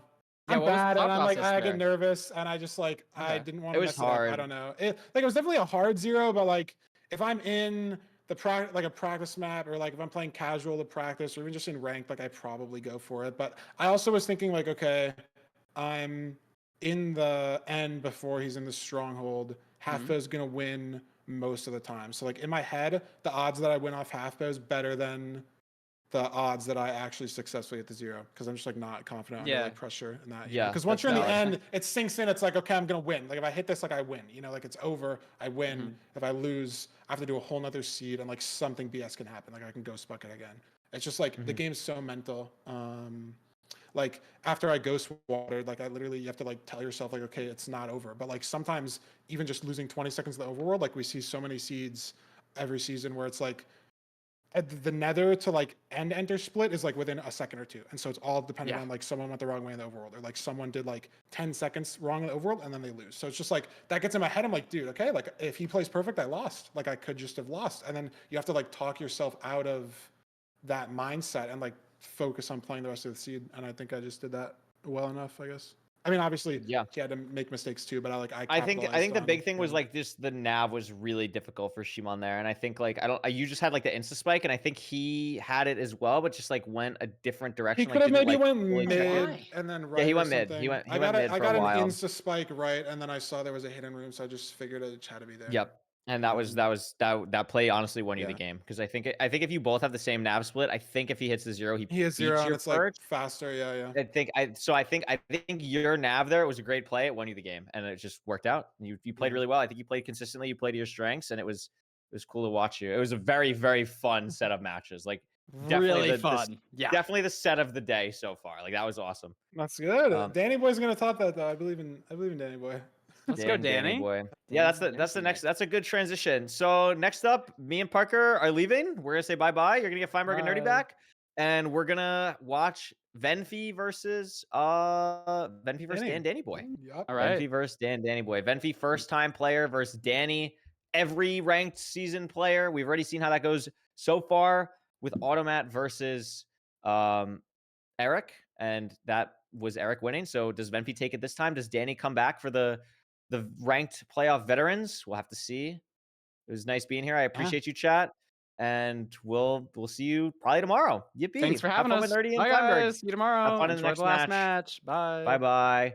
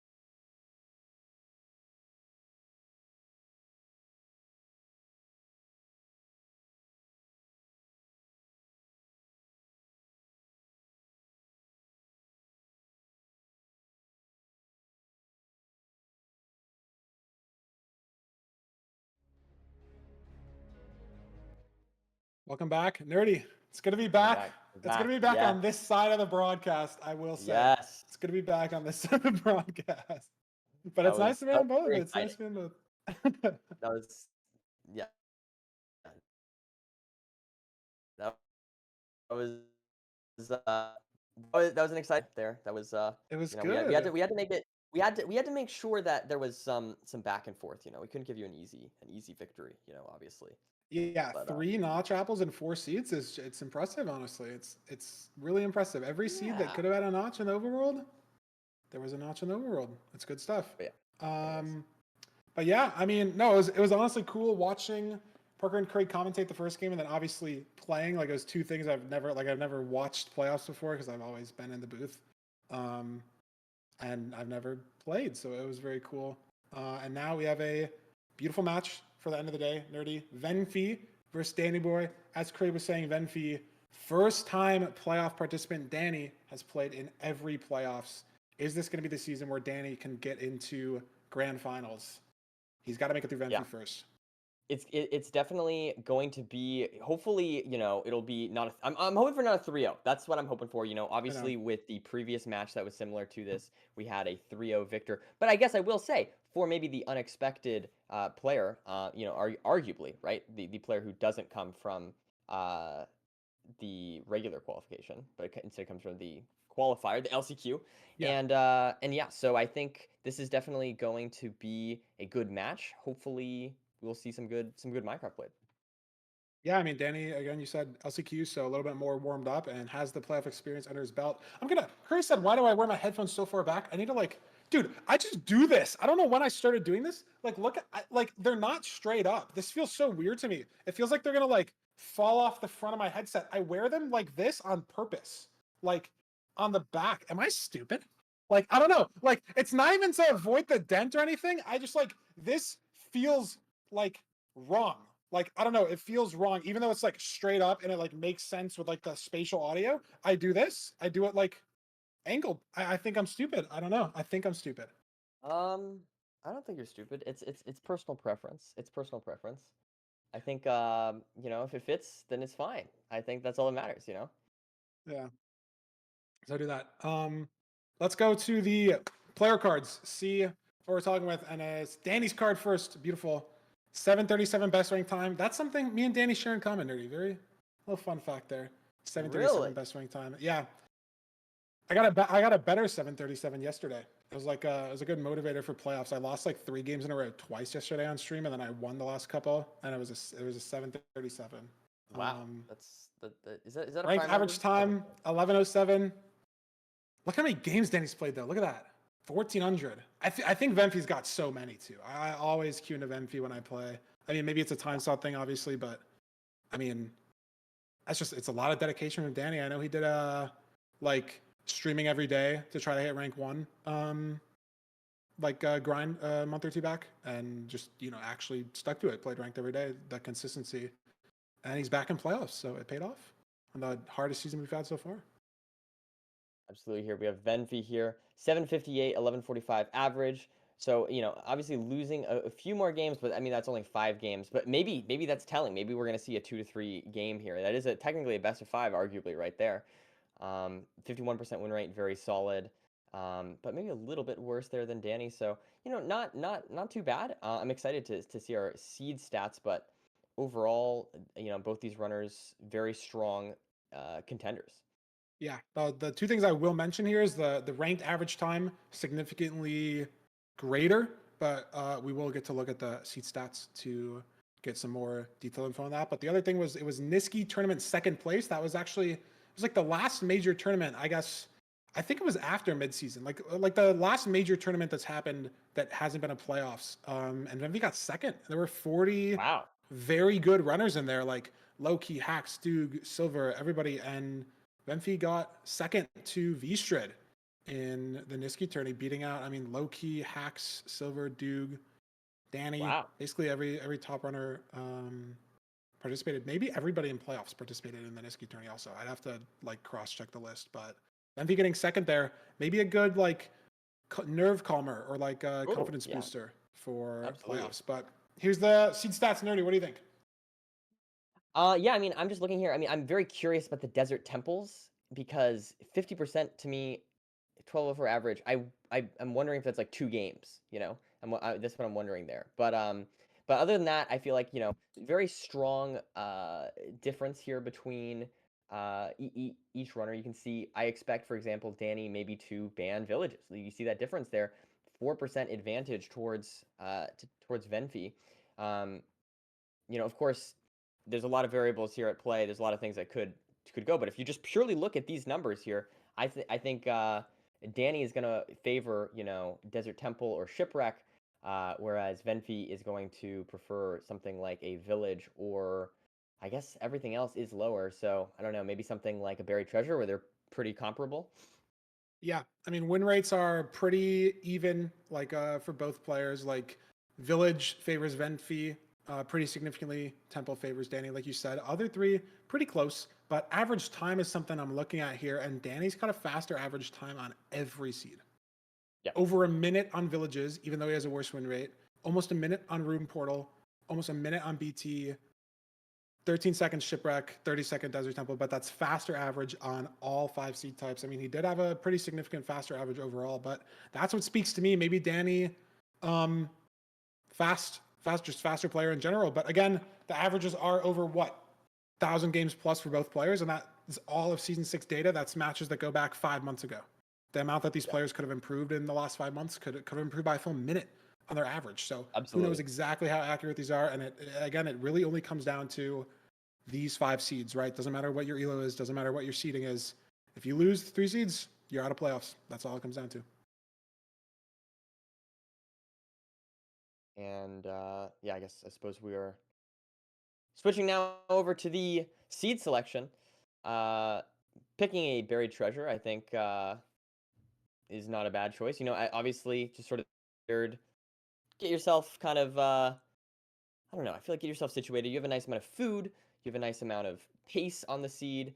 Also, Danny here choosing to ban Rune Portal. Maybe not wanting to play those low food or maybe super fast seeds immediately. Venfi choosing Desert Temple, maybe trying to avoid sort of the, I guess, randomness and variance that would come from that pick. Yeah. Overall. Honestly, it's interesting to me that Danny bans Rune Portal because I was talking with Silver. I played a couple of casual games with Silver before I played today while I was watching Tutor Rule and Budgie play. And I asked Silver, I was like, what should I ban? Because I've never been in this situation. Like I've commentated over pick bans maybe 100 times, but I've never done it. And I asked Silver, and the one thing that he said that I really agree with is Rune Portal is like the safest seed, in my opinion. If you think you're just better than your opponent, especially in the Nether, because you think about it, every other seed type, Shipwreck and Buried Treasure, you can go to the wrong ravine. Desert Temple and Village, there's a very rare chance that the lava pool doesn't generate for you, or like you don't see gravel in a cave that somebody else sees, or you blow up the TNT in a different spot in the temple and there's flint on the other side, like the explosion RNG. So Rune Portals are like the only seed that enters in front of you. The chest is right there. Like I guess I say that, and then Shimon went for a Shipwreck in my Rune Portal seed today and it screwed him over, but like a vast majority of the time over every other seed type, you really can't lose more than like 10 seconds in a Rune Portal overworld. Like it's just, the enter's right there, food's pretty visible, and it puts you on even ground going into the Nether. And if you think you're a better player and you're confident in yourself, I like picking Rune Portals because of that, I guess. Or I like the idea, obviously, of picking Rune Portals because of that, because it just lets your Nether skill be expressed fully, right? Like you're not trying to battle back from a 30-second, 40-second time loss from a ravine or a 2x1 portal, like being 1 deep, weird lava, stuff like that. So going off that, do you think this is a lack of confidence from Danny here choosing the RP? I mean, I don't know. That again, that's just my opinion. Right? I mean, it's Silver's opinion, and I agree with it more so. Like Silver is who told me today. And a reason to ban Rune Portal could also just be a low food situation. Like maybe Danny really doesn't want to play low food, or really doesn't want to play like 2 iron seeds when you enter, because we've seen that with Rune Portals. today, yesterday, just in general, like you're not guaranteed 3 iron. You're guaranteed the enter and you're guaranteed 2 iron, but you're not necessarily guaranteed 3. So rune portal seeds can be really ugly sometimes. Most of the time they're not. Sometimes you get a gold axe, looting sword, fire aspect, 6 iron, whatever. But sometimes they're ugly, and maybe Danny just wants to avoid that. He wants to give himself some resources into the nether. Maybe he can use those more wisely. I don't know. And here we are. We are off into the seed here. As you can see, both runners finding the BT, maybe a couple seconds ahead there for Danny, but honestly, that could just be stream delay. We have 13 iron and 9 gold. What are you crafting here, Feinberg? The classic Shears play. I mean, the only thing that is a little different here is potentially using the 2 spare sticks that you have from this, because obviously for planks, 8 sticks, you make iron tools, that's 6. Maybe you pre-craft a gold pick. Genuinely might be the move. It's weird because every gold that you trade over your opponent is a chance to get the 20th obsidian or the 5th bed or the 3rd pearl trade that you need. But having the gold pick, like 0 pearl clip is so much easier. Terrain is so much easier. You get extra blocks. And in a seed like this, I mean, you have shears, but it's just nice. Bastion routes are faster too. So it's an arguable decision to craft an extra gold pick. I don't really know if I would have done it in the situation, but it's just the one thing that you kind of really think about in an overworld like this. As we see here now, Danny entering the nether. It looks like just finding the ravine a little bit faster there, committing a little bit earlier to the correct direction. Meanwhile, Venfi kind of boating around here. It looks like finally heading towards the ravine there, now giving him probably, 20-second lead even potentially. Yeah, big lead for Danny here. Definitely a huge start here for Danny Boy enjoyers. Yeah, huge lead. The one thing I will say, Danny did like FNS himself in the portal on accident. He did take some fire damage, so it was a little slower than he wanted to, and he's going to be a little more down on food compared to Venfi. Shouldn't matter too much. 5 COD will get you through a lot, and if you have to hunger reset in the stronghold, it's okay. But that's the one sort of mistake that I'd say Danny made in the overworld. A lot less punishing than Venfi heading towards the wrong ravine, as Danny's very ahead here. Yeah, we have lots of a little skeleton there for Danny to deal with. Meanwhile, Venfi is, maybe slowly catching up here behind in the Crimson, now entering the Soul Sand Valley. It's pretty far Bastion. Yeah, very far for a ranked seed. Danny does spot a good terrain up here, and it's going to be interesting to see if Venfi can make up any time on this terrain, because it is very far, right? A lot of skill expression in actually getting there could be a better path that Venfi could take. We have a Bridge Bastion here with a left triple, so definitely expecting to see probably just standard DK route here from Danny and Venfi as well. It looks like Danny's going to take this lower terrain here to get to the Chalice, maybe having to invest some blocks here rather than maybe he could have gone a different direction. We'll have to see if maybe Venfi goes. Wow, nice block clutch from Danny. Or like extender, I don't know what to call that. I know what you meant. Yes, yeah, good stuff. He dodged the Hoglin. Yes, it was very good. Little awkward on this Chalice here, like on a tree. But should be fine. Venfi taking this lower terrain as well. It's fine that they're investing the blocks, because if you look at Danny, he still has 21 blocks. And the important thing that Danny has here, I'm not sure if Venfi does, Danny has hard blocks. And it's very important for routes like DK, routes like Crack Smoker, not necessarily routes like Jason, but those two specifically, because you're blocking off lava with your blocks. And leaves, especially over wood, over any other flammable block, burn so fast that I've lost seeds. Everyone's probably lost seeds, or 1 seeds, obviously, if you're on the other side, to the leaves just insta-burning. Like, you'll watch Danny here, and he builds with the netherrack. It's perfect play. No chance for that to burn at all. No chance for any of the piglins to get lost or for him to die. Yeah, excellent stuff there from Danny. Fortunately, though, falling a little bit. not necessarily the best play, I suppose, there. We have Venfi here, though, having to, like you said, use those. It's the leaves, and most of the time, it won't mess you up. The lava does drain pretty fast, but it's possible, right? And Danny having those hard blocks fully removes that chance that anything messes up. But Venfi not punished for leaves. We get lots of pigs here for Danny. A little Hoglin, but man, lots of guys here for both runners. Slightly different piglin holes here, but nonetheless, the routes are going. Yeah. I don't think that should make too much of a difference. I think the piglin hole is just like personal preference. Like, I mean, you can argue that like if you go farther, maybe when there's more pigs on you, you only have to dig one block. You have more time to like drop some gold. Like this close hole, you could get overwhelmed potentially. There's a lot of pigs on you, but it's such a minor time loss or time save because you're at the triple chest either way. Like you're at the top. It's not like a route where you trade at the stairs, so shouldn't really matter in this seed. Wow. Oh, Venfi, that's so bad. Triggered Pearl Hang on accident. Was trying to Pearl Hang to the fort. Triggered the Pearl Hang. No. Needs to go back to the trades now. That's food loss and time loss. Big mistake from Venfi here. Yeah, that's not good at all. Meanwhile, Danny though just slowly getting the stuff, filling up his inventory with nether brick in order to. That's interesting. Yeah. It's good. I mean, if you know you have two Then the stacks of junk. string, you have 2 stacks of Yeah. pearls. It's the only thing you're trying to grab. I like the play from Danny. He keeps his inventory crystal clear right now for heading to the fort. Oh my God, Venfi, what is this pearl? Oh no. No. Oh, that pearl. Oh, Did saves that fall barely. down? Yeah, No. it's good. It was a good pearl recovery there, but it's just a lot of time loss. As you can see, Danny's already at the spawner. Lava pearls so punishing. Well, and as you mentioned as well, it's potentially a lot of food loss too. I mean, Yeah. 3 cod. I'm not sure how much Danny has, but could definitely be a difference here in the 2 runners is the food usage. Yeah. Not sure on Danny's food situation. Could potentially have no food. Ooh, Not yeah, in his that's offhand. I definitely don't know if possible. Danny offhands food or not, but I'd imagine he would be eating food at 4 hearts at a spawner. Yeah.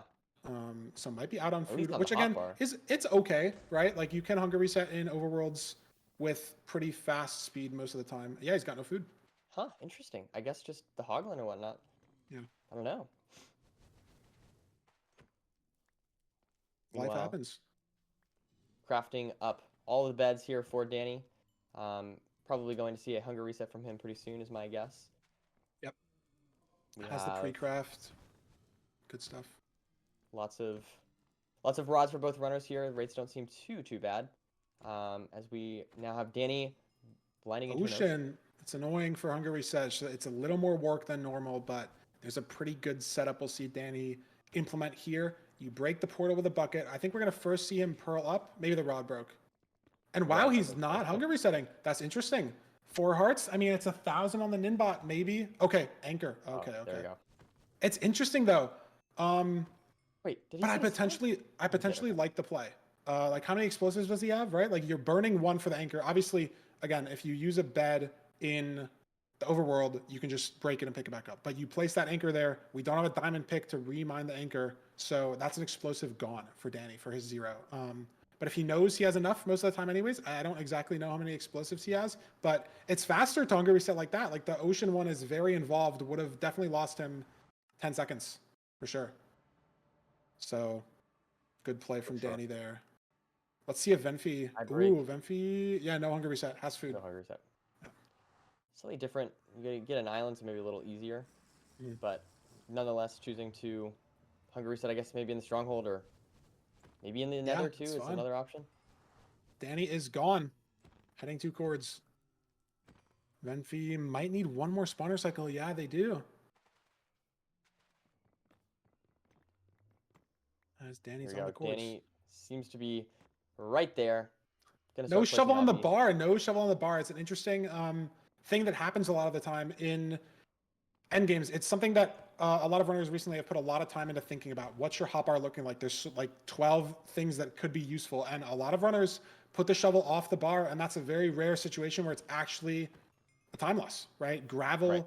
on your portal, like especially in a Crimson, right? Like if you're in a Soul Sand Valley, maybe you'll keep the shovel on the bar for the Soul Sand. But when you're in a Crimson, you're not expecting to mine something with your shovel. And then you're in the Stronghold, there's going to be nothing to mine with your shovel. And then in the end, there's nothing to mine with your shovel. So it makes sense that he had it off his hotbar, but it was a rare time loss for Danny there as he's struggling with the nav. No, that definitely is interesting. I thought it was a mistake, but now that you bring it up, yeah, I guess saving like specific hotbars does seem like a good idea. I know Silver likes to use a different hotbar There's slot, but the here we go. We have reset. Danny in the Yeah. in the portal. Yep. And it was very smart there from Danny. He took a couple hits from a silverfish on purpose to get to 2.5 hearts, so he only had to throw 1 pearl to hunger reset, which could be important. He has 5, so it's fine, but if this was a 0-eye, he had a pearl clip, it could have been a breakpoint. And Venfi's still waiting for another rod. As long as Danny doesn't die here, he might run away with the seed. Going for the 0. Ooh, is this 97 or 100? This is 97. It's scary, Danny. Sidestep is okay. He should be there in time. No, he's not. He's going to Floating back down. away. That was the rotation. It's good awareness there, knowing that you're in danger. Again, Venthy has the Looked a shovel on the little bar. hesitant. Looked maybe a little hesitant there to me, but not fully sending it early on. I guess it Yeah. seemed like just not fully committing to the bridging and whatnot, but still able to at least get into the end. Now going to go for the half bow. This is scary, and though, I we'll think. see. Venthy is not going the same way that Danny was going. I was going to say Ooh. Venthy got a really nice pure spike. And maybe it's going to get it off this right side, saving a lot of time on the nav, though. If Venthy goes here, yeah, that's it. Wow. And so it's scary for Danny now, because the 0 is hard, but Danny didn't have the best pearl up to the tower. So very hittable for Venthy. Venthy has 2 pearls, though, and it's back. Wait, maybe not hittable for Venthy. Danny's saving more pearls throughout the nether. Is that a perch as well for Danny? Could benefit him. Might be a perch anyways. Yep. There it is. Good call, Nerdy. So, not going to matter either way, but as long as no big choke here, Danny's going to take seed 1.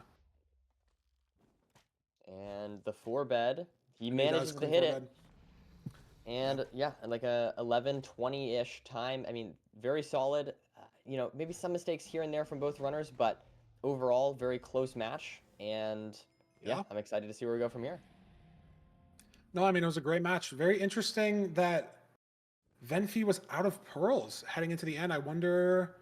Oh, it was because, remember, Venthy had to throw like 3 pearls at the side of the fort because he threw one straight up and then had to re-clutch and had a lava pearl too. That's where they all went, 100%. And that would have been a break point for 0 if it ended up mattering. So, mistake that had compounding issues there. But yeah, honestly, that mistake there, you could argue that like that is the reason what cost the seed, right? Like if that mistake didn't happen, I think there's an argument that Venthy wins that seed. Exactly, like you can 0 there. People in chat also saying Venthy dropped a rod off the spawner, which would make sense considering Venthy lost a minute and a half in the fort. Yeah, I missed it too. We'll have to see that in the full analysis. Yes. Clutch it up. Exactly. But yeah, no, Venthy missed the pearl hang as well too. There were so many misthrown pearls for Venthy, and the break point for the seed, the amount of pearls that were available in the seed, heavily benefited Danny in that case, being able to enter the end with 5 pearls instead of 2, and didn't allow Venthy to catch up on that 0 if the seed was just a little bit closer. Very, very intense, very close, very exciting first match. I'm ready to see what seed we pick for seed 2. What do we even have available? We banned Rune Portal, we banned Desert Temple, we picked BT? Shipwreck. Nice. It's a 50-50. It's not that impressive. It was a good guess. It was a good guess. I mean, Venthy banned Desert Temple, Village, very similar vibes, right? Like I played a Desert Temple seed last match, and there was a village there also, right? Like it's. I don't know.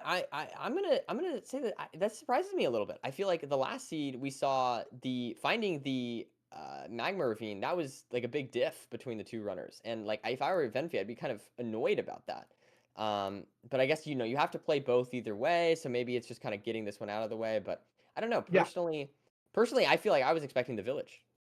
No, that's fair. I mean, a lot of the game is momentum, right? So if Venthy doesn't find the ravine again on the shipwreck seed, could just fully crater the mental, right? Like knowing you're entering the nether 30 seconds later, like you can start thinking to yourself, like, maybe I lost already, right? If Danny plays perfectly, if my opponent plays perfectly, I can't make up the time. Like people are so good nowadays that they're not going to make 30 seconds of mistakes on most seeds. So could potentially fully crater the mental. But if Venthy finds the ravine, Danny also could miss it. Or if it's just even, I don't know. Again, Nerdy, like you said, you have to play both seeds either way. So could just be, I don't know, pick, maybe doesn't matter as much as we are giving it credit for. We're thinking more than they are kind of thing. Yeah, it's definitely possible.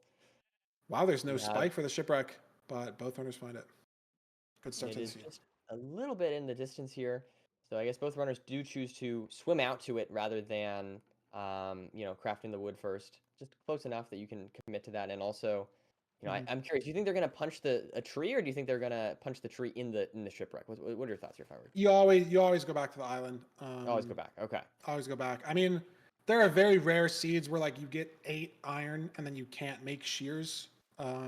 Sure. Yeah. And so then there's a little bit more of an argument for the boat, but then you only have a wood axe, right? You have a stone axe when you're on the island. Yep. Like here, it's going to be shears, iron axe, iron Look at that. pickaxe, wood shovel. It's just basically always correct to go back. Even honestly, even I think if the magma ravine is on the shipwreck, I would still swim back. Wow. Okay. Okay. Fair enough. Yeah.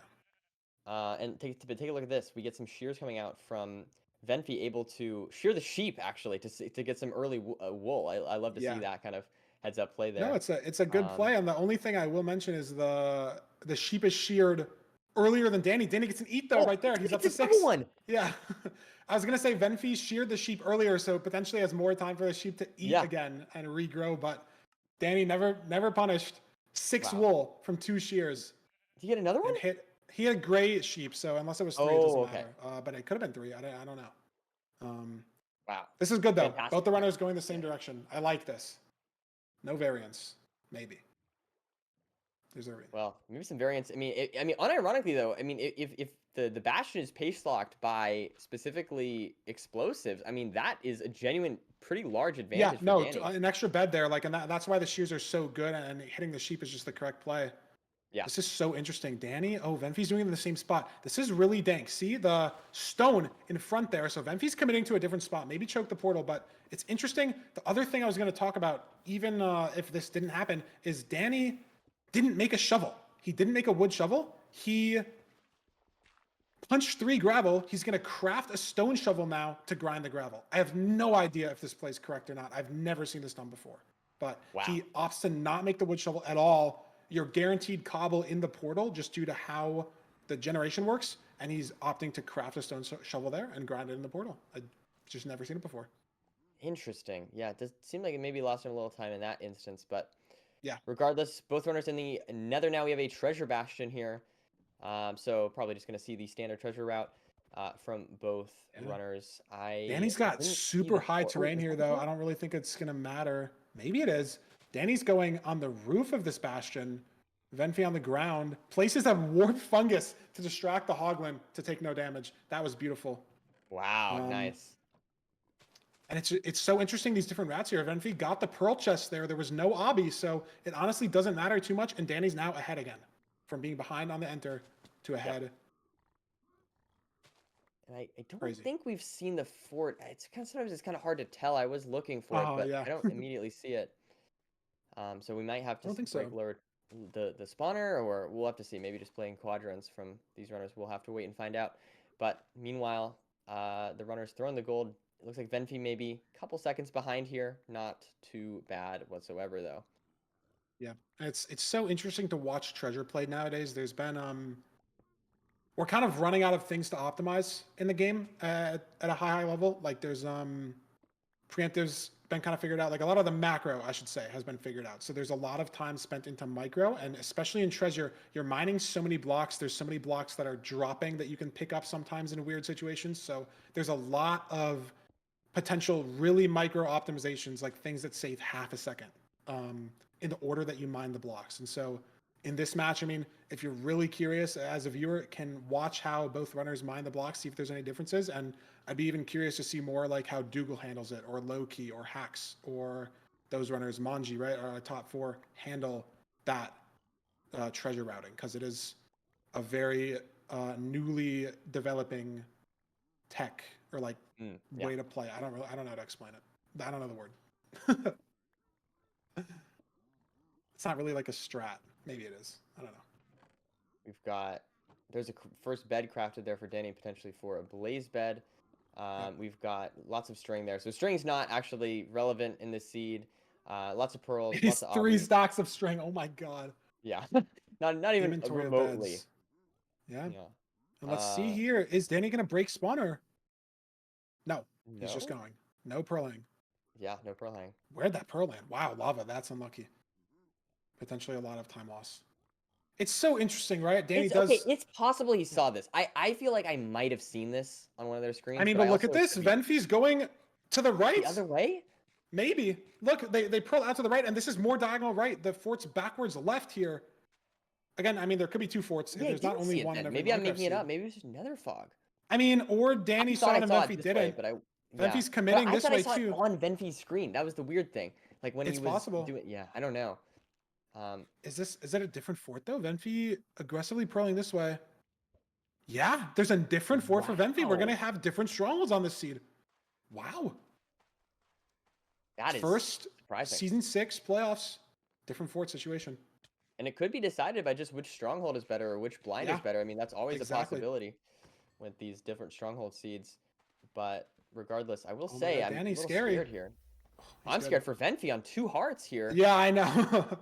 Danny got spawned like 4 blazes in him as I was watching too. Both runners in a precarious situation, but yeah, it's gonna be so interesting, Nerdy, to see. Like, I mean, if the terrain's just better. The thing that I notice right now is Danny is in a basalt, right? Like it's pretty open, but if the terrain makes him dig through this basalt, that could be like a minute of time loss.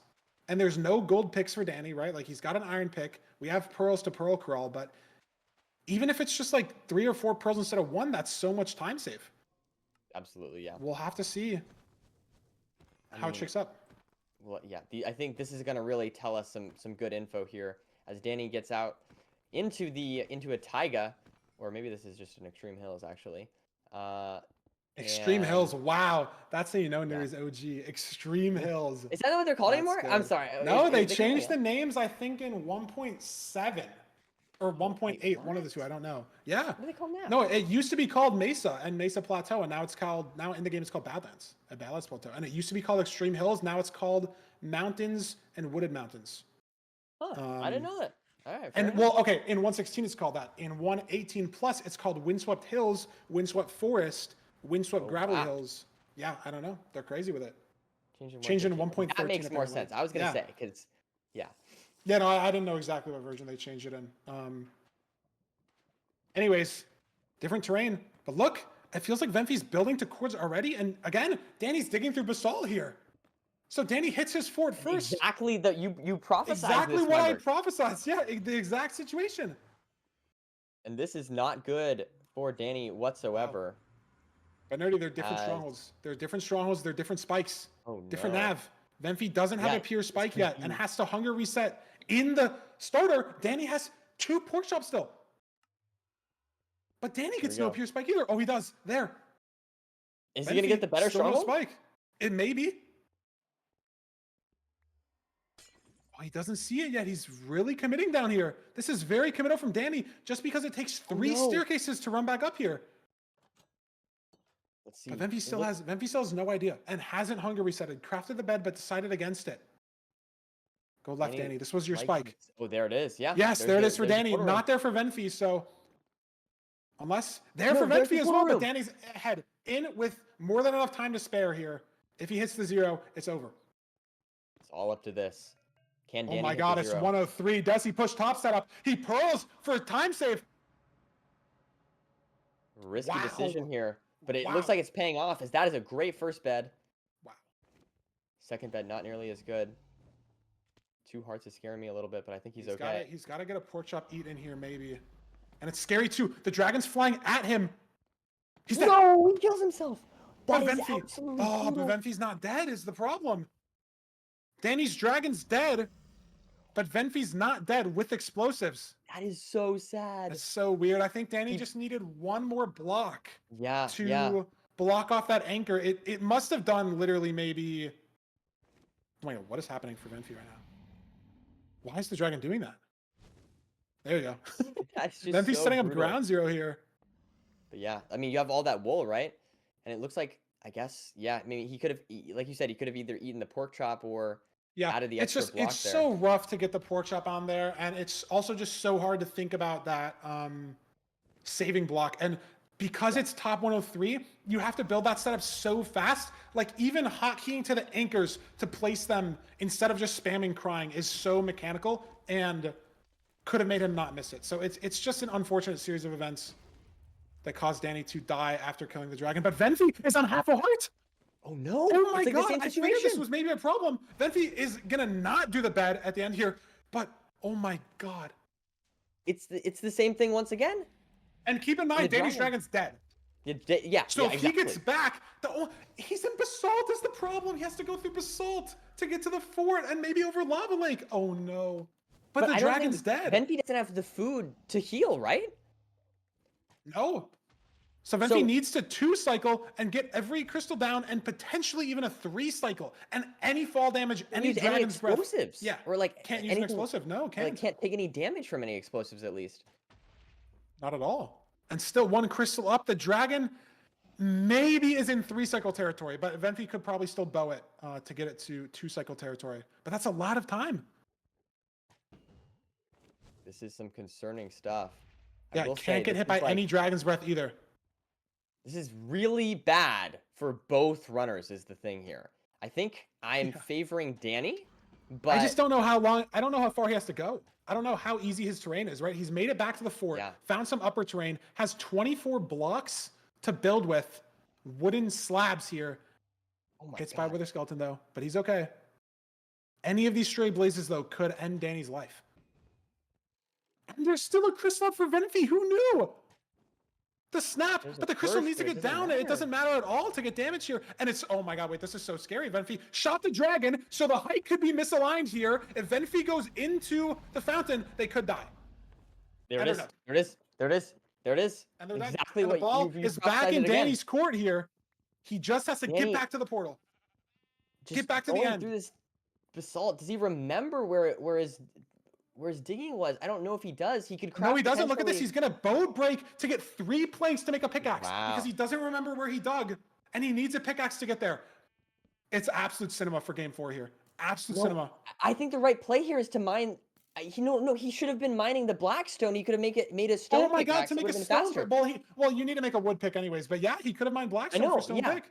That's a good. That's what I'm saying. Like, I didn't even think about that at all. It's so hard to think of that in this situation. Oh my god, Lava Danny. This is so terrifying. I think he's on cords, and surely soon he finds his hole, right? Like, oh, there's the obby. Oh, wow. Okay. That's reassuring there for Danny. I mean, he just needs to run. Now, I don't remember. Does he need to pearl or anything? That's the only thing, right? Like, if he needs to pearl in, but he's got 24, 25 blocks, 27 blocks. Okay. So it'd have to be really bad for him to not be able to get to the island. And now he's good. Fine. 0 blocks needed. The dragon is dead. And that is game. Yeah, Venfi can't get back in time. Danny's dragon death animation. Sub 14 with a full death and run back. Wow, what a phenomenal. Again, the timer doesn't matter. Danny has started playing without a timer recently. There's no timer on his screen. It doesn't matter, Nerdy. As long as you're in the fountain, trigger the credits before the other player. Doesn't matter if it's 7 minutes, 13 minutes, 30 minutes. That is true. You want to see that is very true. And Danny's up 2-0. Phenomenal stuff there. What an exciting match there. Bit of chaos in the end for both runners, but Danny able to, I mean, I will say, credit to Danny. That is a hard situation to be in mentally, in a high stake situation like this, being able to, stay calm, just do what you need to do and eventually, take the W at the end of the day. Yeah, the skill, to run it back and know exactly, what you need, right? Like grabbing a little bit of wood for blocks to get there, making sure you can craft a pickaxe, right? Like all those things, because if Venfi didn't die, it could have been very, very close, right? So every second there that Danny can get back faster could have won him the game. And it did at the end of the day. Danny takes a 2-0 lead. Excellent stuff here as we wait for the next match here. Or I think we're sending it over to Fulham analysis. The Fulham analysis, yep. Yes. And Fulham is ready, so we will send it over to Fulham, break down the mistakes that Venfi made, the mistakes that Danny made, and who we think is going to take game 3. We'll see you guys back here in the booth in a few minutes.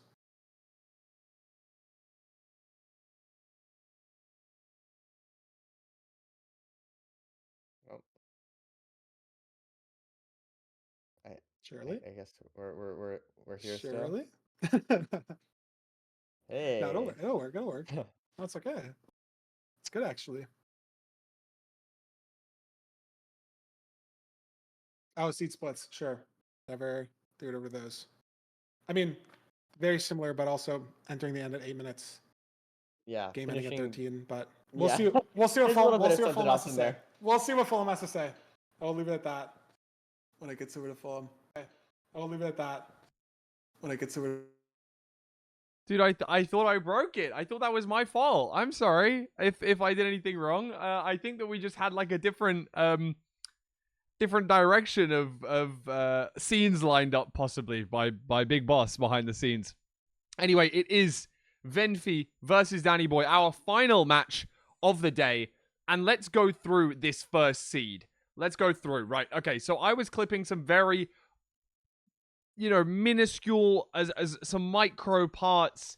And of course, let's have a look at this very first nether portal from Danny.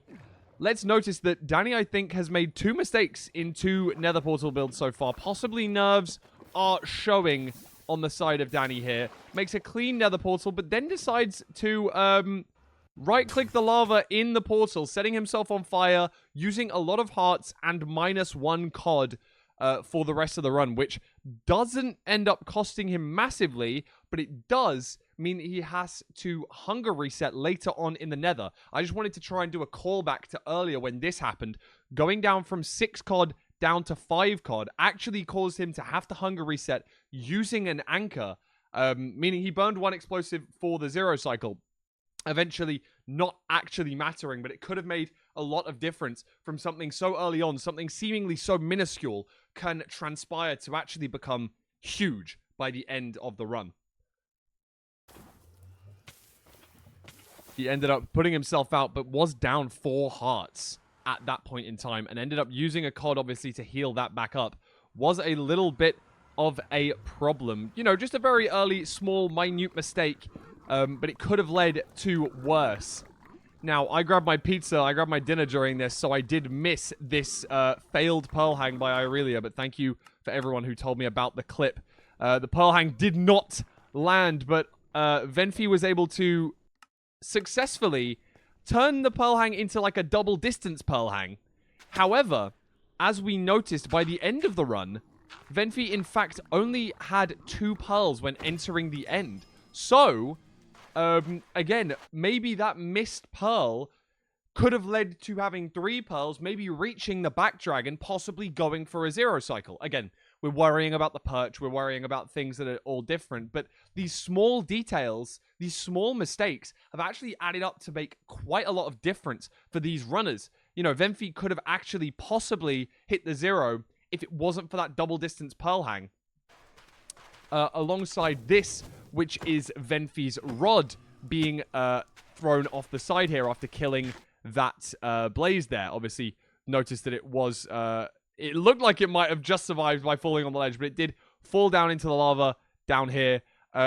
This, of course, meant Venfi had to wait for so much longer at this spawner, allowing Danny to take a substantial lead into the end and go for this 0 cycle in seed number 1. Sorry, attempt at a 0 cycle. Was going very high on a back 97. Obviously, top setup, very difficult on back 97. He did decide to bail out, which in this case was the correct play, but could have made all the difference, let's say, if Venfi did have a spare pearl or 2, possibly going for the 0 cycle himself.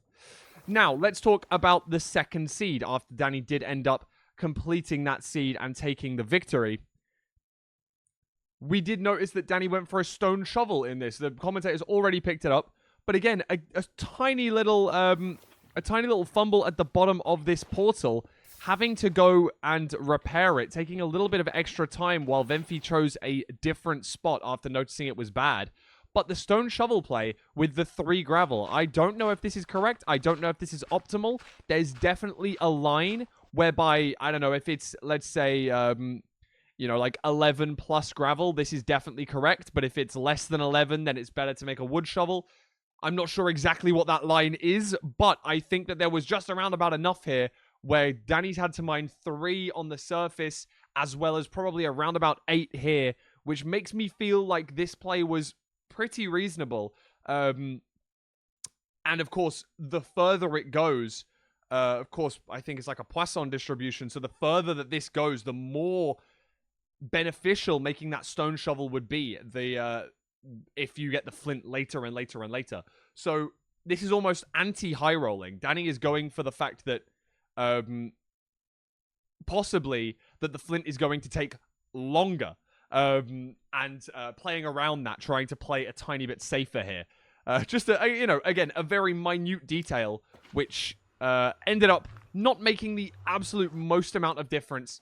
But both of these nethers, Danny has had to enter on a slightly less optimal portal and no lava bucket. Just two small things to notice. And now, of course, the commentators did pick up on them. Arguably the most important thing of this seed, before obviously the end, that both of these runners headed to different fortresses. Danny with a few unfortunate pearls, losing him a good amount of time, having to build up from the lava.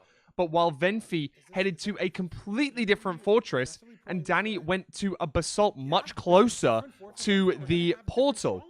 And that meant that these runners ended up in different strongholds, and that caused a lot of change towards the end. As we notice here, Venfi enters the nether on the second portal, pearls once, and then cranks the... pearls twice, and then is able to, as you can see, checking the position as much as they can, updating his Ninja Brain bot frequently because of how close this second portal is actually going to be. Notice he's he enters the enters the stronghold within 30 or 40 seconds of coming back from the overworld. Really, really quick end game to get into that stronghold from Venfi. The proximity of that stronghold much better, and the terrain to get there much better, whereas Danny had to dig through a wall. But Danny's dig through a wall did allow him to enter the end first. And let's have a look at his zero cycle. Unfortunately, even after cranking so high on this tower, building really well, wasn't 100% prepared. Obviously, really tall tower, very difficult to navigate your hotbar into all the right spots when you're setupless here. And grabs the glowstone and the respawn anchors out a little bit late and doesn't place a block in front. Needs to get the anchor off, and sadly, with no healing from the food, even though he does have food on him, gets the dragon kill, but does die in the process. Meaning that we did have a run back. And after about 5 seconds of consoling and taking a little moment to himself to breathe, I like the fact that he's done this here. Just takes a second here. And then gets back into it. Punches some logs, gets going. And even though I think that the pickaxe play possibly was a little bit peculiar, obviously the commentators did pick up on the fact that he could have made a stone pickaxe. He played it really well and got back into the end. Fortunate, of course, that Venfi had this situation, was on such low HP after the ground zero, trying to hit this crystal as best as he can. But notice, during the, I know that Feinberg picked up on the fact that he did hit the dragon, so it could be a weird offset, but it wasn't the offset that ended up killing him. It was the dragon's breath. Now, the dragon is facing in this direction, coming out of the screen. Hence, here, as you can kind of just about see in this area, you've got some purple particles. The dragon's breath has come down in front of him, and you can see, I believe, like, I don't know what language this is, but to me, that looks like Irelia died to end a dragon with magic something. I think. So, in my opinion, at least, it looks like it's a dragon breath kill there. And of course, with the dragon facing this way, it does breathe out, obviously, into the fountain. And being on half a heart, that is going to cause a death for Venfi. Hence, allowing Danny, with the dragon already being dead from the zero cycle, to come back and win this second seed. Can Venfi come back, or will Danny Boy take it 3-0? Let's find out. If this is my last segment of the day, thank you all for being here. Make sure you show some love to Fine and to Nerdy in the booth. Thank you to Curry and Wreckrap as well for coming in and commentating the middle two matches. Yeah, hopefully I'm back, but if I'm not, thank you all for having me, and I will see you all very soon. Thank you, Fulham, as always. I mean, Nerdy, hopefully we get Fulham back after Game 4 for a Game 5. I think it's very possible that Venfi can run it back on these next two seeds. I mean, very like ugly end fight from both players. But looking at the splits from last seed, Venfi was within a few seconds entering the end, right? It just needs to clean up one or two small mistakes and we're there, right? Yeah, absolutely. I mean, it's 100% possible. I will say this is very reminiscent of earlier when we were talking about the LCQ player up 2-0 to the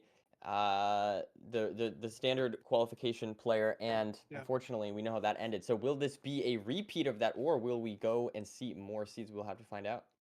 Yeah, I mean, Nerdy, you said you didn't want a 3-0. We're going to be sending it over to a village for our third seed. And if Venfi wins this, for Venfi to win, right, the best of 5, they need to win out all 3. So Danny's going to get 2 free picks for seed 4 and 5, whatever he wants to play. So a lot harder to climb back from a 2-0 down than potentially normally should be, right? Because Danny gets to, you know, pick what he's comfortable on every time, and Venfi needs to win all 3 seeds. But village, both runners find the lava pool. Like, should be a pretty consistent overworld. Should have a lot of food. Shouldn't have any deaths in the nether. Should be a clean seed 3. And I mean, I'm hoping Venfi can take at least one. And I think it's very possible, right? I've queued Venfi a lot on ladder. It's just, Venfi's a very scary player when they lock in. And I think they just maybe need to shake off the playoffs nerves a little bit. Again, this is their first playoffs. Danny's played in all of them. So it could simply be a nerve control thing. But maybe the first couple seeds have gotten Venfi, you know, more in the zone. We'll have to see. But if there's any time for them to lock in, this is the time. They're already down 2-0. Heading to our village. Absolutely. I mean, you know, there's nerves, there's the RNG, there's lots of things, you know, decision making, kind of risks that maybe don't work out. There's also, a bucket house. Stuff, right? Is that the line? Is that? Do they know? Is that the intended play? Oh no. No, there's a blacksmith. Oh my god. Okay. It's potentially time save though if they don't get 7 iron from the blacksmith here. There's a Plains Fisherman house. One of the rarest village houses to exist. Oh, and if there is a bucket, you don't need to kill the golem. It's possible. We'll see if either runner goes for it. It's not guaranteed. I don't know if they recognize it. I mean, they should, but we all know how the Toolsmith seed went last season, so yeah, you never know. These are things that I would get this. This is a very rare moment, but anyways. Nerdy was raised in 2020. Nerdy knows all about the villages. Oh yeah. The only one that gets me sometimes is the difference between the Flint house and the Toolsmith in the Taiga village. Taiga? Sometimes yeah. Get me, but... I'm not the best at snow either. I need to actually look at it. Like the diorite chimneys are sometimes leather workers and there's sometimes armorers, and it could matter.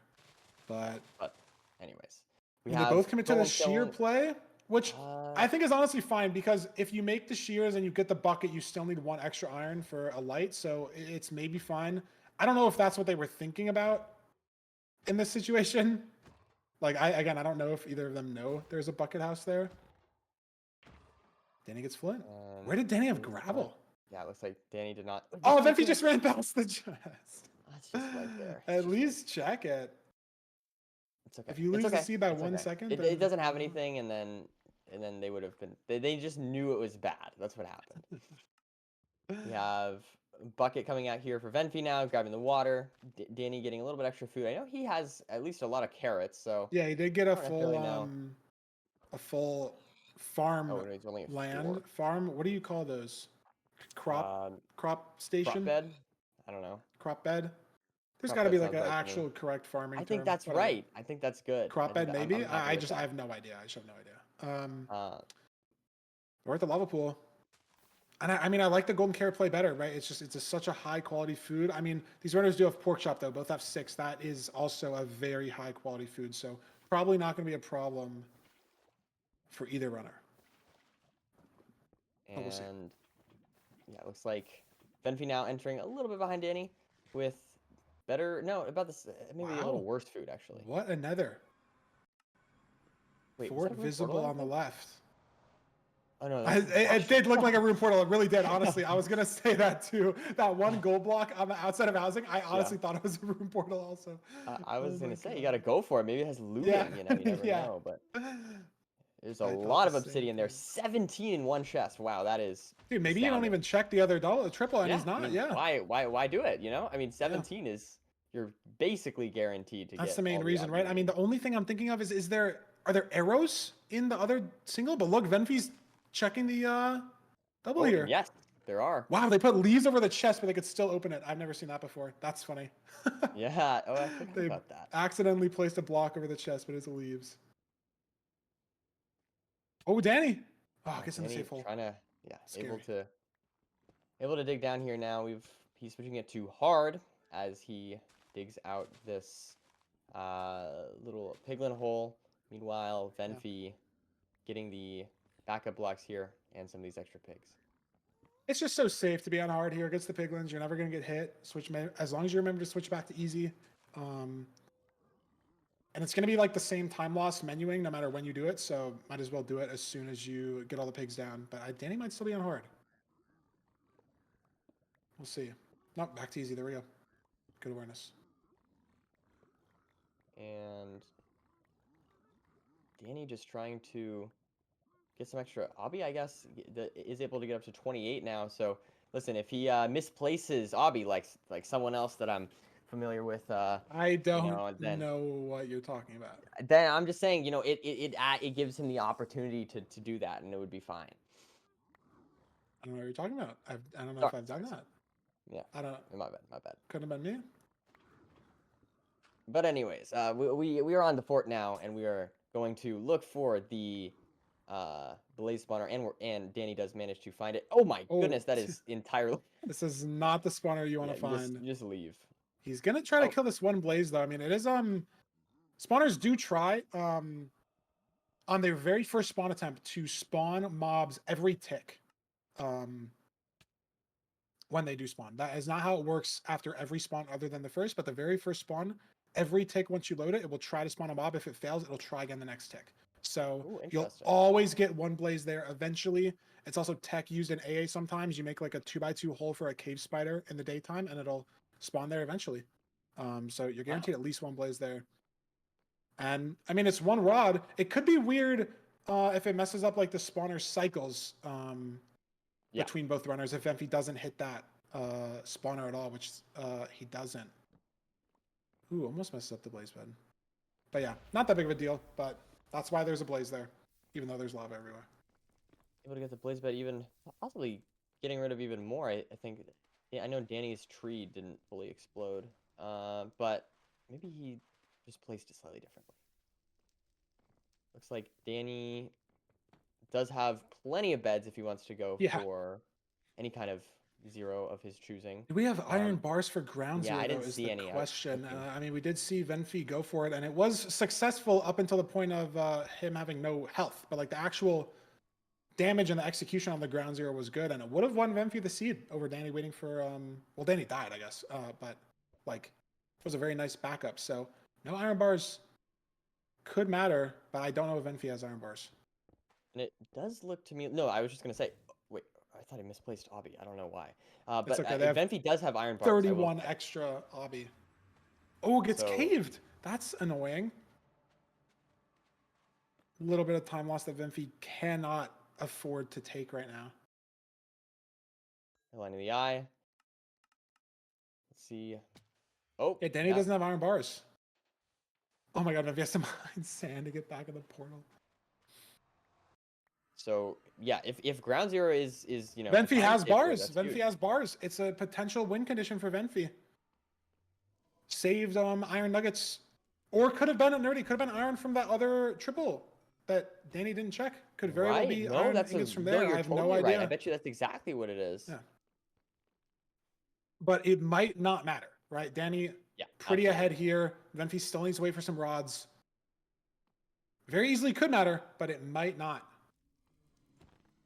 Danny gets a super slow perch. Yeah. He isn't able to hit the zero. That's kind of what Venfi's hoping for here. What is that piglin mad at? On the Venfi screen. It's a piglin running on top of the fort. What is he mad at? What? I have no idea. I don't know.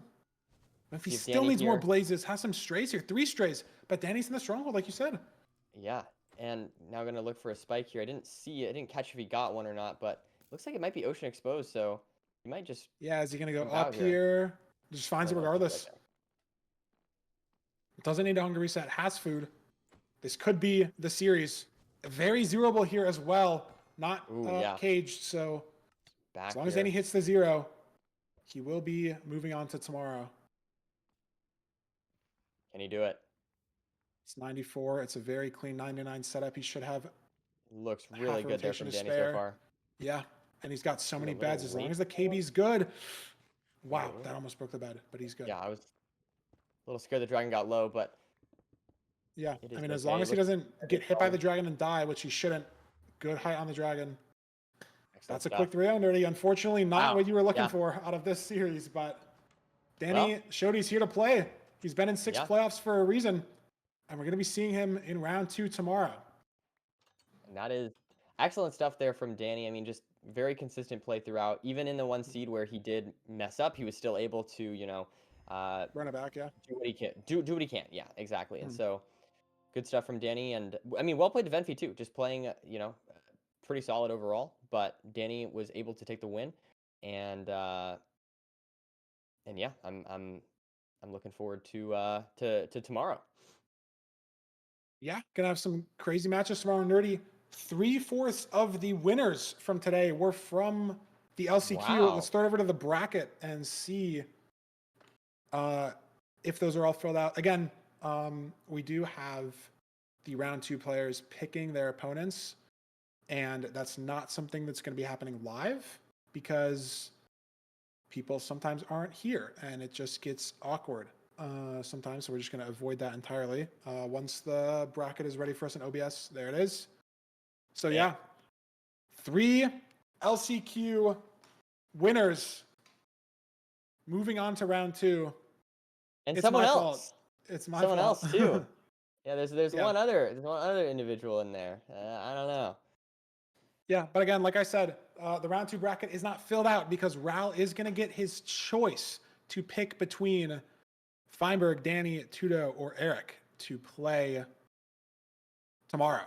And then Oxy will get to choose between the 3 remaining. Beef Salad gets to choose the other 2, and Silver's going to be stuck with whoever those 3 don't want to play the most. And we will have that info for you in the ranked Discord. I don't think !Discord works because it's my Discord, but if you do !ranked, there's a Discord link on the ranked website. It should just be discord.gg/MCSR ranked. Those will be posted as soon as we get the picks in. Yeah, there you'll find the link there. But as soon as we get those picks, we'll have them posted. We'll have the schedule out as soon as we can. And it'll be a great series of matches tomorrow. But Nerdy, it looks like Danny's in here for an interview. So let's bring him in here and ask him what he thinks about his gameplay today. A pretty dominating 3-0.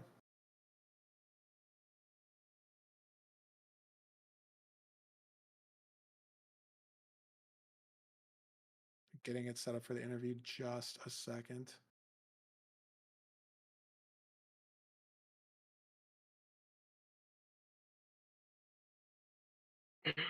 Dan, Hello? Danny boy, welcome.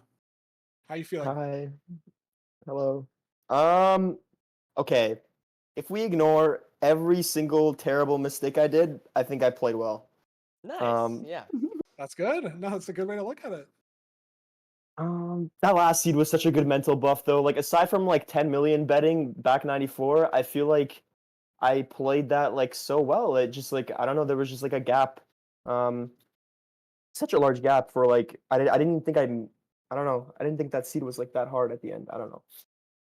Yeah, I mean, you'll obviously probably watch it back, do some VOD review, but Venfi looted the left triple on the top of housing. You saw 17 obby in that double and just sent it, and that saved you a pretty sizable amount of time in the bastion. And then you played the forward cleaner, found the spawners faster, just everything, no mistakes, and you're taking advantage of the fact that Venfi a little bit of stumbles here and there throughout the seed. So you won by. This was my over a argument. minute. This was my argument. We had the obby was like done.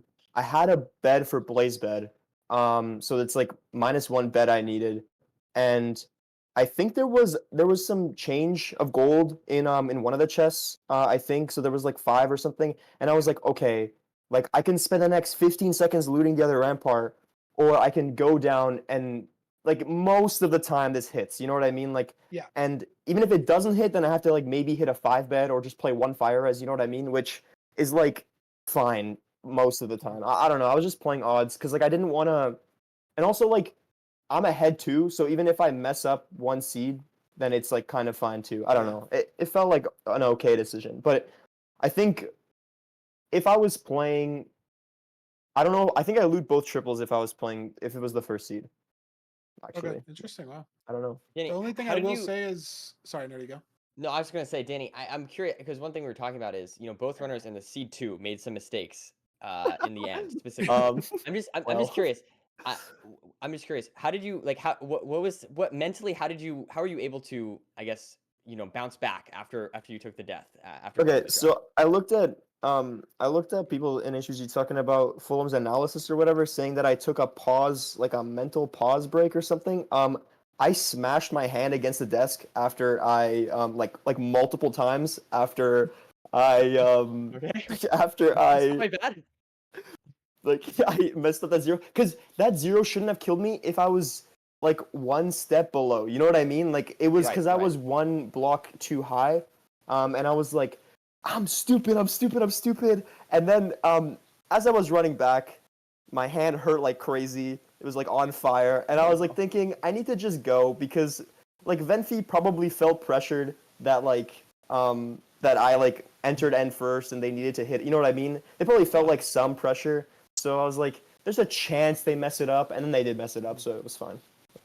But yeah, no, they deserved that seed. I don't know, but I feel like I was gapping like pace wise almost the entire time. There was the different fourth thing, but like it was weird because I feel like even though they strongholded first, it's like I quickly like looked at it during the Fulham analysis. They had like crazy terrain to their second portal, so Yeah, you had to dig through a wall. You also, I mean, they struggled at first by maybe 10, 15 seconds, but you didn't have to hunger reset, and they did. So it might have even been even, like, regardless of the navs, right? Like, you just were in a healthier situation. But yeah, I mean, they had, like, low pearls, so they backed out of the 0 or something. It was a crazy seed, too. You'll watch it back, obviously, and see. Yeah, But, yeah. I mean, the mental to be able to run back through your hand being on fire or whatever, like...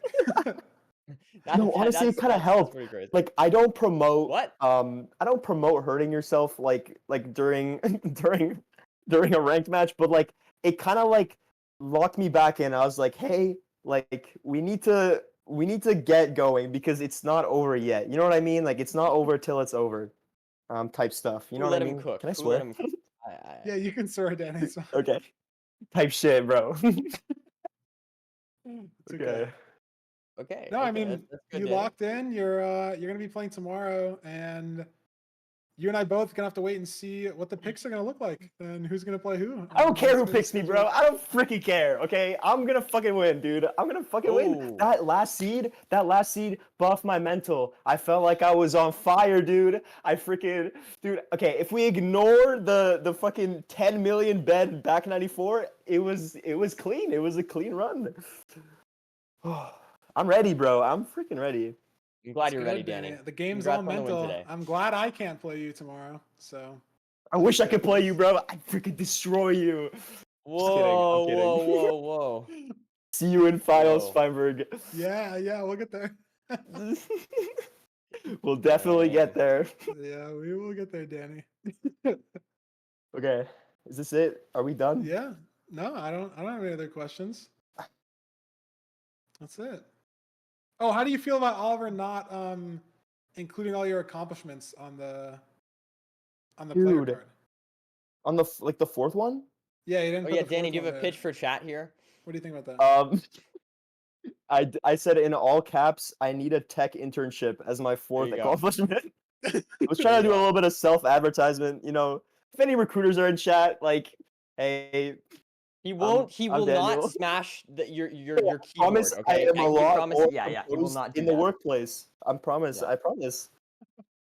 No, but Anyway. it got snubbed out of the player accomplishments. There are only 3 lines.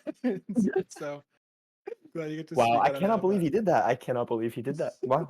Workplace crash. I promise I am professional in the workplace. Promise you. No, Danny has a job already. Danny is good at his job. It's okay. I hope so, It's at okay to crash out after not hitting front 94, front 103. It Okay. was front 103. I like the pearl on top of the tower though. It's just like No, it's just free though. You know what I mean? Like I had the yeah. health for it. Like I should have just 6-bedded. Like my third or fourth bed was just really bad. But it's okay. Yeah, it's fine. No, but it was good. Again, we'll see you back here tomorrow. Yeah, I got nothing else. Thanks for playing. Nice 3-0. And Yeah, yeah, you know me. Okay. Goodbye. Thank you for having me. I appreciate it. of Thanks for course. being here. Congrats. Yeah. Goodbye. I mean, it's good stuff. I don't know what else to say. Again, I mean, we could throw it to the bracket before we just one Yeah, more let's take a time, look at that. just to before we head out here. But again, our 4 winners from today: Feinberg, Dan Danny Boy, Tudor Rule, and Eric will be each facing one of 7 Real, Oxidia, Beef Salad, or Silver.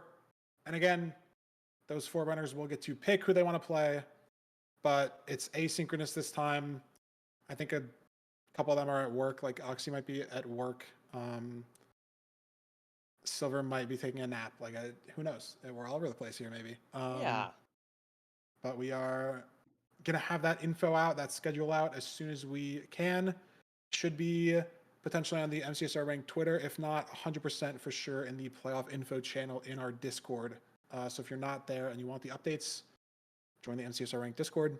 But Nerdy, it was a great set of matches today.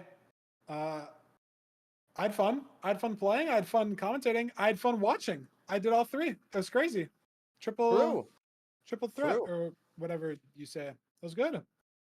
Shout out to Parker and Curry for some beautiful commentary. I'm gonna have to watch my set back and see their reactions, because there's some content in the there's some content there for sure. There's some good stuff. But I hope you guys liked, again, as always, all the stuff we do for playoffs. I hope you guys liked the player interviews today, the new stats that we have for seed types, average win rate, all that stuff. Hope you guys enjoyed Parker and Curry commentating for a couple games. Again, they will be commentating tomorrow. I want to say it's probably going to be match 2 and 3 again, because it just makes the most sense. But it depends on when every match gets scheduled out. Like, if I have to play first, obviously I can't also commentate first. So we'll figure it out, and that info will be there when we have it to you. And yeah, again, shout out to everybody there. Shout out to Bendo and Andronicus for editing the 2 interviews today. I don't know who did what, who did which one specifically, but shout outs to them as always. Shout outs to Oliver for the production as always, and thanks to Rox for being an awesome ref today. It was the first time I've ever been in a call with like a ref. Yeah, like maybe honestly in like a long time, if not ever. It's like the first time I've ever been in a call. No, I've done like relay. There's a ref for relay, but dude, Rock's knocked out of the park, man. I was impressed. We might have to give him a like raise. We could give him a 500% raise, Nerdy, and it wouldn't cost us any more on our back end. We could give him a 1,000% raise, and it wouldn't cost any more. I think we can give him a 10,000% raise even, and it wouldn't affect our bottom line. Math. So we'll talk about it in the back. We'll see. But I got nothing else unless you want to yap for anything else here. No, I'm very excited for tomorrow. I'm excited to see you play again, Feinberg. You know. Yeah, we'll see who I get to play. I'll do my best no matter what. I don't want to play Silver, but it's not his choice, which is a good thing. It's not his choice. If Silver got to pick, I feel like he would pick me and it'd be over. But I just hope that somebody else picks me, because I feel like I have just like no mental confidence against Silver. But maybe I'll just lock in. I don't know. We'll see. But it'll be some good games tomorrow. We got nothing else. Chat, thank you guys for watching as always. We're gonna be back here tomorrow, same time, same place, 11 a.m. Eastern, 8 a.m. Pacific. I'm too stupid to do any other time zone, but you can figure it out through the power of Google. We will be back here. Nerdy, love being in the desk with you as always. We'll see you guys back here tomorrow. Have a great rest of your day.